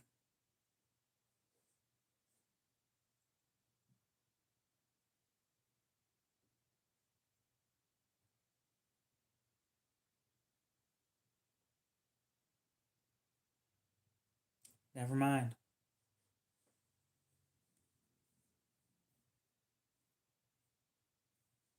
Which one is the launch Oh, I know the launch 13. Not my thing, personally.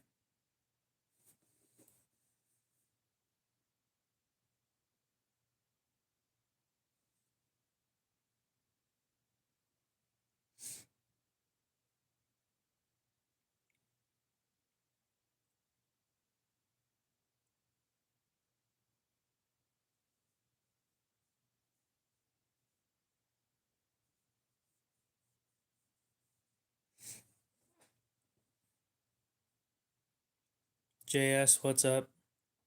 Fixed blades aren't my thing.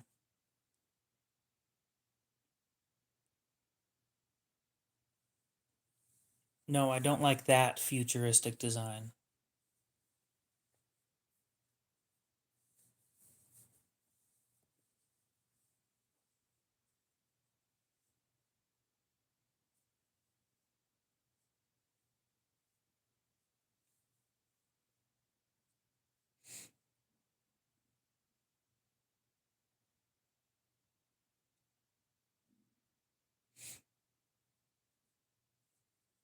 I should buy one of these things and modify it.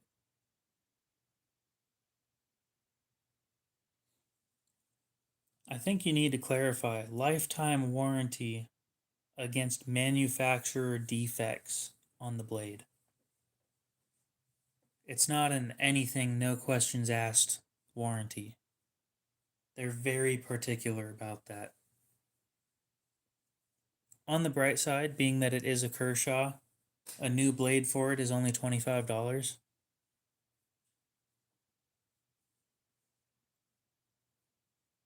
Because I'm still alive. Speaking of which, I kind of wanted to end the stream in about 5 minutes, so we're probably gonna do that.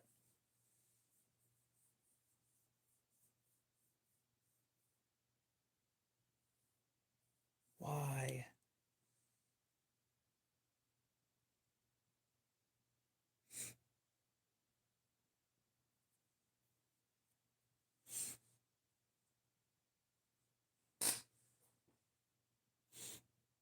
I prefer frame locks because I enjoy them, but that's all preference.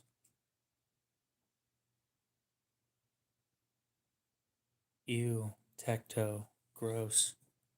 I thought about reaching out to them, and then I looked into them a little further, and then I got my hands on one, and oh my god, they're garbage.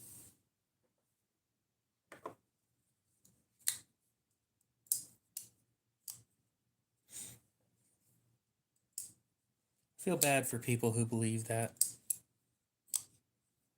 I enjoy frame locks, but I think the best lock for the average person would probably be a back lock.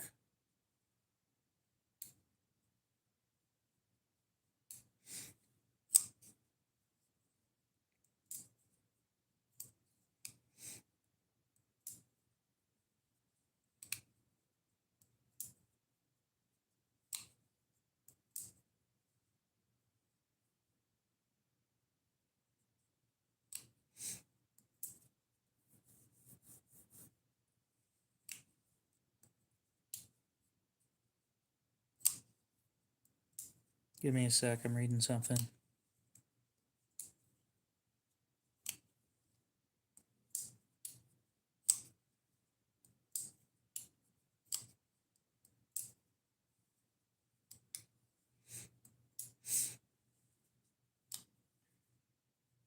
Okay. It's basically a liner lock without outer scales.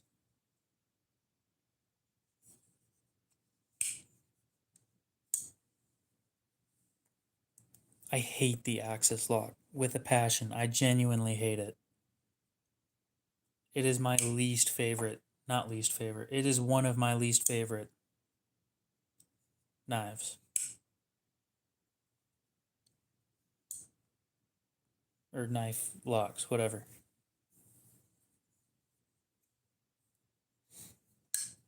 A Schrade 221.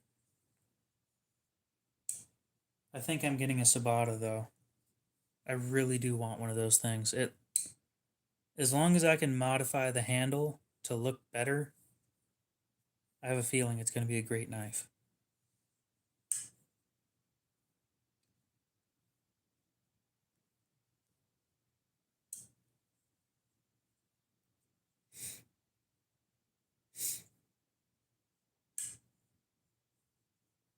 Yeah, that's not a bad knife.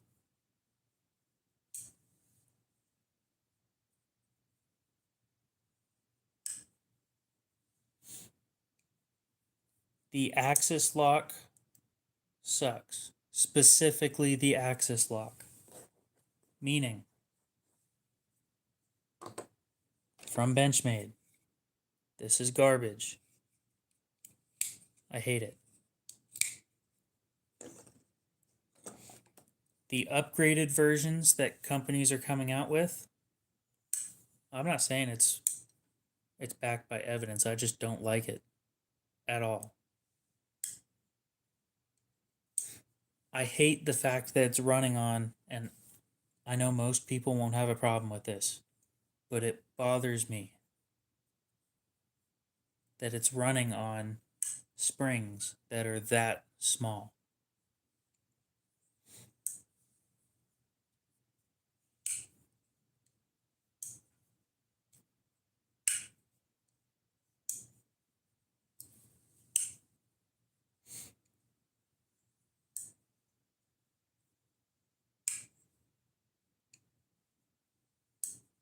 Yeah, pretty much. It'd be hard to put scales on something like this, though.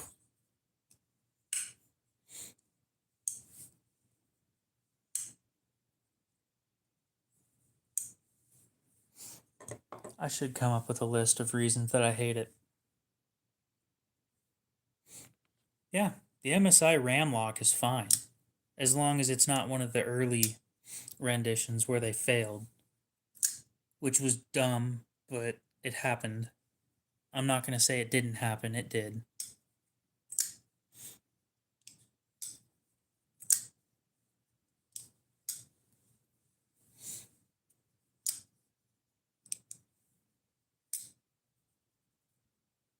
I don't like how small they are. I mean, they're bigger than a coil spring, but I don't like how much tension they have on them at all times. Exactly. Shit like that happens too. I already don't like taking anything apart that has these locks because it's a pain in the ass to put them back together.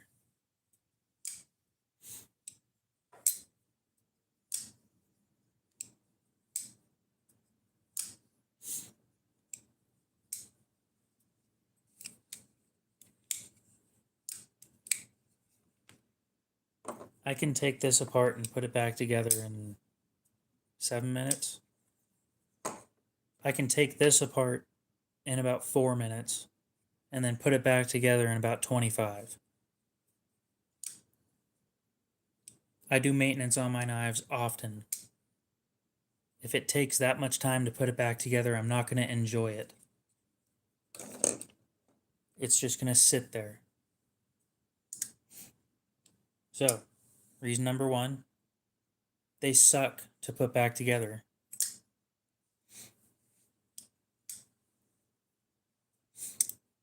It took me forever. I hate them so much.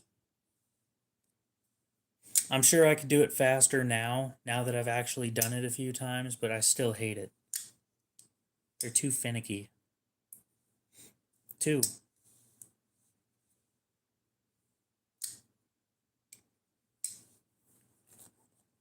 is the Omega Springs.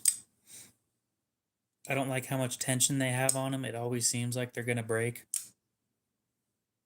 I personally haven't had it happen, but I've met a few people who have.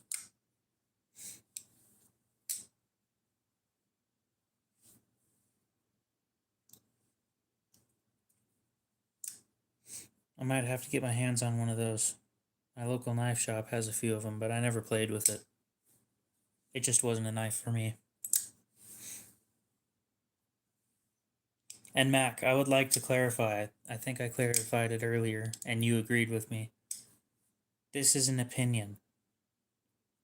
I dislike that knife. I have my own reasonings. You can like it if you want to. I personally hate it.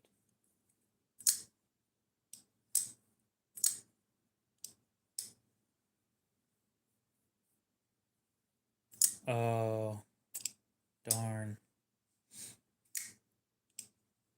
We got another one of those. You're right. I haven't carried for 20 years. I'm 23. I just explained it to you.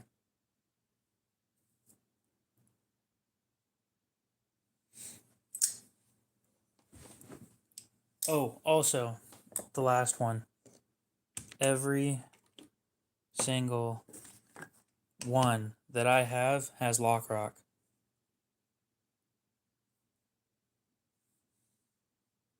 I have 4 of them, and they all have lock rock. Almost everyone that I've handled has lock rock.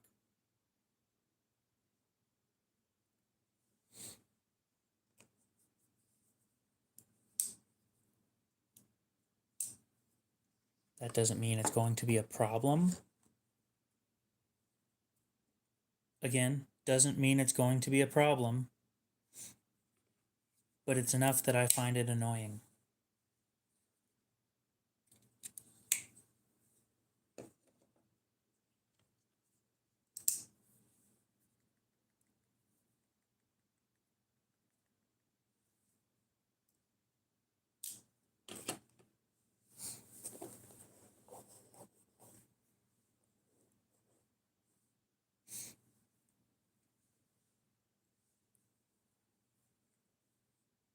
Anyway, just so that we can wrap this up quicker.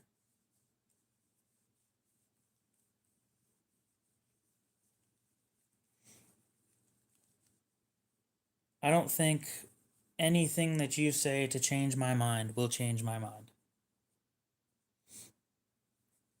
I think their Benchmade's too reliant on the crossbar lock.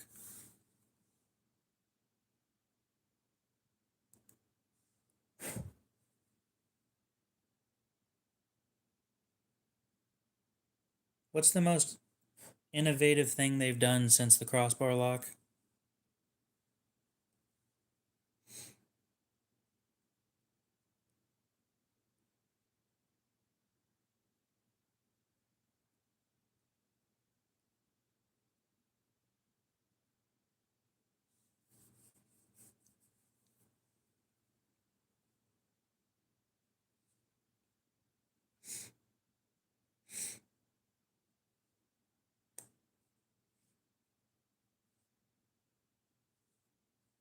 Because I don't think that they've done much of anything since then. The fact that Microtech and Spyderco, as soon as the patent expired. Okay, so what else have they done? Because I can't think of anything.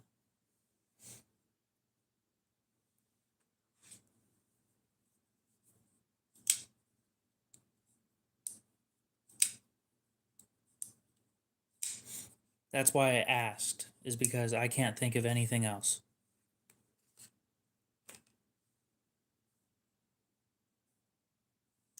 Exactly, not a lot. They do raise prices, they're good at that. I'll give you that one. But if the most innovative thing that they've done is the crossbar lock, and then other companies, as soon as that expired, went right after and made it better, they didn't innovate at all in the, what, 2015 or 20 years that they were able to.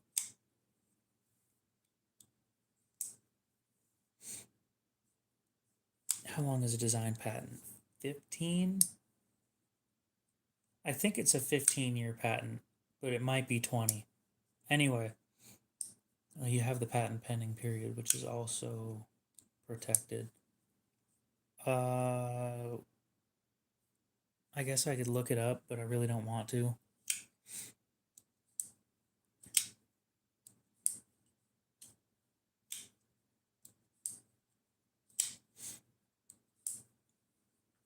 I like how smooth it is.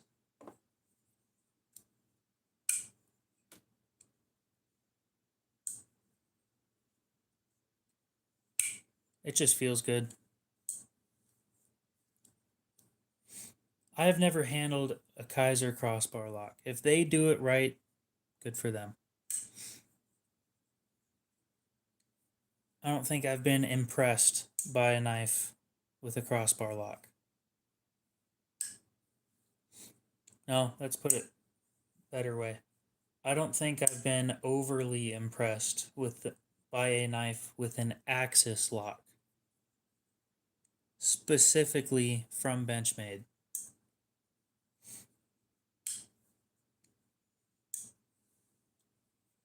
Yeah, if you don't treat them like shit and you use them for regular everyday things, it's not going to fail on you.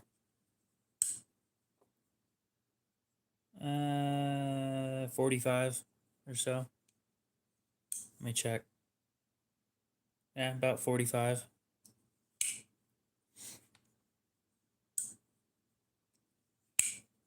It's got a few years to go.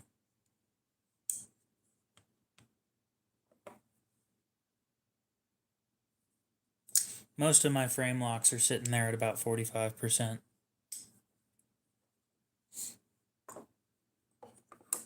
Except this one, I think that one's like 30.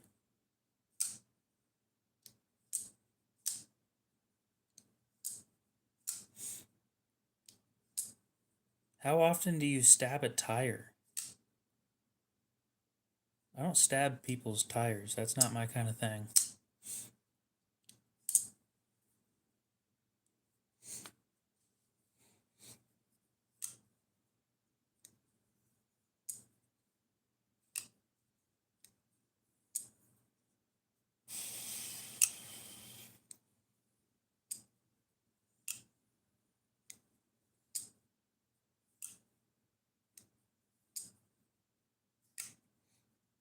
Well, now I'm really curious. How often are you stabbing tires? Oh, please fix the problem. Oh, that's so much nicer.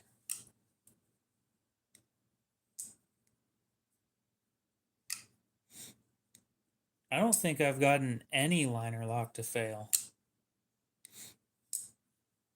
Then again, I'm not smacking full force against a table.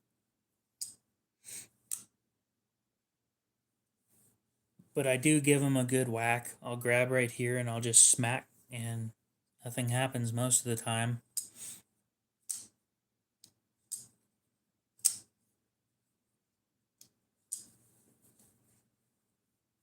A $40 Chonese Kershaw liner lock.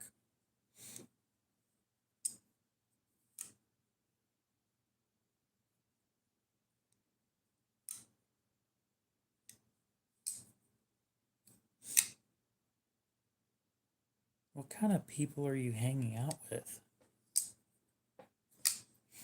I guess the better question is, what do the people you hang out with do? Because I don't think I've seen more than one knife fail on somebody. And the reason it failed was because they were an idiot. And stabbing something with a slip joint isn't smart.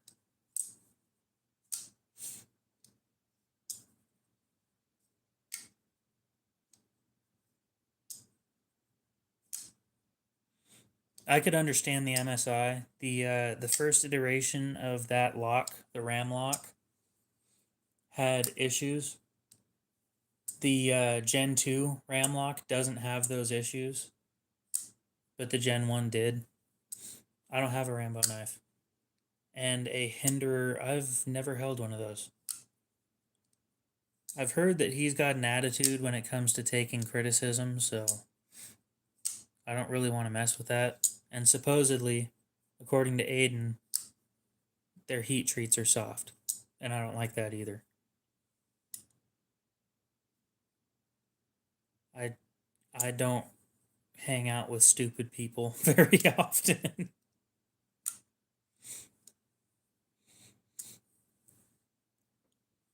You had a backlock fail?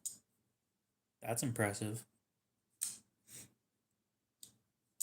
I never carry a fixed blade. I don't wear a belt, so I don't have anything to hang them off of. What movie knife do I have? I don't even have the Scream knife. I need to get one of those. How soft is super soft? Because to me, super soft is like average hardness on a knife. So 58 is soft, really soft. The stuff I tend to play with is sitting around mid 60s.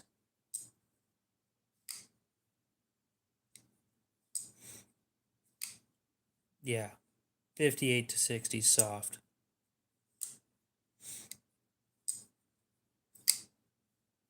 No, I own a couple of fixed blades. I don't carry them though.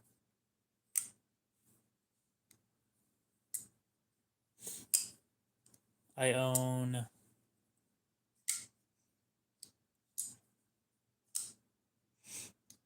a Guardian G-neck in LMAX, a Rat 5 in 1095, a few of the Minimalist series,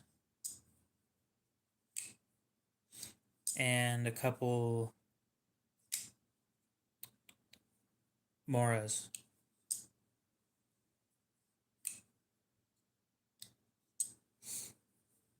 I keep a Mora in my truck. That is my truck knife, so if somebody breaks in and takes it, it's like 15 bucks.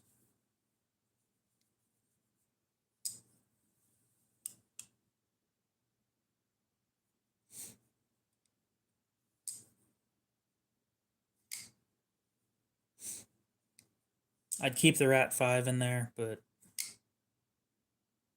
nope. If that gets stolen, I'm not replacing that. It's too expensive.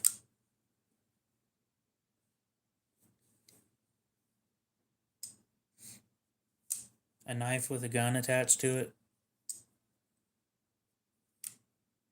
So probably a bayonet with a gun of some sort. It's a Chris Reeves Sebenza.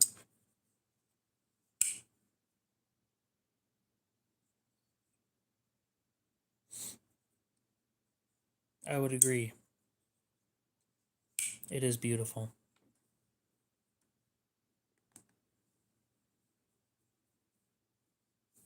I have one Demco, and the heat treat was dog shit.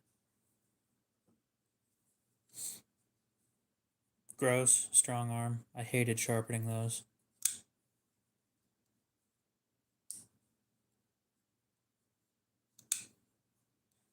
Sloppy Joe. No way. Okay, Sloppy Joe. Oh my god, Cody, you need to go to bed. You're starting to screw up.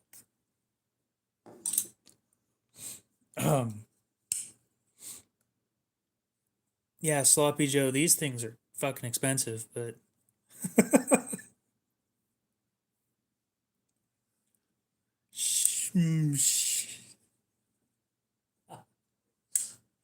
oh, that's good. A mantis pry bar. I've never had one of those.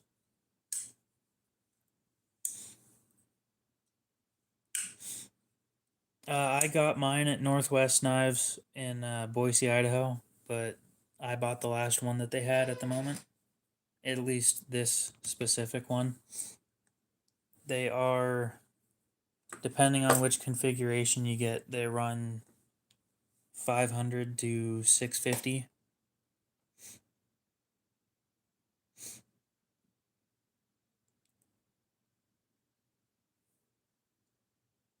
without tax. This one with everything all said and done was 580.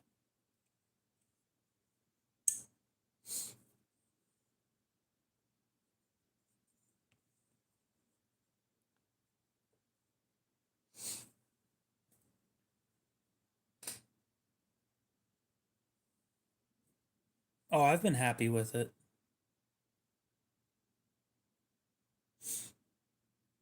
You got yours for $45. Now, what year and where'd you pull that off? Because this thing isn't skeletonized at all. It's glass blasted, not bead blasted.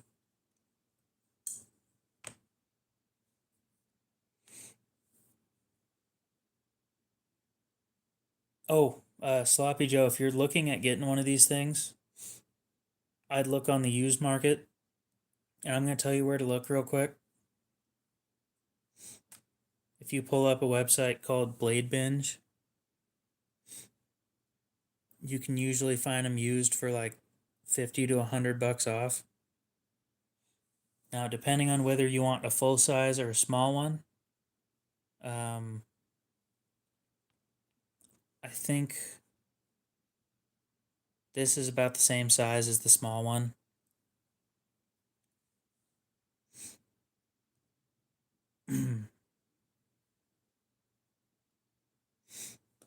We're not talking about the same knife, are we?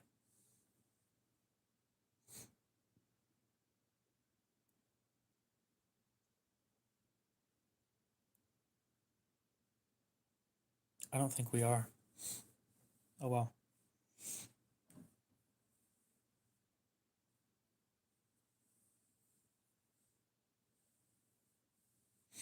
And I can help you find one if you would like. Um, I am sort of a knife broker. I don't get paid to do it. I'm just bored and have nothing better to do.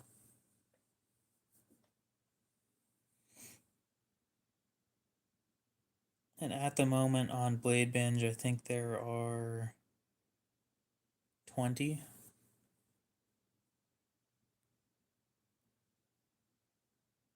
Let me double check.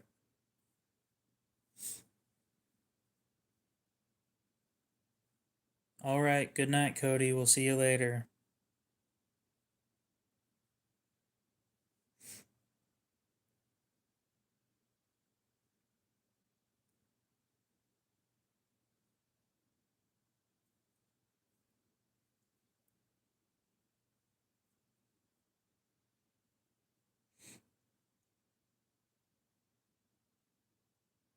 You should leave.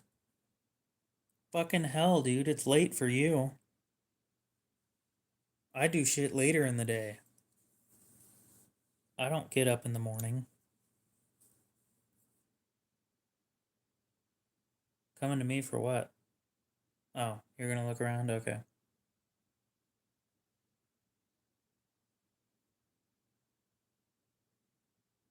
Do you care about blade steel? Well, Mac was having a hissy fit, and I had to have fun with that.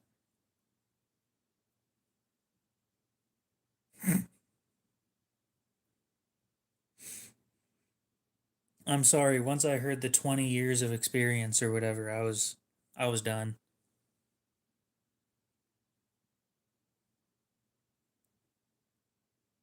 Yeah, Sloppy Joe, do you care what blade steel? Does that matter to you?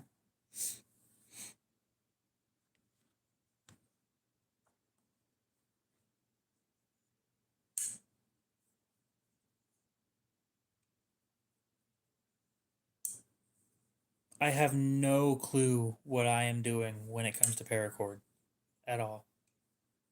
I suggest that you look up stuff on YouTube to learn. I am not the person to go to, unfortunately. Fair enough.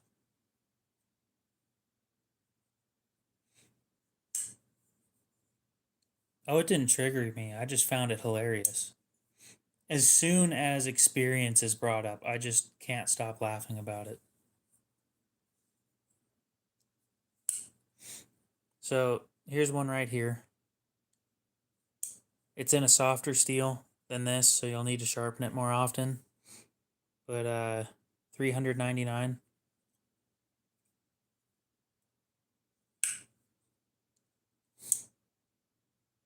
It's been used, of course. No big deal though.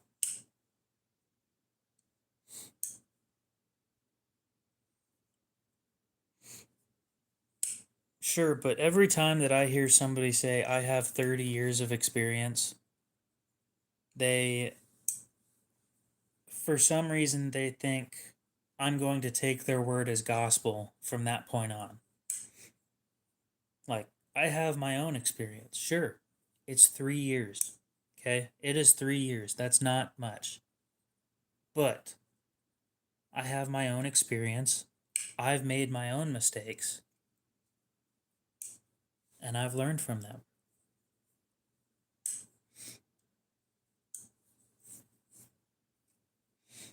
So I'm going to continue using my experience the way that I enjoy using it, which is for YouTube. Steven, what's up? How's it going? Maybe here in about 6 minutes we'll end the stream.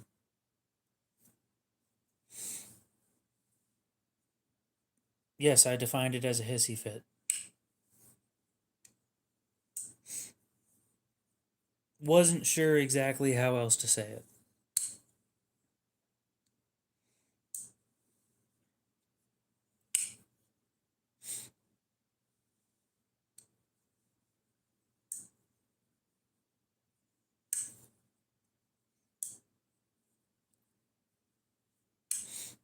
I stream almost daily at 11 p.m. Mountain Time.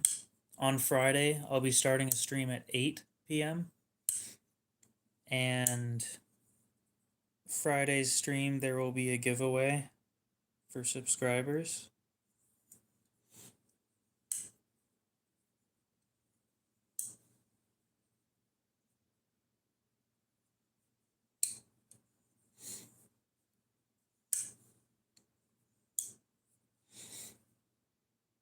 And I will tell you how to enter if you haven't already on that live stream. You do have to be there for any chance of winning, though. So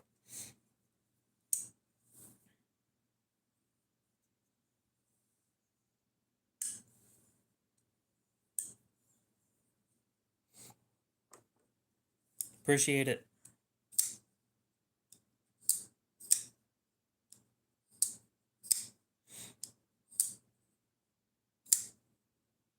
Fair enough.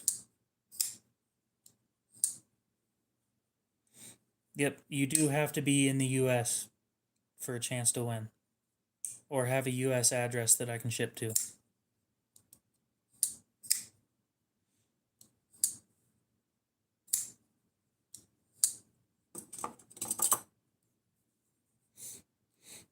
Because international shipping is way too damn expensive. Especially with all the shit going on right now. Nice. One of these days, I might do international shipping, but at the moment, it is just so damn expensive.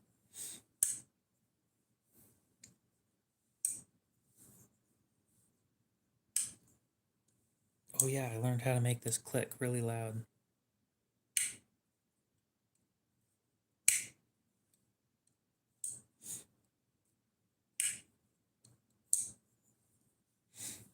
That might make people look for once.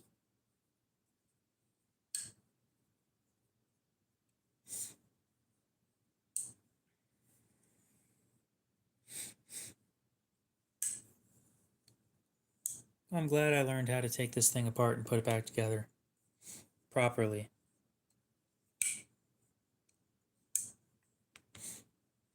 Hi, how you doing? Thank you. Hope you're doing well over there.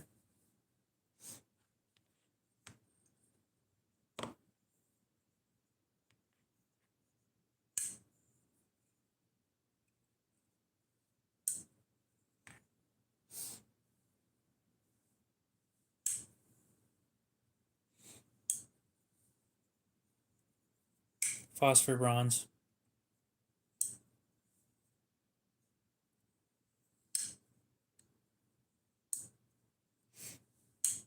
I prefer phosphor bronze over bearings because I don't like bearings very much. They cause excess wear in specific areas, especially on unguarded titanium.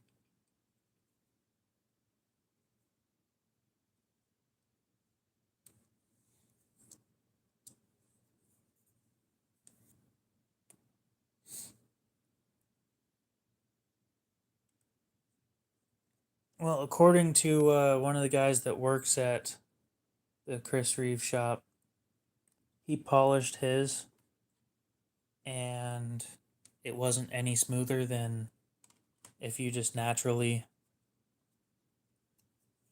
let it wear. So I'm just going to let it wear and do its thing, which is why I'm opening it and closing it so often. I'm wearing it in. Most of my designs have washers in them. And I'm thinking about making it optional to have washers or bearings.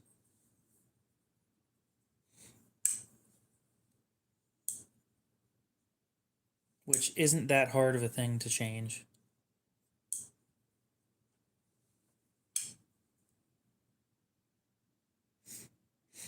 It's a simple change in a little bit more CNC time, and that's it.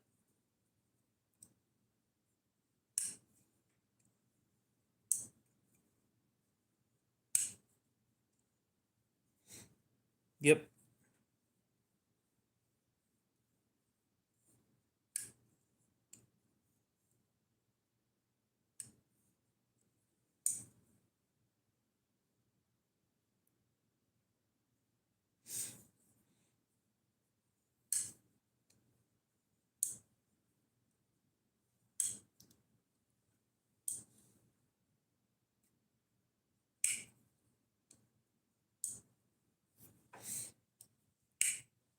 I break them in during live streams and when I'm bored.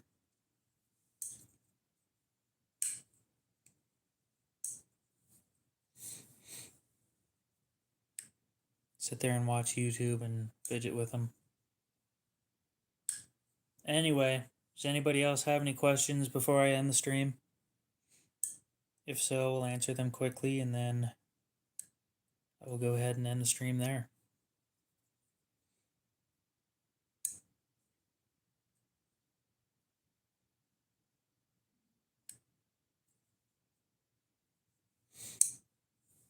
I think we've got a Mark I bayonet in the house from World War I.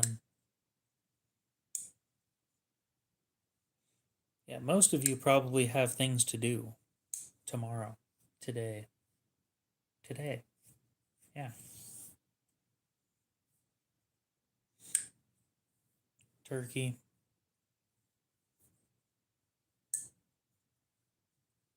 And believe it or not, I like cranberry sauce in a can.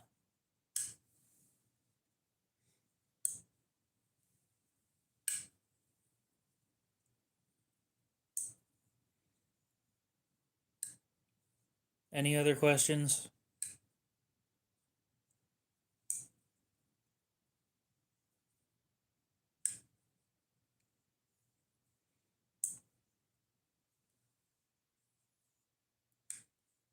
Likewise, Stephen.